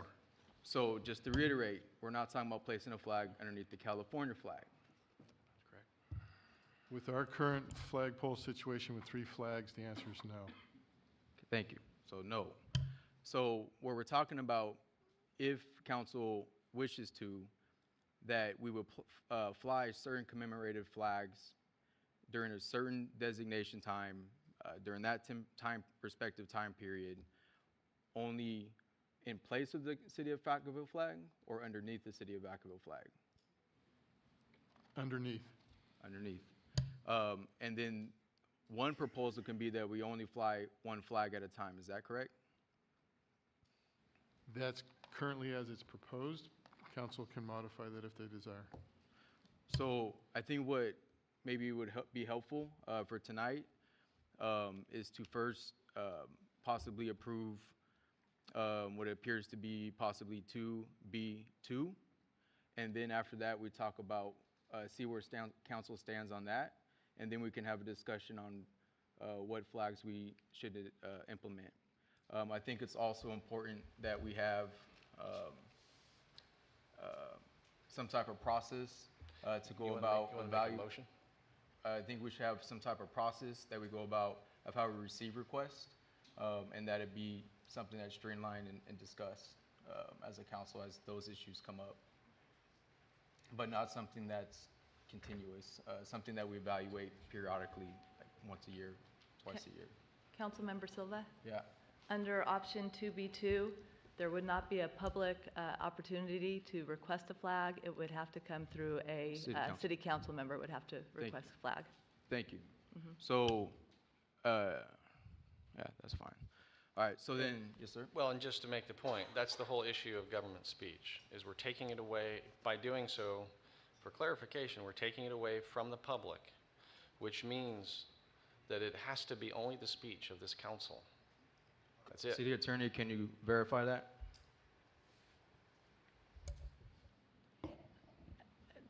The government speech is the speech of the council. That's why it needs to come through a council person. Thank you for clarifying. So, so I'm going to motion that we approve 2B2. I second. We have a motion, a second. Do we have a Yeah, I have a question. How many votes are you proposing that you need to approve a commemorative flag that's brought up by a council member? Is it going to be 4 out of 7, or is it going to be unanimous? I'm just curious.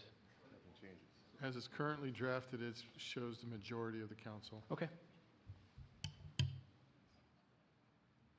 we have a motion. We have a motion and we have a second. Yes, but I also have a comment. You have a comment? Right. So it seems to me that 2B2, which we're discussing, is pretty much what we're doing now. And it's not. Except that if a person wants it, they all talk to their representative. So we have 7 people across the city. If someone's interested, they would contact their representative rather than bring it up at a city council meeting. Are you saying for the future? Yes. That would be incorrect. That's incorrect? Yeah, because then it wouldn't be government speech, and that would be the violation that the Supreme Court's concerned about. That's the whole point, is government speech says the public doesn't have a right to the forum. And if they gave the avenue to say, you can tell your community they don't have the right to the forum, then it's your forum, it's your government speech. So this is, the concern is that influence from a community can come to the council and say, fly my flag, and then the pressure is on the council to appeal to or appease for those kinds of interests. That's the concern that the Supreme Court justices wrote about in this. So it doesn't allow for the public to come to you, because if the public comes to you and you offer it on behalf of that, you've abridged their free speech by saying we're going to take control. So they can't. But if the public comes to me from District 6 and says, here's something that we're interested in, and we have a conversation, I have a common interest, then I, as the representative, could bring it to the council. Is that correct? I would say that we would find ourselves in civil litigation, but I'll turn that over to the attorney because that's exactly the abridgment of government speech.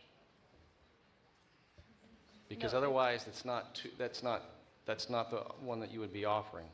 Government speech is government speech only. If you want to do that, that's a different offering. Am I correct, City Attorney? Yep. So the government speech does have to come through the council member. Through the council member, the council makes a decision that is the message that the council embraces and wants to send. There's no restriction on how the council member comes up with that proposal to the council. And it becomes government speech when the majority of the council votes for it. If the majority of the council says, hey, that's not what we think, then it doesn't fly, and I don't have a recourse, and the person I say, I brought it up, sorry, we can't do that, we can try again another time. That becomes government speech when the 7 of us vote on it, not until then. Well, I would ask for clarification from the city attorney, because even in the staff report, government speech is the expression of ideas by the government, not of the public through the government. That is exactly the abridgment that is in the dissent, which is why the law reviews are carefully looking at this. I believe if we think that we're operating that way, what we're going to end up with is those who are going to be critical of what the law is are going to immediately descend on us because we are saying that we're going to do something that is not constitutionally adopted by the Supreme Court. Is that accurate, City Attorney? In your legal opinion? I'm not sure I completely absorbed all of that, but what I will say is that that government speech is the consensus of the full legislative body. It doesn't come through the body through some application process. It has to come directly through a council member. I would say that under the First Amendment, we can't prohibit people from speaking to a council member and voicing their interests. And if the council member has that same interest, thinks that's an ideal that the government body wants to express, that they could bring it forward, and that would be then debated by the legislative body and determined from there. So I second the motion.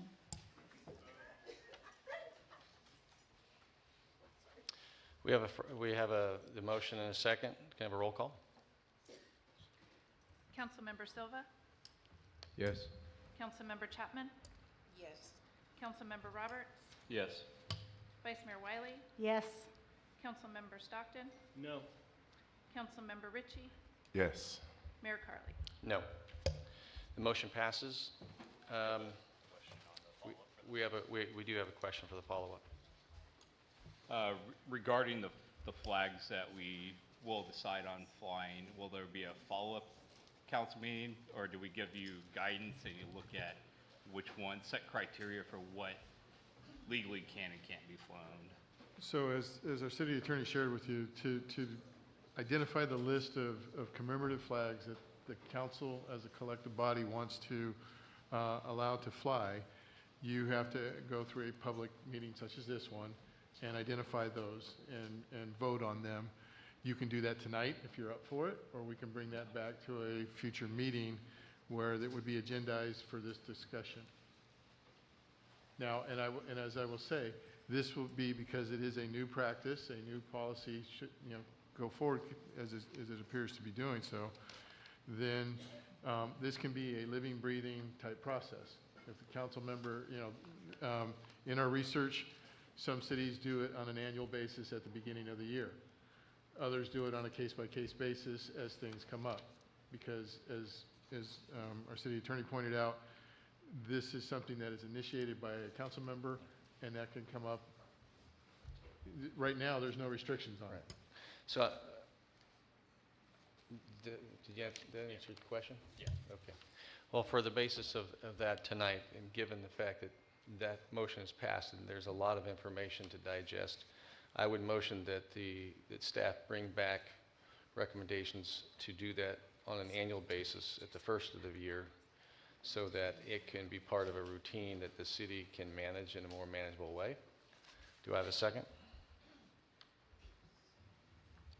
So what I'm suggesting is the process would begin at the beginning of the year, that we would not be making those determinations tonight on all the flags. I'll second that. Do we have a second? That was my motion. We have a second. Roll call? Trying to clarify, so we're not making any decision on any flags tonight. You're suggesting that would happen in January? Staff would bring back the recommendations based upon all the other flags that were there in January or the new year. So for the annual process, because I do know that some cities do it annually so that they don't have to do it it doesn't take up staff time routinely throughout the course of the year. It's done once. Oh, other cities do that? Yes. Oh. Friendly amendment? Can we do that while also putting it on a ballot for the community to decide? We've already accepted a policy, but moving forward, if we're planning for the future, can we agree as a council that this is a decision about government speech that the community should be able to weigh in on, giving us the authority to continue utilizing this policy? I think that I would I hear what your friendly amendment is before I can answer that. Can the city attorney answer that? It sounds to me like then that we're creating a process for public input. I'm not sure. That's why I asked. Yeah, that's why I'm asking. Yes, you can certainly bring back an item to put this particular issue on the ballot, and the council can consider that. In the meantime, this policy would be in effect. Right. Okay, so you're asking for that with I'll either a ask you to- discussion on the ballot measure? Is that what you're? Sure. Repeat your amendment. I think we can make a decision now whether we would support the city putting this on a ballot measure, whether or not our community is okay with government speech. Mr. Mayor? Yes. I apologize to jump in, but just to put that particular item in context, if I may, in terms of what that means. So there's two election opportunities. One would be the primary, which would be, I believe, in March. In order to meet that, we would have to have an action taken by December 8th. We don't have anything planned in that time, and I will tell you that that particular cost of the election at the primary would be upwards of over $250,000. We could also wait till the November 24 election, which is more the general election, and that would run about $35,000 to $50,000. And there's still time for that one. I believe it's June. Yeah. Okay. So we have time to talk about it.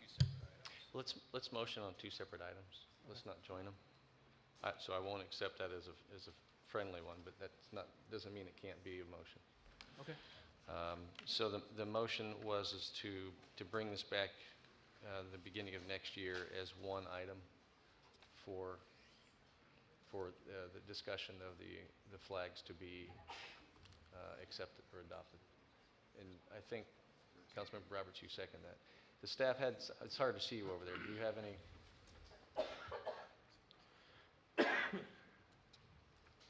Hold on a second. Separate from the ballot, is that what this is? Yes, let's.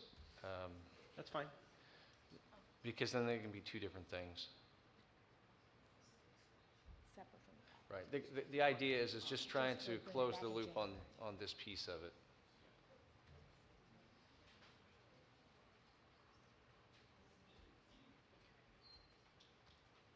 Mr. City Manager, are you working on this or something else? Well, thank you, Mr. Mayor. What I'm trying to make sure of, just so that we're getting this correct for everybody's benefit, is I understand the motion that we move forward with 2B2, and then that there was a motion and a second for establishing at the beginning of the year the list of commemorative flags that the council will fly, correct? Yes. Okay, and so what I was conferring with my colleagues here is if that's something that that action, that intent is something that we can just put in here, or if we need to actually memorialize it somehow for the benefit of the policy. I see. So that, I understand that. So do you think you can put it in this? I think we can, and I just want to clarify if that's the intent of the council, because now this is, by not doing it tonight, which I completely understand because of the hour, and there's a bunch of information to consider to establish the final list. And so I just want to clarify that it's the council's intent by putting that new language in there, that you want just the one annual opportunity to do that, as opposed to Whenever. case-by-case basis. Well, I mean, I put that out as a motion unless you wanted a discussion here as the council first. Isn't that what the green writing is? That's what I thought the green writing Isn't was, that what the except green for writing it's not tonight. Yeah. In other words, I made a motion to bypass that tonight. The green writing is that if you wanted to do it tonight. And I understand deferring that. So what we can do is simply take,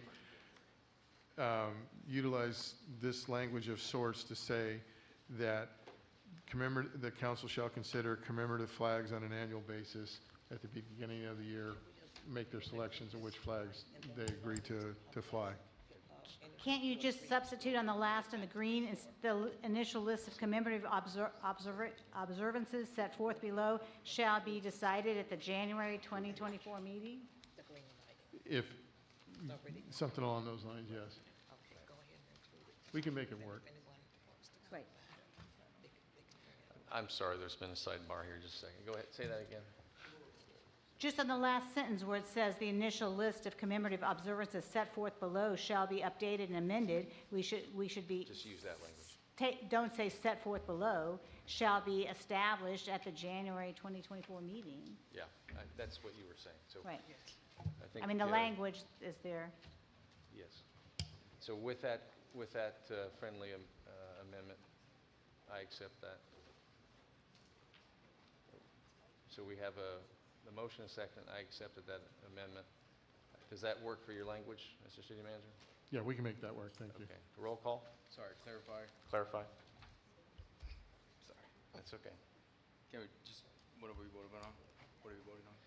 So the vote was the part that was to identify flags is to use this language, but not set forth below, but will be set forth at the January meeting. So it will be agendized and brought back to finish this portion.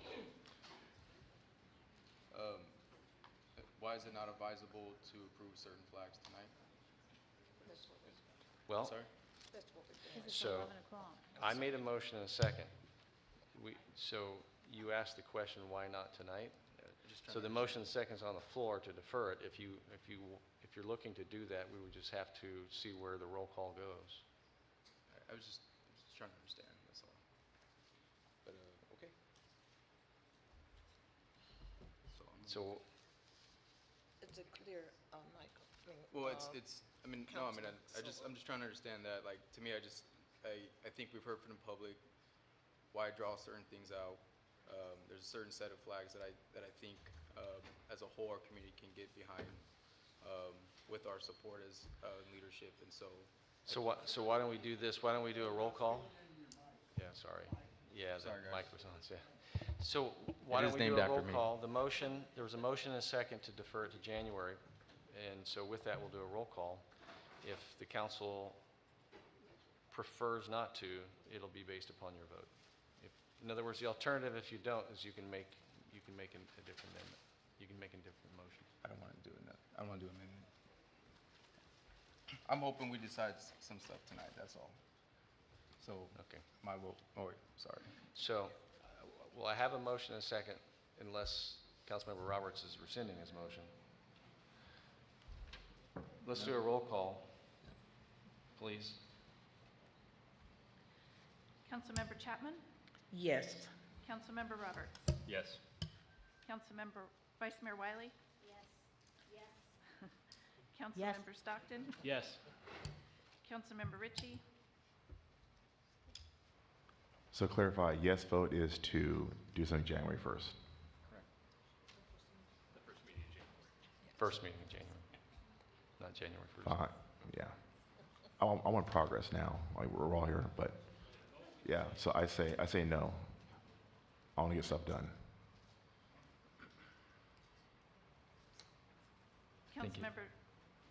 Councilmember Silva? No. Mayor Carley? Yes. So this portion will be deferred. Staff will bring this back to the January meeting.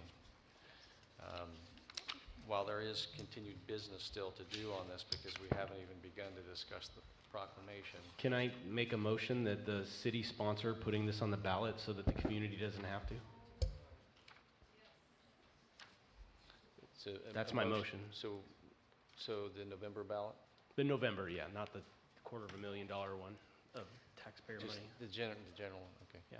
So we have a motion. Do we have a second? Just to clarify, put what on the ballot? Like, what would it say? To put on the ballot whether or not the community wants us to exercise government speech on government flagpoles that are funded by the community and taxpayer money. Our legal right, that's what you're saying? If they want us. Sorry. Sorry, guys. That's what I said. Like, sorry, just to you want us to clarify if we have the legal right, the public to clarify if we have the legal right to do that? no, I'm not suggesting that we need their legal approval. I'm saying that they're citizens and it's a government flagpole and that they have the right to determine whether or not we utilize government speech and speak on behalf. We're their government. So if we're going to speak on behalf of them, I think they should have a say in that. Only on, So hold on a second. only on the flag item. This is going to flag. Did you have a comment? No, just wanted to. The flag. Only on the flag item. Only on the flag. The proclamation, we have a policy. I think we need to discuss that, but only on the flag. The initiative that you want placed on the ballot. Would be for To the see. November. November of '24? November of next year, the presidential election. Not the one that would cost us the $250,000, the one that was much less. Do we have a second? I'll second it. Do we roll call? Councilmember Roberts? No. Vice Mayor Wiley? No. Councilmember Stockton? Yes. Councilmember Ritchie? No. Councilmember Silva? No. So people cannot speak? Yeah, you guys speak every meeting. Yeah. People speak every meeting. Yeah, okay, let's continue with the roll call. Councilmember Chapman? No. Mayor Carley? Yes. The motion fails. I did have a question for the city attorney. Go ahead. Melinda, because it's voted on by the council, it would have to be a community-initiated ballot, or community-based ballot initiative, right, to overturn what we voted on for the council, not a council-based initiative? I think you could do it as a council-based initiative because it's not necessarily to overturn, it's more to ratify or Okay. determine the Yeah. the will of the people. Mhm. Yeah. Thanks.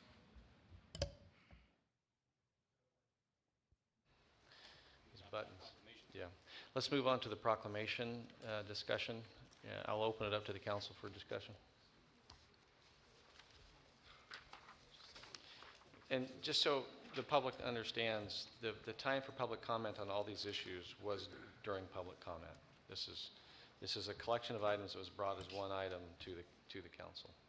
So both of them are being addressed. So it's opened up to the council. I'll go ahead and start since I'm the one that motioned to put this Councilmember on here. Roberts, go ahead. Yeah, so I motion to put this on here. Yeah, historically, it's been the mayor that does the proclamations at his discretion, or his or her discretion. And what got me thinking about this particular piece is because of what happened in June, where is if there was a formalized process or went through the council where somebody requested it through the city and it ended up on even the consent calendar, the whole media thing would never have been an issue in the first place, because it would have been established, like, this is a process you have to follow.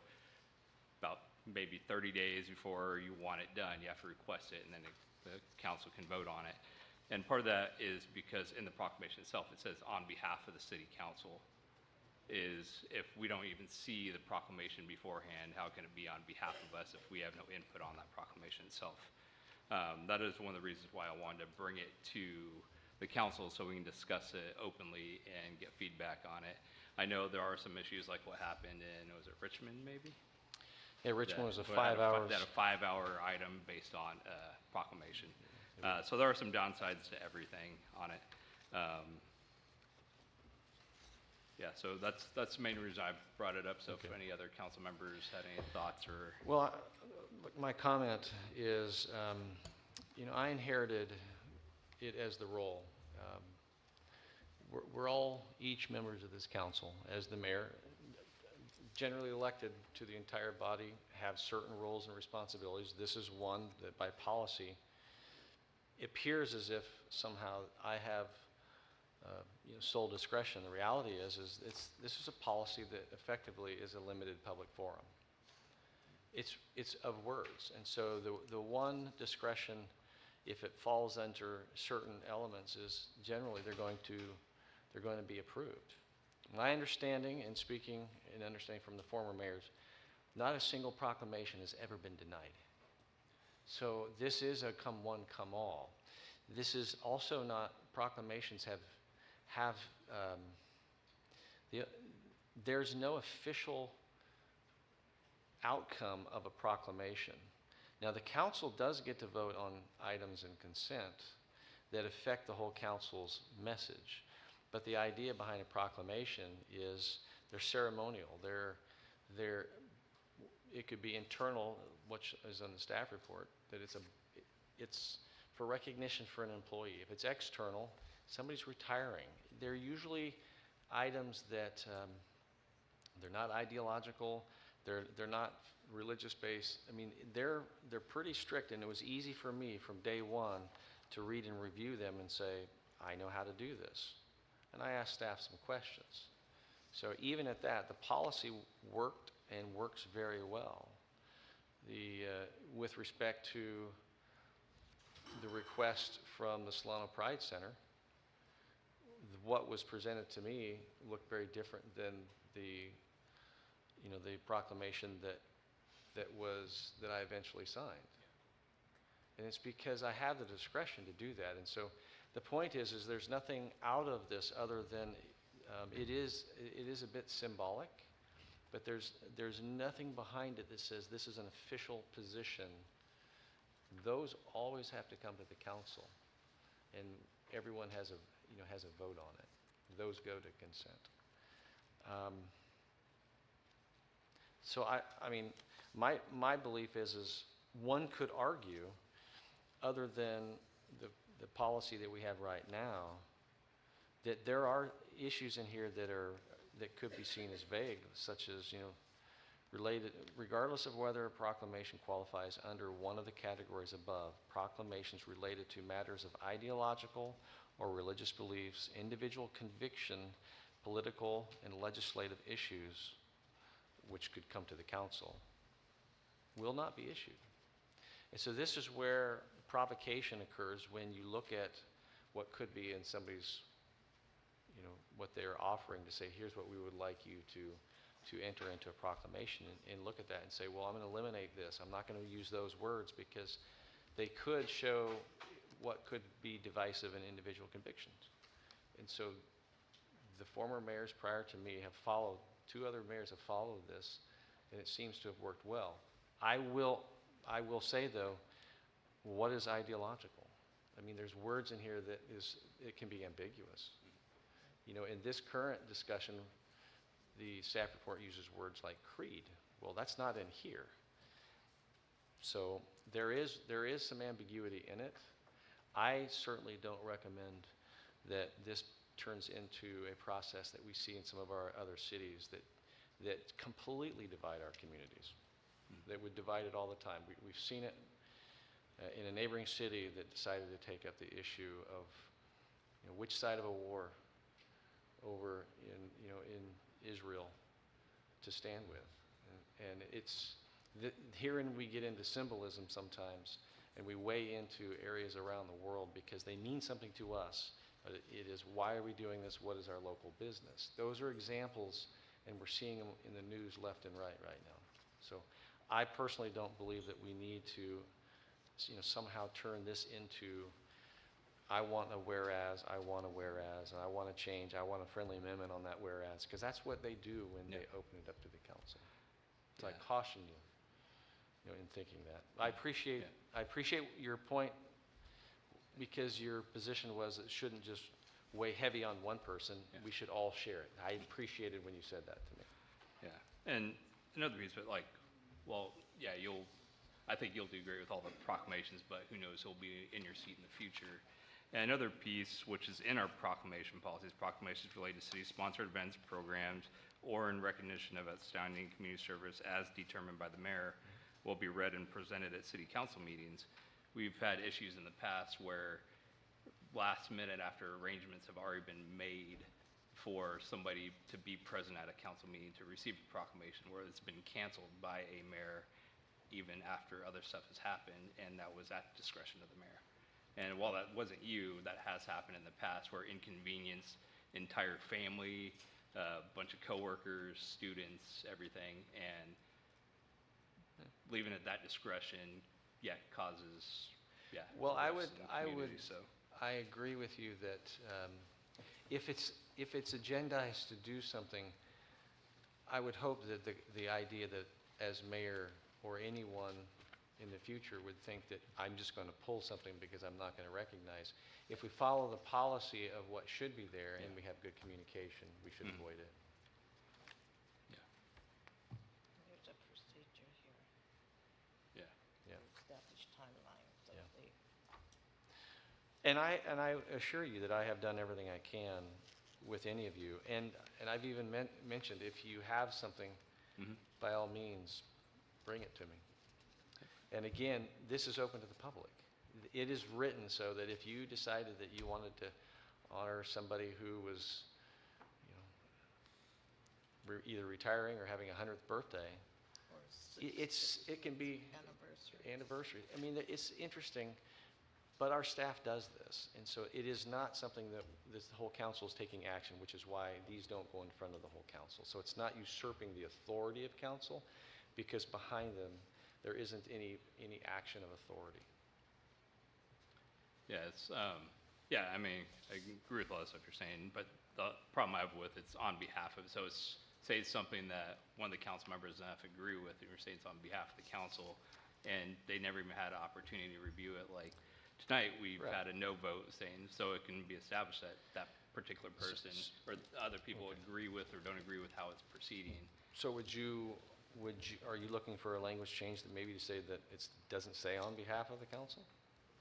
On behalf of council, or more, I don't really know how to word it. That's one of the reasons why I wanted to bring it to this, so we can discuss it. I understand. So we can discuss it openly and not have to worry about Brown Act issues.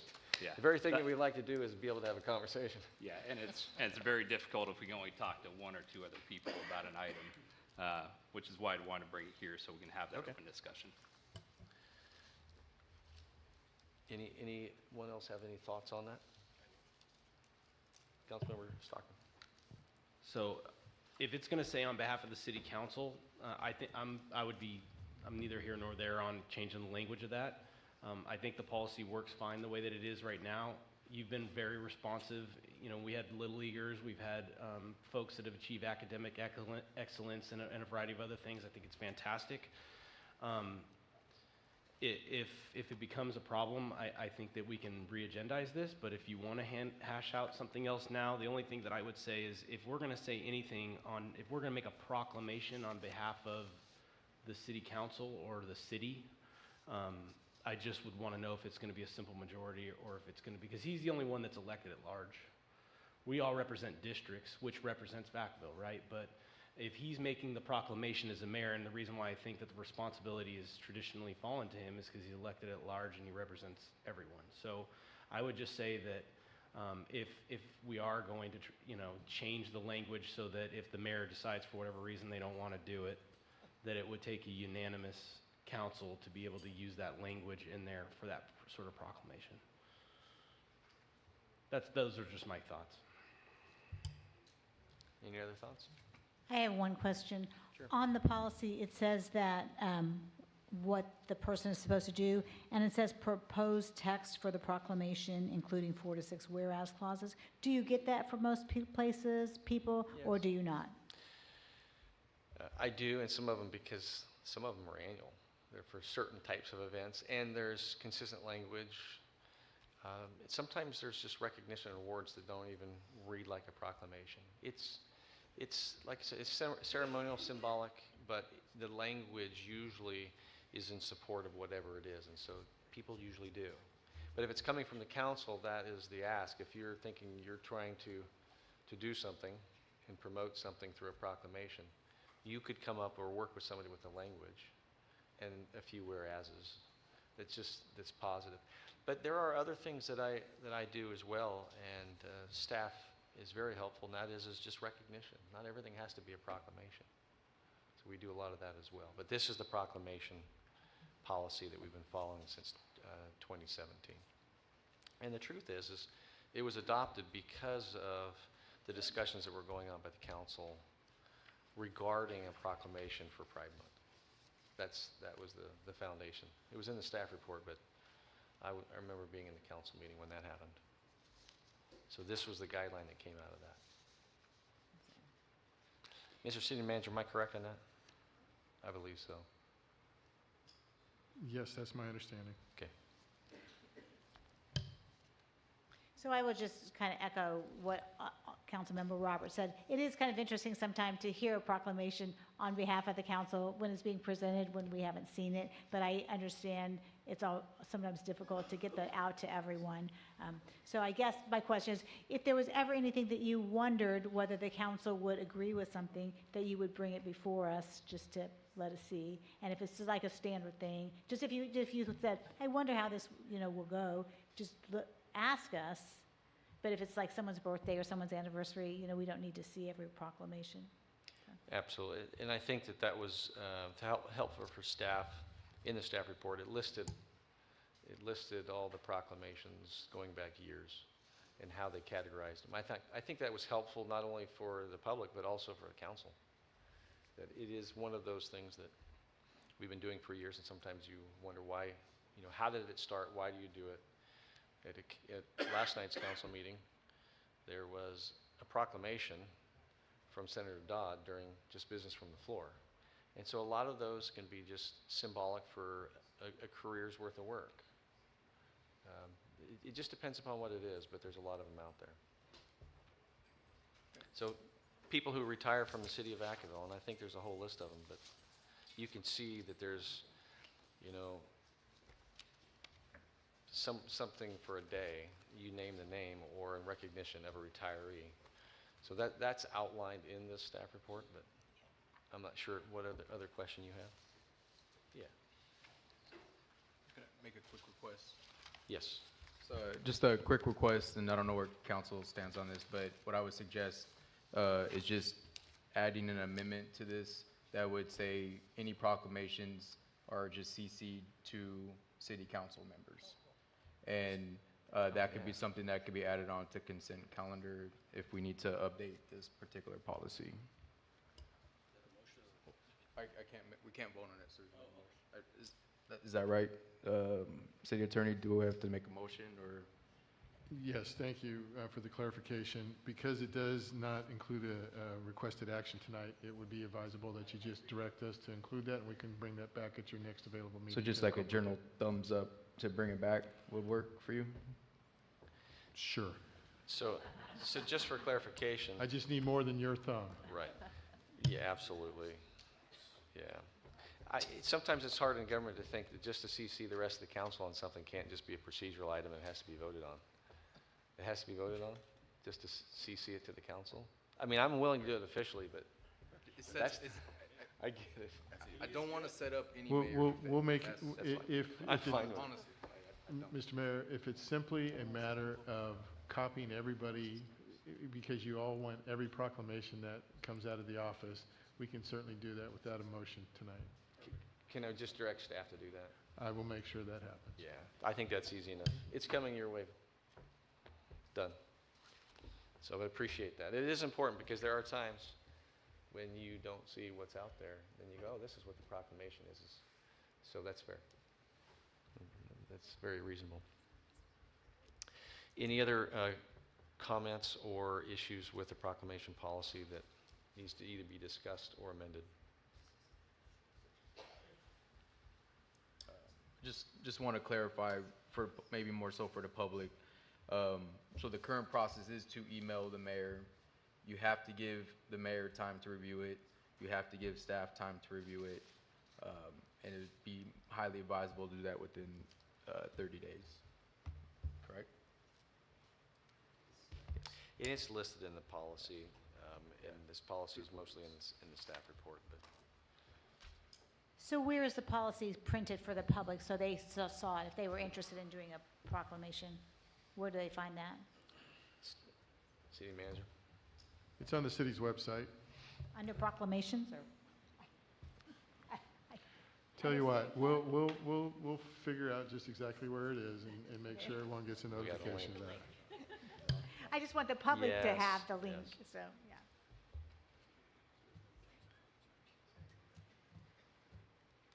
Any other thoughts? The night is young.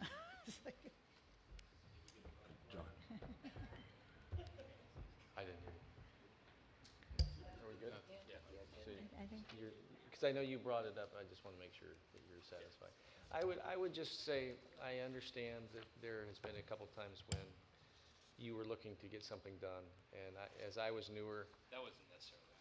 Well, I know, I'm just saying, part of the things is streamlining the processes, and, I assure you I'll be very responsive in that. I may have assumed that you would have brought that, and then I left it on you, but we didn't communicate on that, because other than the Brown Act meeting, sometimes we just have to call each other. Yes, we have a comment? Councilmember Ritchie? Quick comment. When it comes to the proclamation, I've only done one. And to John's defense, I gave him probably 72 hours. And I had no idea what he put on there. I just briefly said, please do this for this event, honoring a group of women. I drove to the golf resort. I pulled out the envelope, and it was perfect. So I do feel that we all work together, and this is a very healthy debate tonight. But whatever amendments, at this point I'm so tired, I know you guys are talking about, but I do have faith that he will do the right thing if we give him the time. I didn't give him the time, he still did the right thing. So I need to make sure, I don't feel like we're picking on him. 30 days, I literally gave him 3 days. And I was very, very proud to be able to do the proclamation and had the faith that he was to do the right thing, and it did.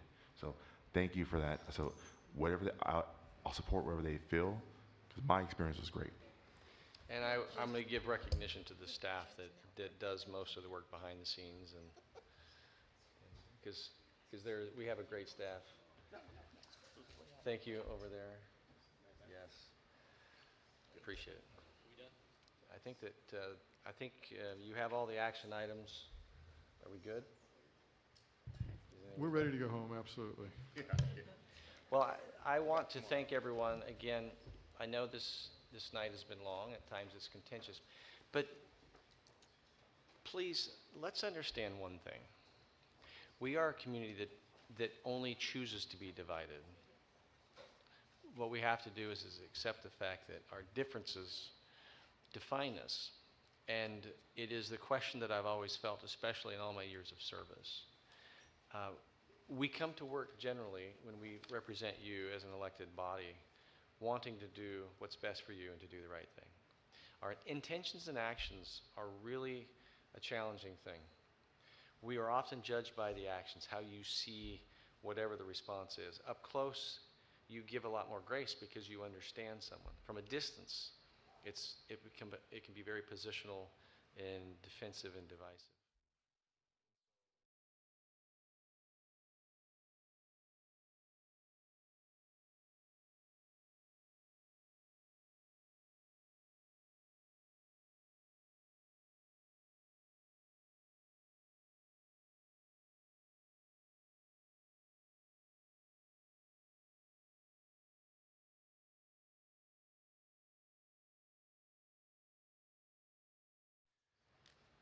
inclusion doesn't mean I have to agree. None of us have to agree with each other, or you us. The ask is just to respect and have civil discourse. That's what we've lost. And to say, how can we help the person who says they don't feel safe because a flag doesn't fly? That's wrong. I would rather that a flag doesn't have to fly, or something that says, I don't. And the symbolism is good for somebody, but not everybody it says they're going to want this. So how do we as a governing body represent everyone? And so I appreciate the concerns that come from the council. So procedurally, it sometimes looks like a yes is a yes for and a no is against. So you're either for us or you're against us. And that's just not the truth. It's in the nuances of the decisions, in the details. And we want to be judged on those, and yet we don't often do that.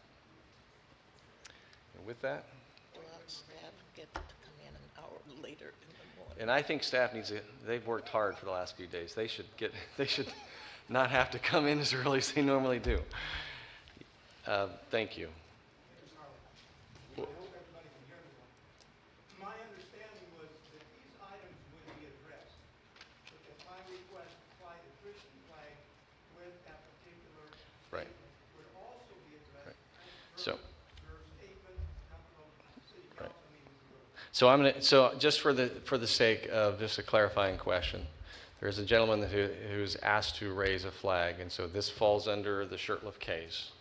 And just so in closing, so that you get your answer, the council decided to remove the public forum aspect of it, which removes your right to have the flag flown. The council wasn't unanimous, but the council adopted a government speech. And from here forward, then that is the decision. I believe I had mentioned to you that while this is under review, that everything is on hold because we have a legal decision to make, and that's what's being made today. So, But the language says no religious flags, the separation of church and state. So that trumps not having public speak. That's That's true. the reason why it won't be flown, because it's a religious flag. that's right. So hold on a second. Hold on a Mr. Mayor, second. We're having a discussion. Mr. Mayor, I know. I'd suggest we So I'm going to shut end this this, down. but and what I we want to can do, talk. just for clarification, so there's no more conversation from the floor. I appreciate we can talk afterwards. But for clarification, just so you know, one final comment. The separation of church and state, the Establishment Clause, was not to say that government is to exclude religious. That's why I read that statement, is it doesn't create a second-class group. They were saying it's equal. But if it becomes government speech, then it precludes it from being a religious flag. And that is in our policy moving forward. Endorsing a sole religion. That's right. So prior to this, the ask was there. Mr. City Manager?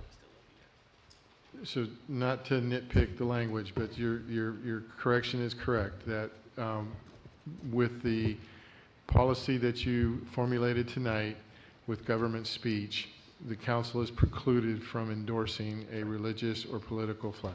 That's right. Just so it's clear, because that's a question, so. Solely. Solely.